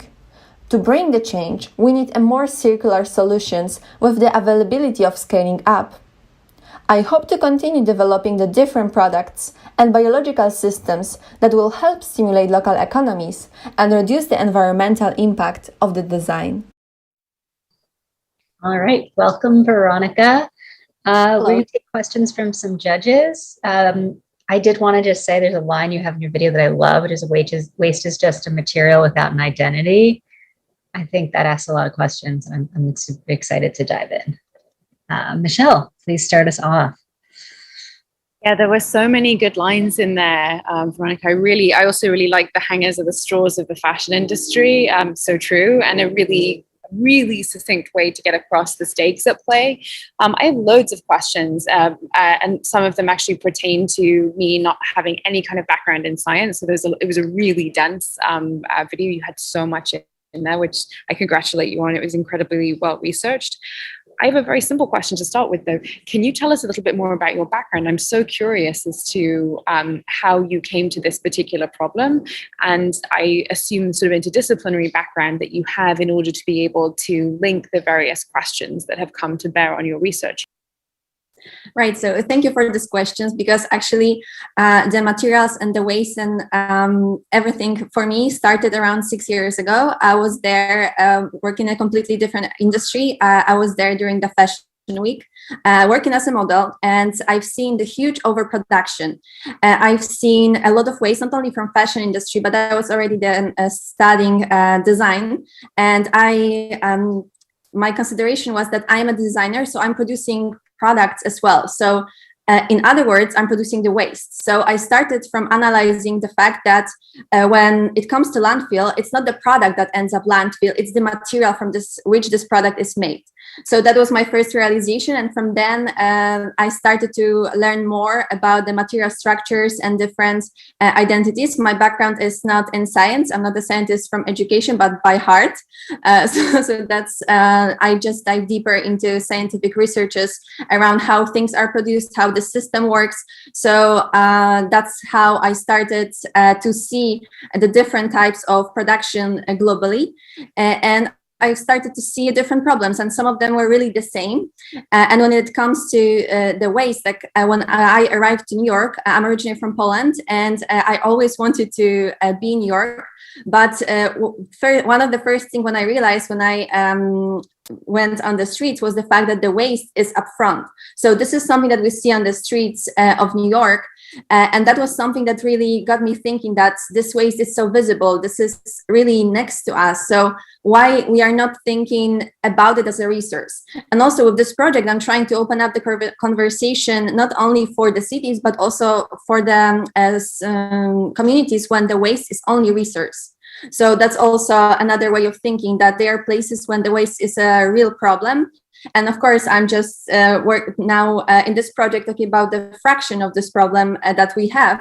But of course, that there are places when there is no other resources other than waste. So with the simple recycling process that I came up with, I can also include those communities maybe to try to work on the products that then could help them to stimulate their local economies. So I'm thinking about this project and I'm talking about it through the product itself, something simple, so everybody can have some connection with it. But in a way, I'm thinking about the whole system.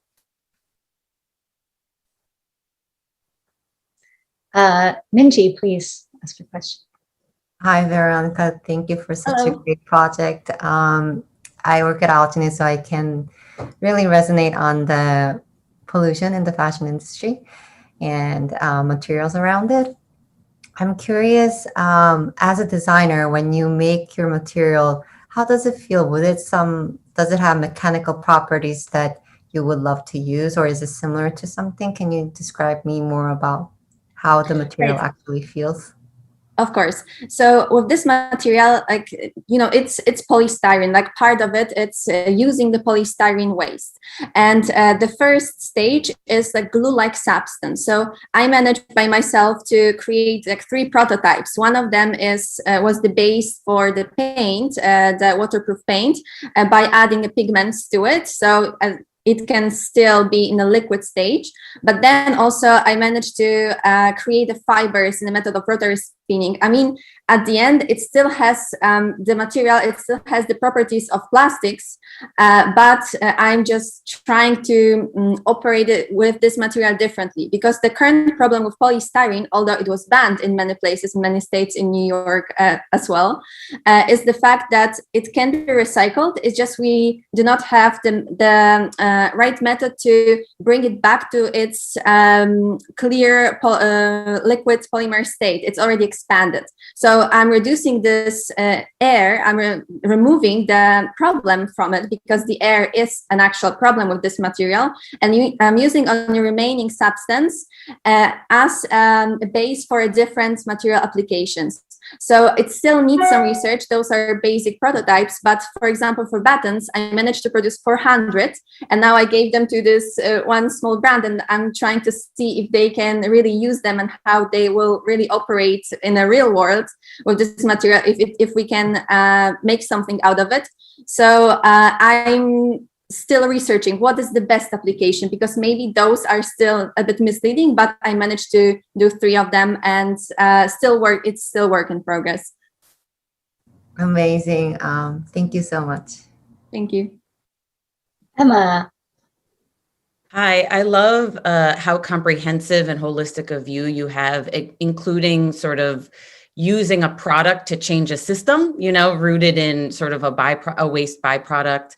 On the product side, do you have an idea of how much like this button would cost to make versus a plastic button, or have you done any sort of financial modeling around your product? Yeah, so this is exactly the stage where I'm at. So I'm trying to figure out the price. So of course, since using waste, I do not have right now correct numbers. So this is something that needs to be calculated, and it really depends of the sources of solvent, because as I've mentioned, they are different substances, and also, of course, if we will manage to scale up the production with cyanobacteria, then the cost will be lower. And now extraction from from with the limonin, it's only a bit of energy to heat up the distiller, but they are different methods that it can be done on a bigger scale. So now I only have this very like small scale and cannot really tell the number. I'm hoping it will be somewhat similar. I'm sure that it will be difficult to really be this low, but since I'm using purely waste, I didn't use any other substance that is like bought by me. I'm assuming that the cost could be low. So I cannot answer that question yet exactly, but I'm working on it. Awesome. It's exciting to see how that'll turn out. Nathan. Thank you. Amazing project. Thank you for sharing that with us. I had two questions, and forgive me if I missed this in the presentation. One was just how long does it actually take to create, say, a button in the whole process? That's my first question. I would say it's a couple of hours. From the minute when the polystyrene is devented, it really takes couple of minutes. It depends on the piece, of course, but it takes a short time. And then the compressing and pressing everything to the shape of the baton, it's maybe like another hour. It really depends on the big scale, but I did everything by myself. And in one day I was able to have at the same time multiple prototypes. So it doesn't take like a week to dry or something like that. It's only takes a couple of hours at top. And then awesome, thank you for that information. And then kind of the life cycle of this, you know, again, taking button as an example, if people were to start discarding, you know, these new buttons, what would the process be for that to break down? Did you do any research on that side, or you know, what would happen? Yeah, so right now I'm on the stage when I have like somewhat finished product and I'm testing its afterlife and its life cycle again. So as I've mentioned, I introduced the mealworms and the digestive system. And actually, if the polystyrene is mixed with other additives like cellulose or the actual waste, they will digest it faster. So I was feeding the mealworms also with the final products. In other words, just like by crushing them, and they were also feeding on fibers and battens. And also they are having additional nutrition because of the composition of the battens, like this composite material. So I didn't test them in the battens, throwing them just and see how they will react within the environment, how they will decompose. But yeah, so that's right now an open book. I know that the polystyrene is used to the certain level in hydroponics and to grow plants as well, and to bring more air to the soil. Of course, this is just a limited amount, and there are a lot of people against this method, but that's what people do. So now I need to test if I will already break down the polystyrene to the certain level and add only small amount to the battens. I still need to research how long they will decompose within the environment, but I can introduce them to the life cycle again by feeding them to mealworms. Thank you so much. Appreciate it. We are out of time. I'm so sorry, Allie. We have to move on to the next team. Vera, thank you so much. I can't wait to buy a winter coat with BioVers on them. Best of luck. Thank you so much. It was a pleasure to be here. Thank you. Our next team is going to be Umea Institute of Design.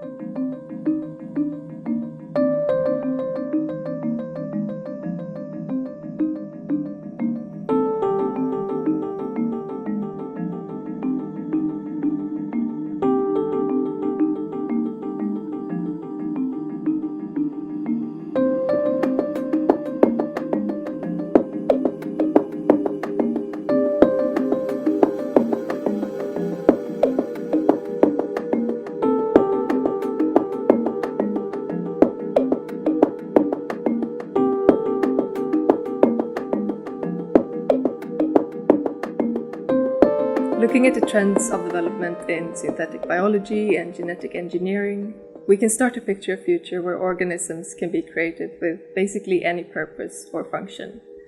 We can see today already genetic designers and engineers developing modified yeast to produce fragrances and flavors, but scented materials can be used for far more than perfumes. They are all around us and they impact our daily lives, maybe even more than we realize. So we are more easily sensed by the smart devices with the increasing growth of intelligent technologies, like the face recognition and motion capture. Not only the smart devices, but also the virtual assistants and the networks that they are connected to are becoming more aware of us. They can sense our behavior, but they are usually hidden from us. This might impact the way we live eventually. So why can't they have more organic ways of making themselves known in our lives? So what if we could sense their behaviors? Let's say, smell it?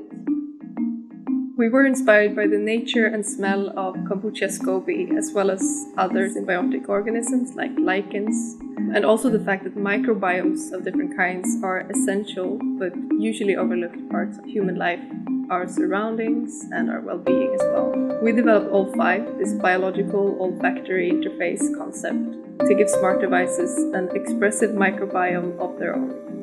So what it is basically is genetically engineered microorganisms that live on the surface of your device, and it produces this body odor as a response to the device's state. And what this does is that it reveals the presence and behavior of otherwise invisible virtual assistants and these smart agents that surround us.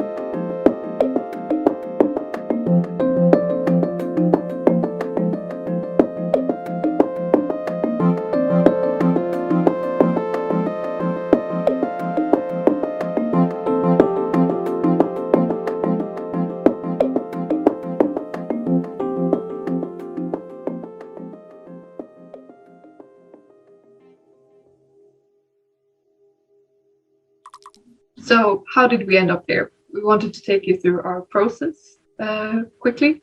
We come from an interaction design background, and this was sort of our first venture into biodesign, maybe even biology overall. And we started really broadly with some material explorations of bioplastics, but also grown materials like SCOBY kombucha. And we were really intrigued by the sort of organic expression of these materials, the way they felt, the way they looked, and also the way they changed over time. And one thing that we found particularly interesting was also the way they smelled. And here there was a big difference between the sort of dead material and the living one. And this SCOBY really inspired us and wanted us to look deeper into how we could actually use smell as sort of a new affordance when interacting with technology and sort of combining our two fields together. Yeah, so having just limited time at our hands, we took a small deep dive into the research of olfactory and the olfactory interfaces, and also the science which could enable this kind of thing. So for example, we found there's already the genetically engineered yeast, which smells like a rose in the research paper. We had some conversations with biologists to frame the concept, and eventually we landed on this fiction of having gene-modified biostickers, which can emit the body odor. But the artifacts we have shown in the video are actually not the real yeast. They're more of an artistic expression and the conversation starter to bring this speculative concept to the life. Yeah, and I think conversation starter is a good point, because in this video and the concept as a whole, we actually don't want to say that this biosticker is something that everyone should have or want to have. Rather, we want to open the floor for discussions and discuss about the implications it would have if you attach such a sticker to one of your devices. And I think there are a lot of interesting dynamics here at play, because the biosticker, it reacts to the heat of the device, and the device in a way has no access to the biosticker because the heat is always emitted. So these stickers, they're kind of like an independent actor, like a third-party intervention, which again has completely different implications if you take it from this angle. So looking forward, we think this can raise a discussion what it means if we use organic materials as a new way of expression or intervention for technology in the future.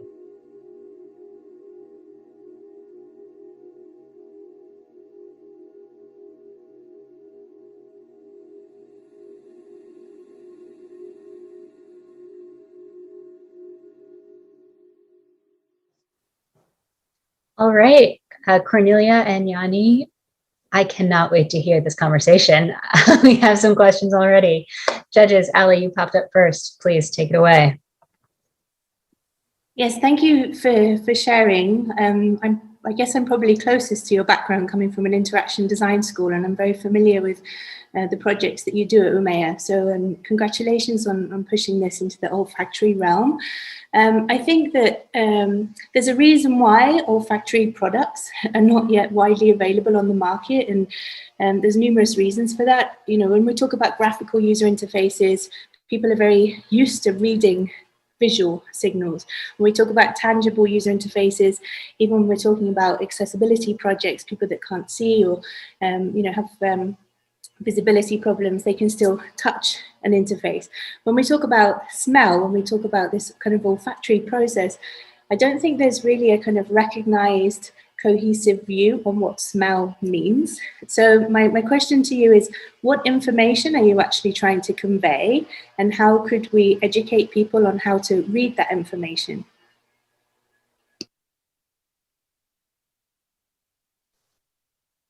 Thank you.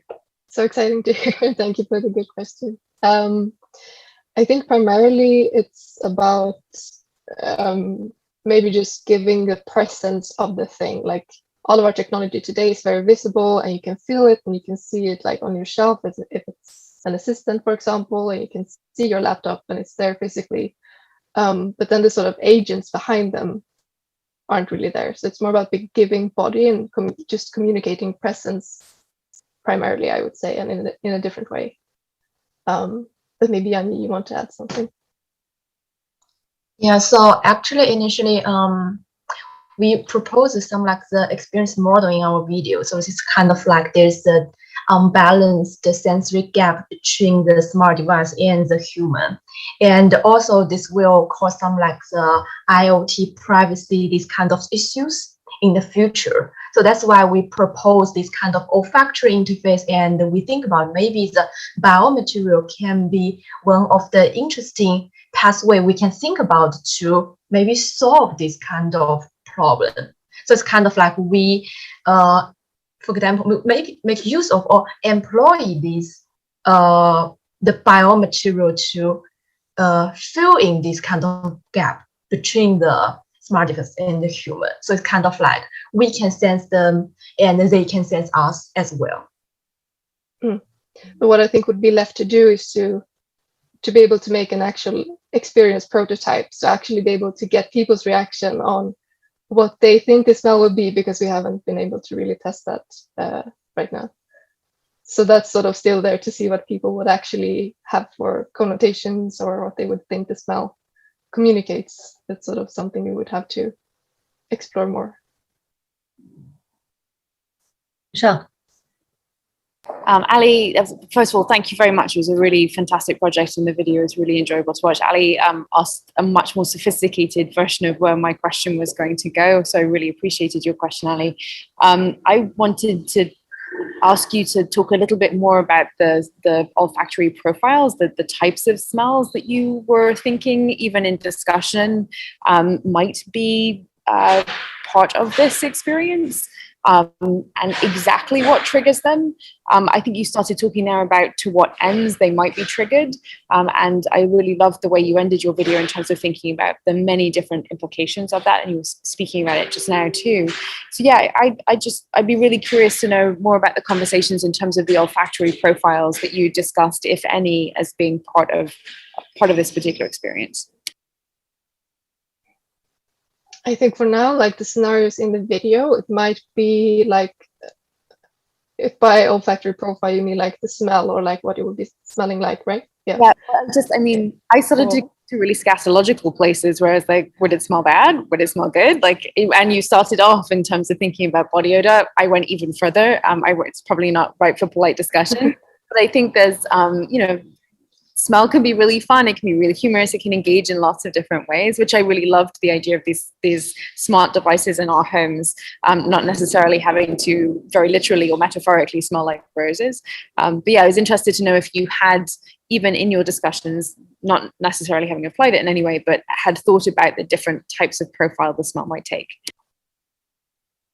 Yeah, so actually we propose that we will use the gene editing technology in these biomaterials. So it's kind of like, actually user can define or customize totally the smell they like.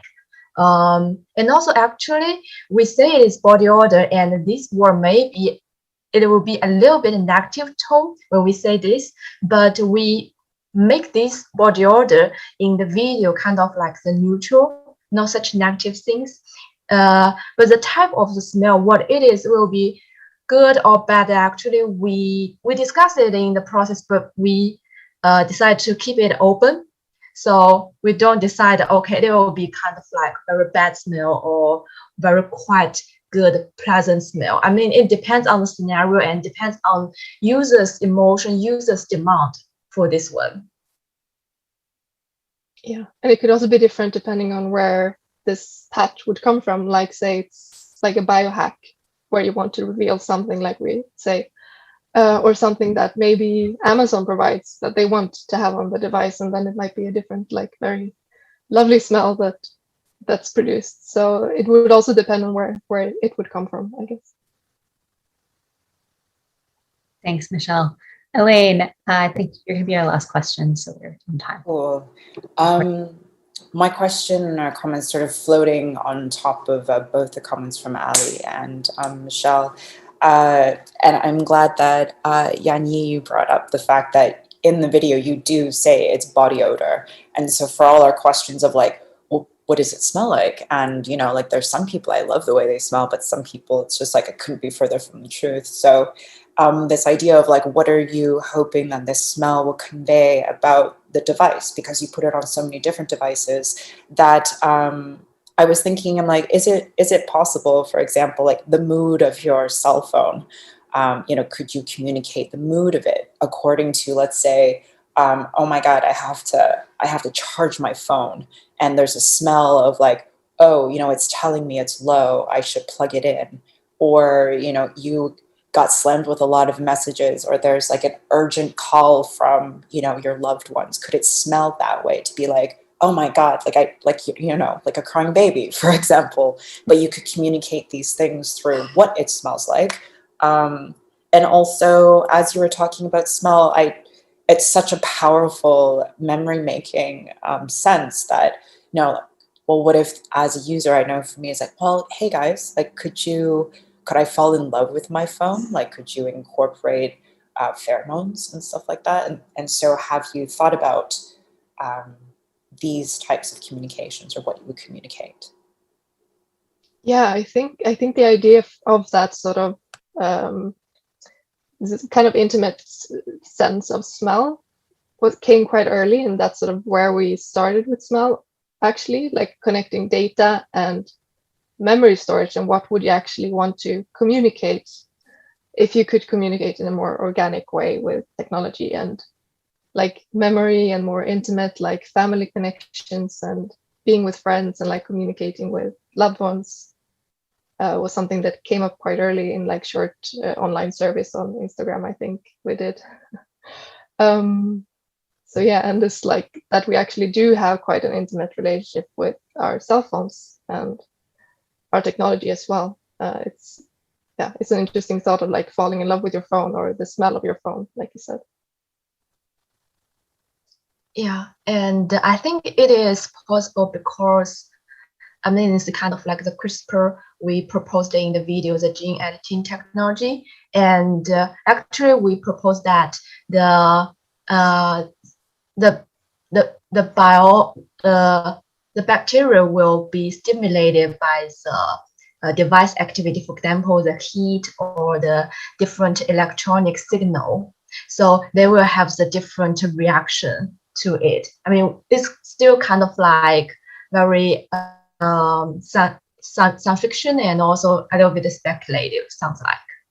But it is possible, theoretically. So interesting. Thank you so much for sharing your idea with us. Judges, thank you for your questions. We are going to move on to our final project video for the summit. And that last video is going to be SWPS University.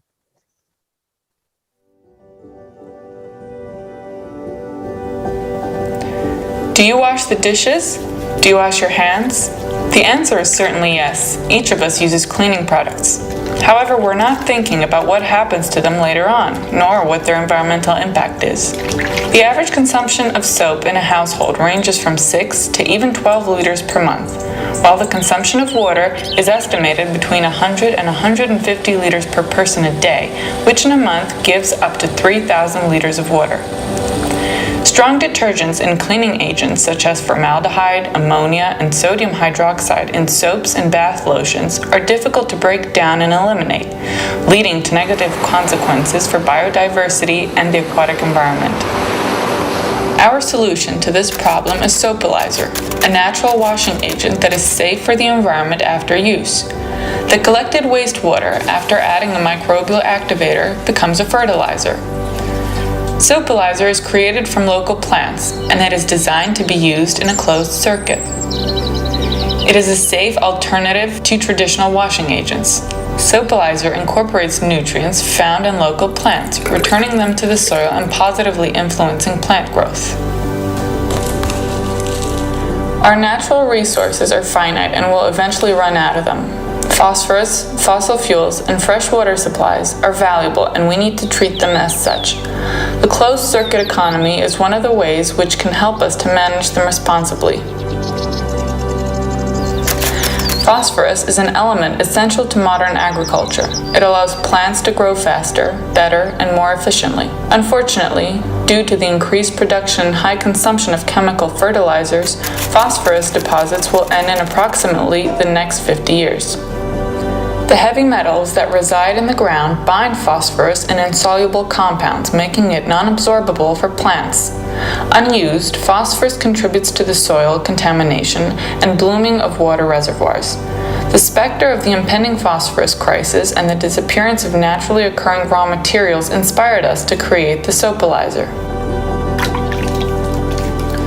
Plants need a number of elements for proper growth. Among those necessary for their development are nitrogen, potassium, calcium, and phosphorus.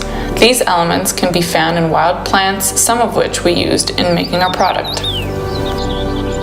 The main ingredient is soapboard, which contains saponins, chemical compounds that can be used as natural detergents. Thanks to its local character and wide availability in Poland, soapboard can be obtained in a sustainable manner, respecting the natural environment. It is a safe product for both the user and the environment. Its formula is completely natural and free from substances used in conventional detergents. Our cleaning range consists of 3 products: a soap-like detergent dedicated to cleaning the body, and a cleaner intended for cleaning the house. Then, to unlock Soapalizer's fertilizing abilities, the activator is added to the used water. The activator consists of enzymes beneficial for plant growth. Its formula also includes various microbial cultures, including bacteria from the PSB family. The water that remains after cleaning can go into the second circulation after adding the activator. The mixture of our cleaning products and the activator creates a natural fertilizer that can promote plant growth. This allows you to save water and recover from what would have been lost to the sewage wells.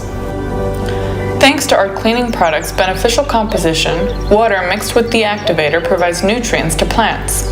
In addition, microbes included in the activator release the phosphorus already present in the ground in the form of insoluble compounds, further improving plant growth.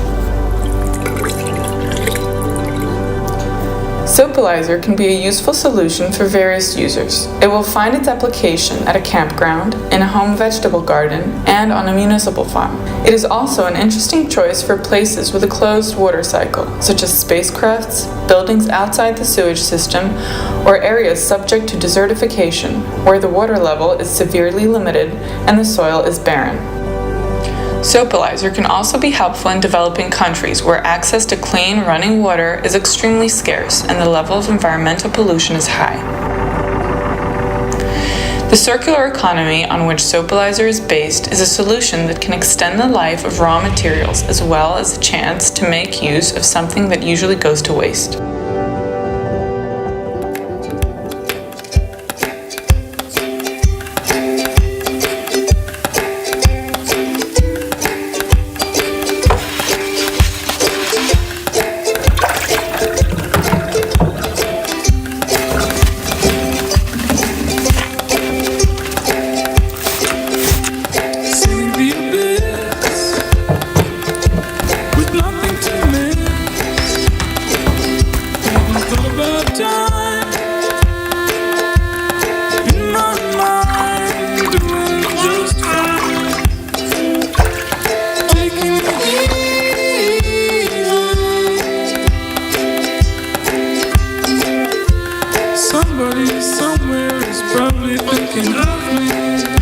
While Soapalizer cannot save the world, it can contribute to a better tomorrow, a step that will improve the quality of life of many people and protect biodiversity.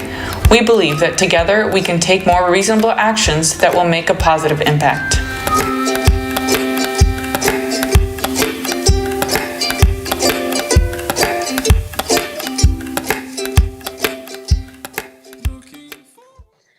All right, welcome SWPS students. Lovely to see you all in the same room. It's kind of rare these days. Judges, please join us if you have a question.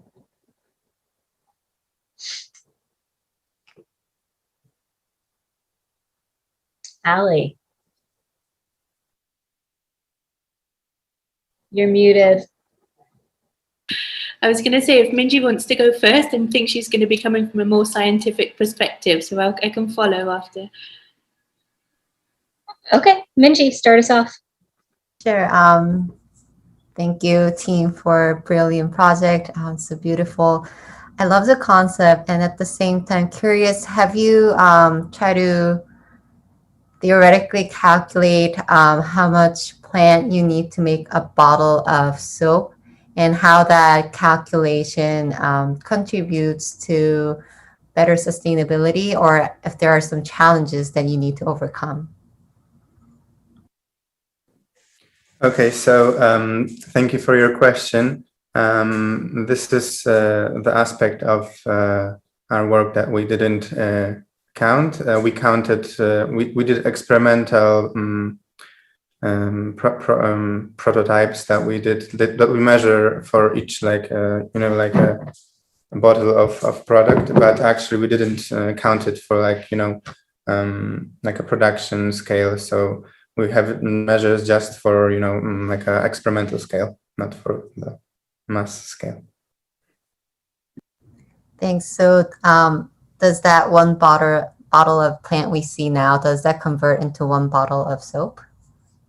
The one that I shown was actually just one type of extract that we did. The final product is actually here. It's a smaller bottle. It has like a few mixed things inside, so and I'm not exactly sure how much of it is inside. I'm sorry, but yeah, it's actually a mixture of a few extracts that we did separately. Thanks for the additional info. Allie. Yeah, actually, my question was kind of similar in that how do you know the ratio of how to mix it, especially, if you're on a campsite, you're not really going to be carrying around a measuring jug. So I'm wondering if there's something you could push further in terms of the actual product design itself, which alludes to how much you should mix in order to kind of dispel the pollution. I think my question is also kind of a systemic one in that if this is a product for an individual or for a family or a household, it's very different than if it's going to be used on an industrial scale. So have you thought about creating some kind of service blueprints for the different case studies in order to be able to convey the kind of cradle to grave, I guess, in this case, for the product?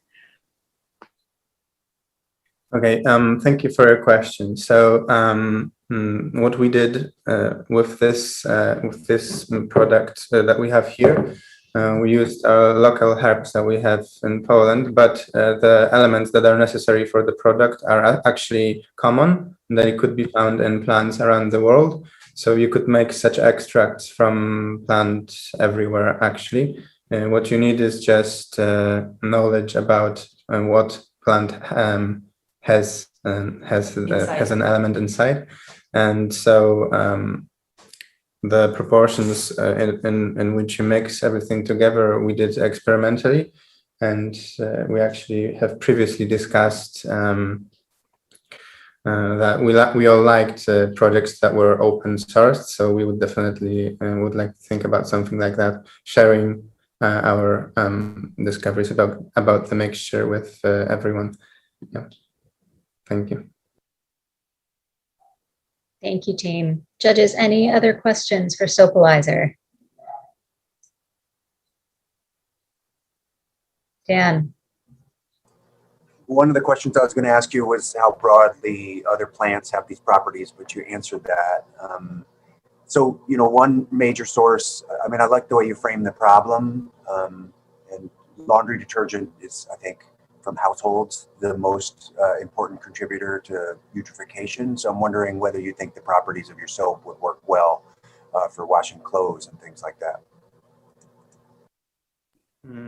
Okay, so thank you for your question. So we did two types of detergents. We made a soap-like detergent that is safe for washing the body. And the second one we did, we called the cleaner because its acidity is a bit higher. So we imagined that it would be used for cleaning surfaces inside of house. But these are the two that we have so far developed.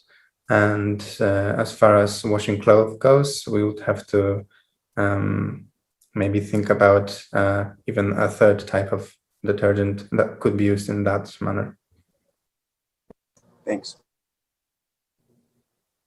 All right. I think that's it. Thank you so much, SWPS. Looking forward to next steps for your project. I hope you keep going with your research and prototypes. Emma, do you want to join me on stage? Yes. Do you want to make your first announcements, or I can go? Yeah, thank you everyone for having joined us for the last 3 days. I know it was a lot of presentations, a lot of content. I'm sure a lot of things that hopefully we see moving on in the future, and students continue their projects and research and we get updates from them. Hi, Allie. Hi, Michelle. So I just want to say there's no programming tomorrow. There will be,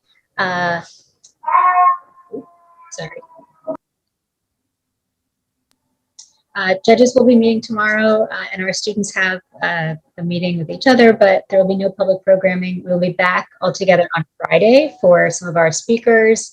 Well, all of our speakers, which are going to be geneticist Janina Jeff, who will speak at 12:30, bio artist Kathy High, and editor at Issues in Science and Technology, Lisa Marginelli, and they will speak at 1 o'clock.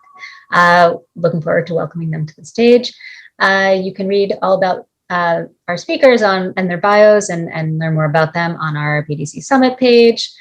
And just thank you again to audiences for joining us, judges for joining us, and all the students for all their hard work.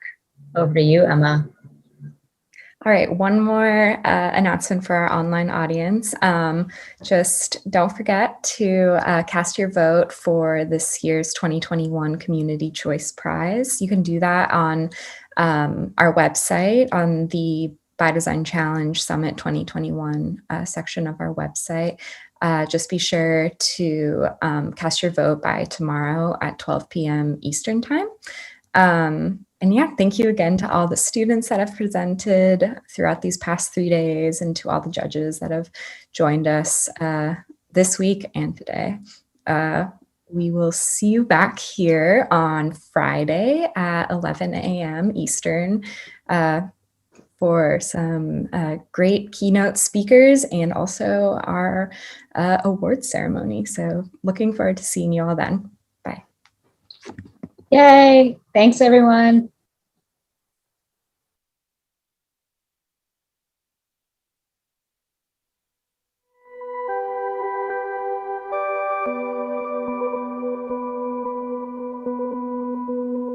All right, Jeff.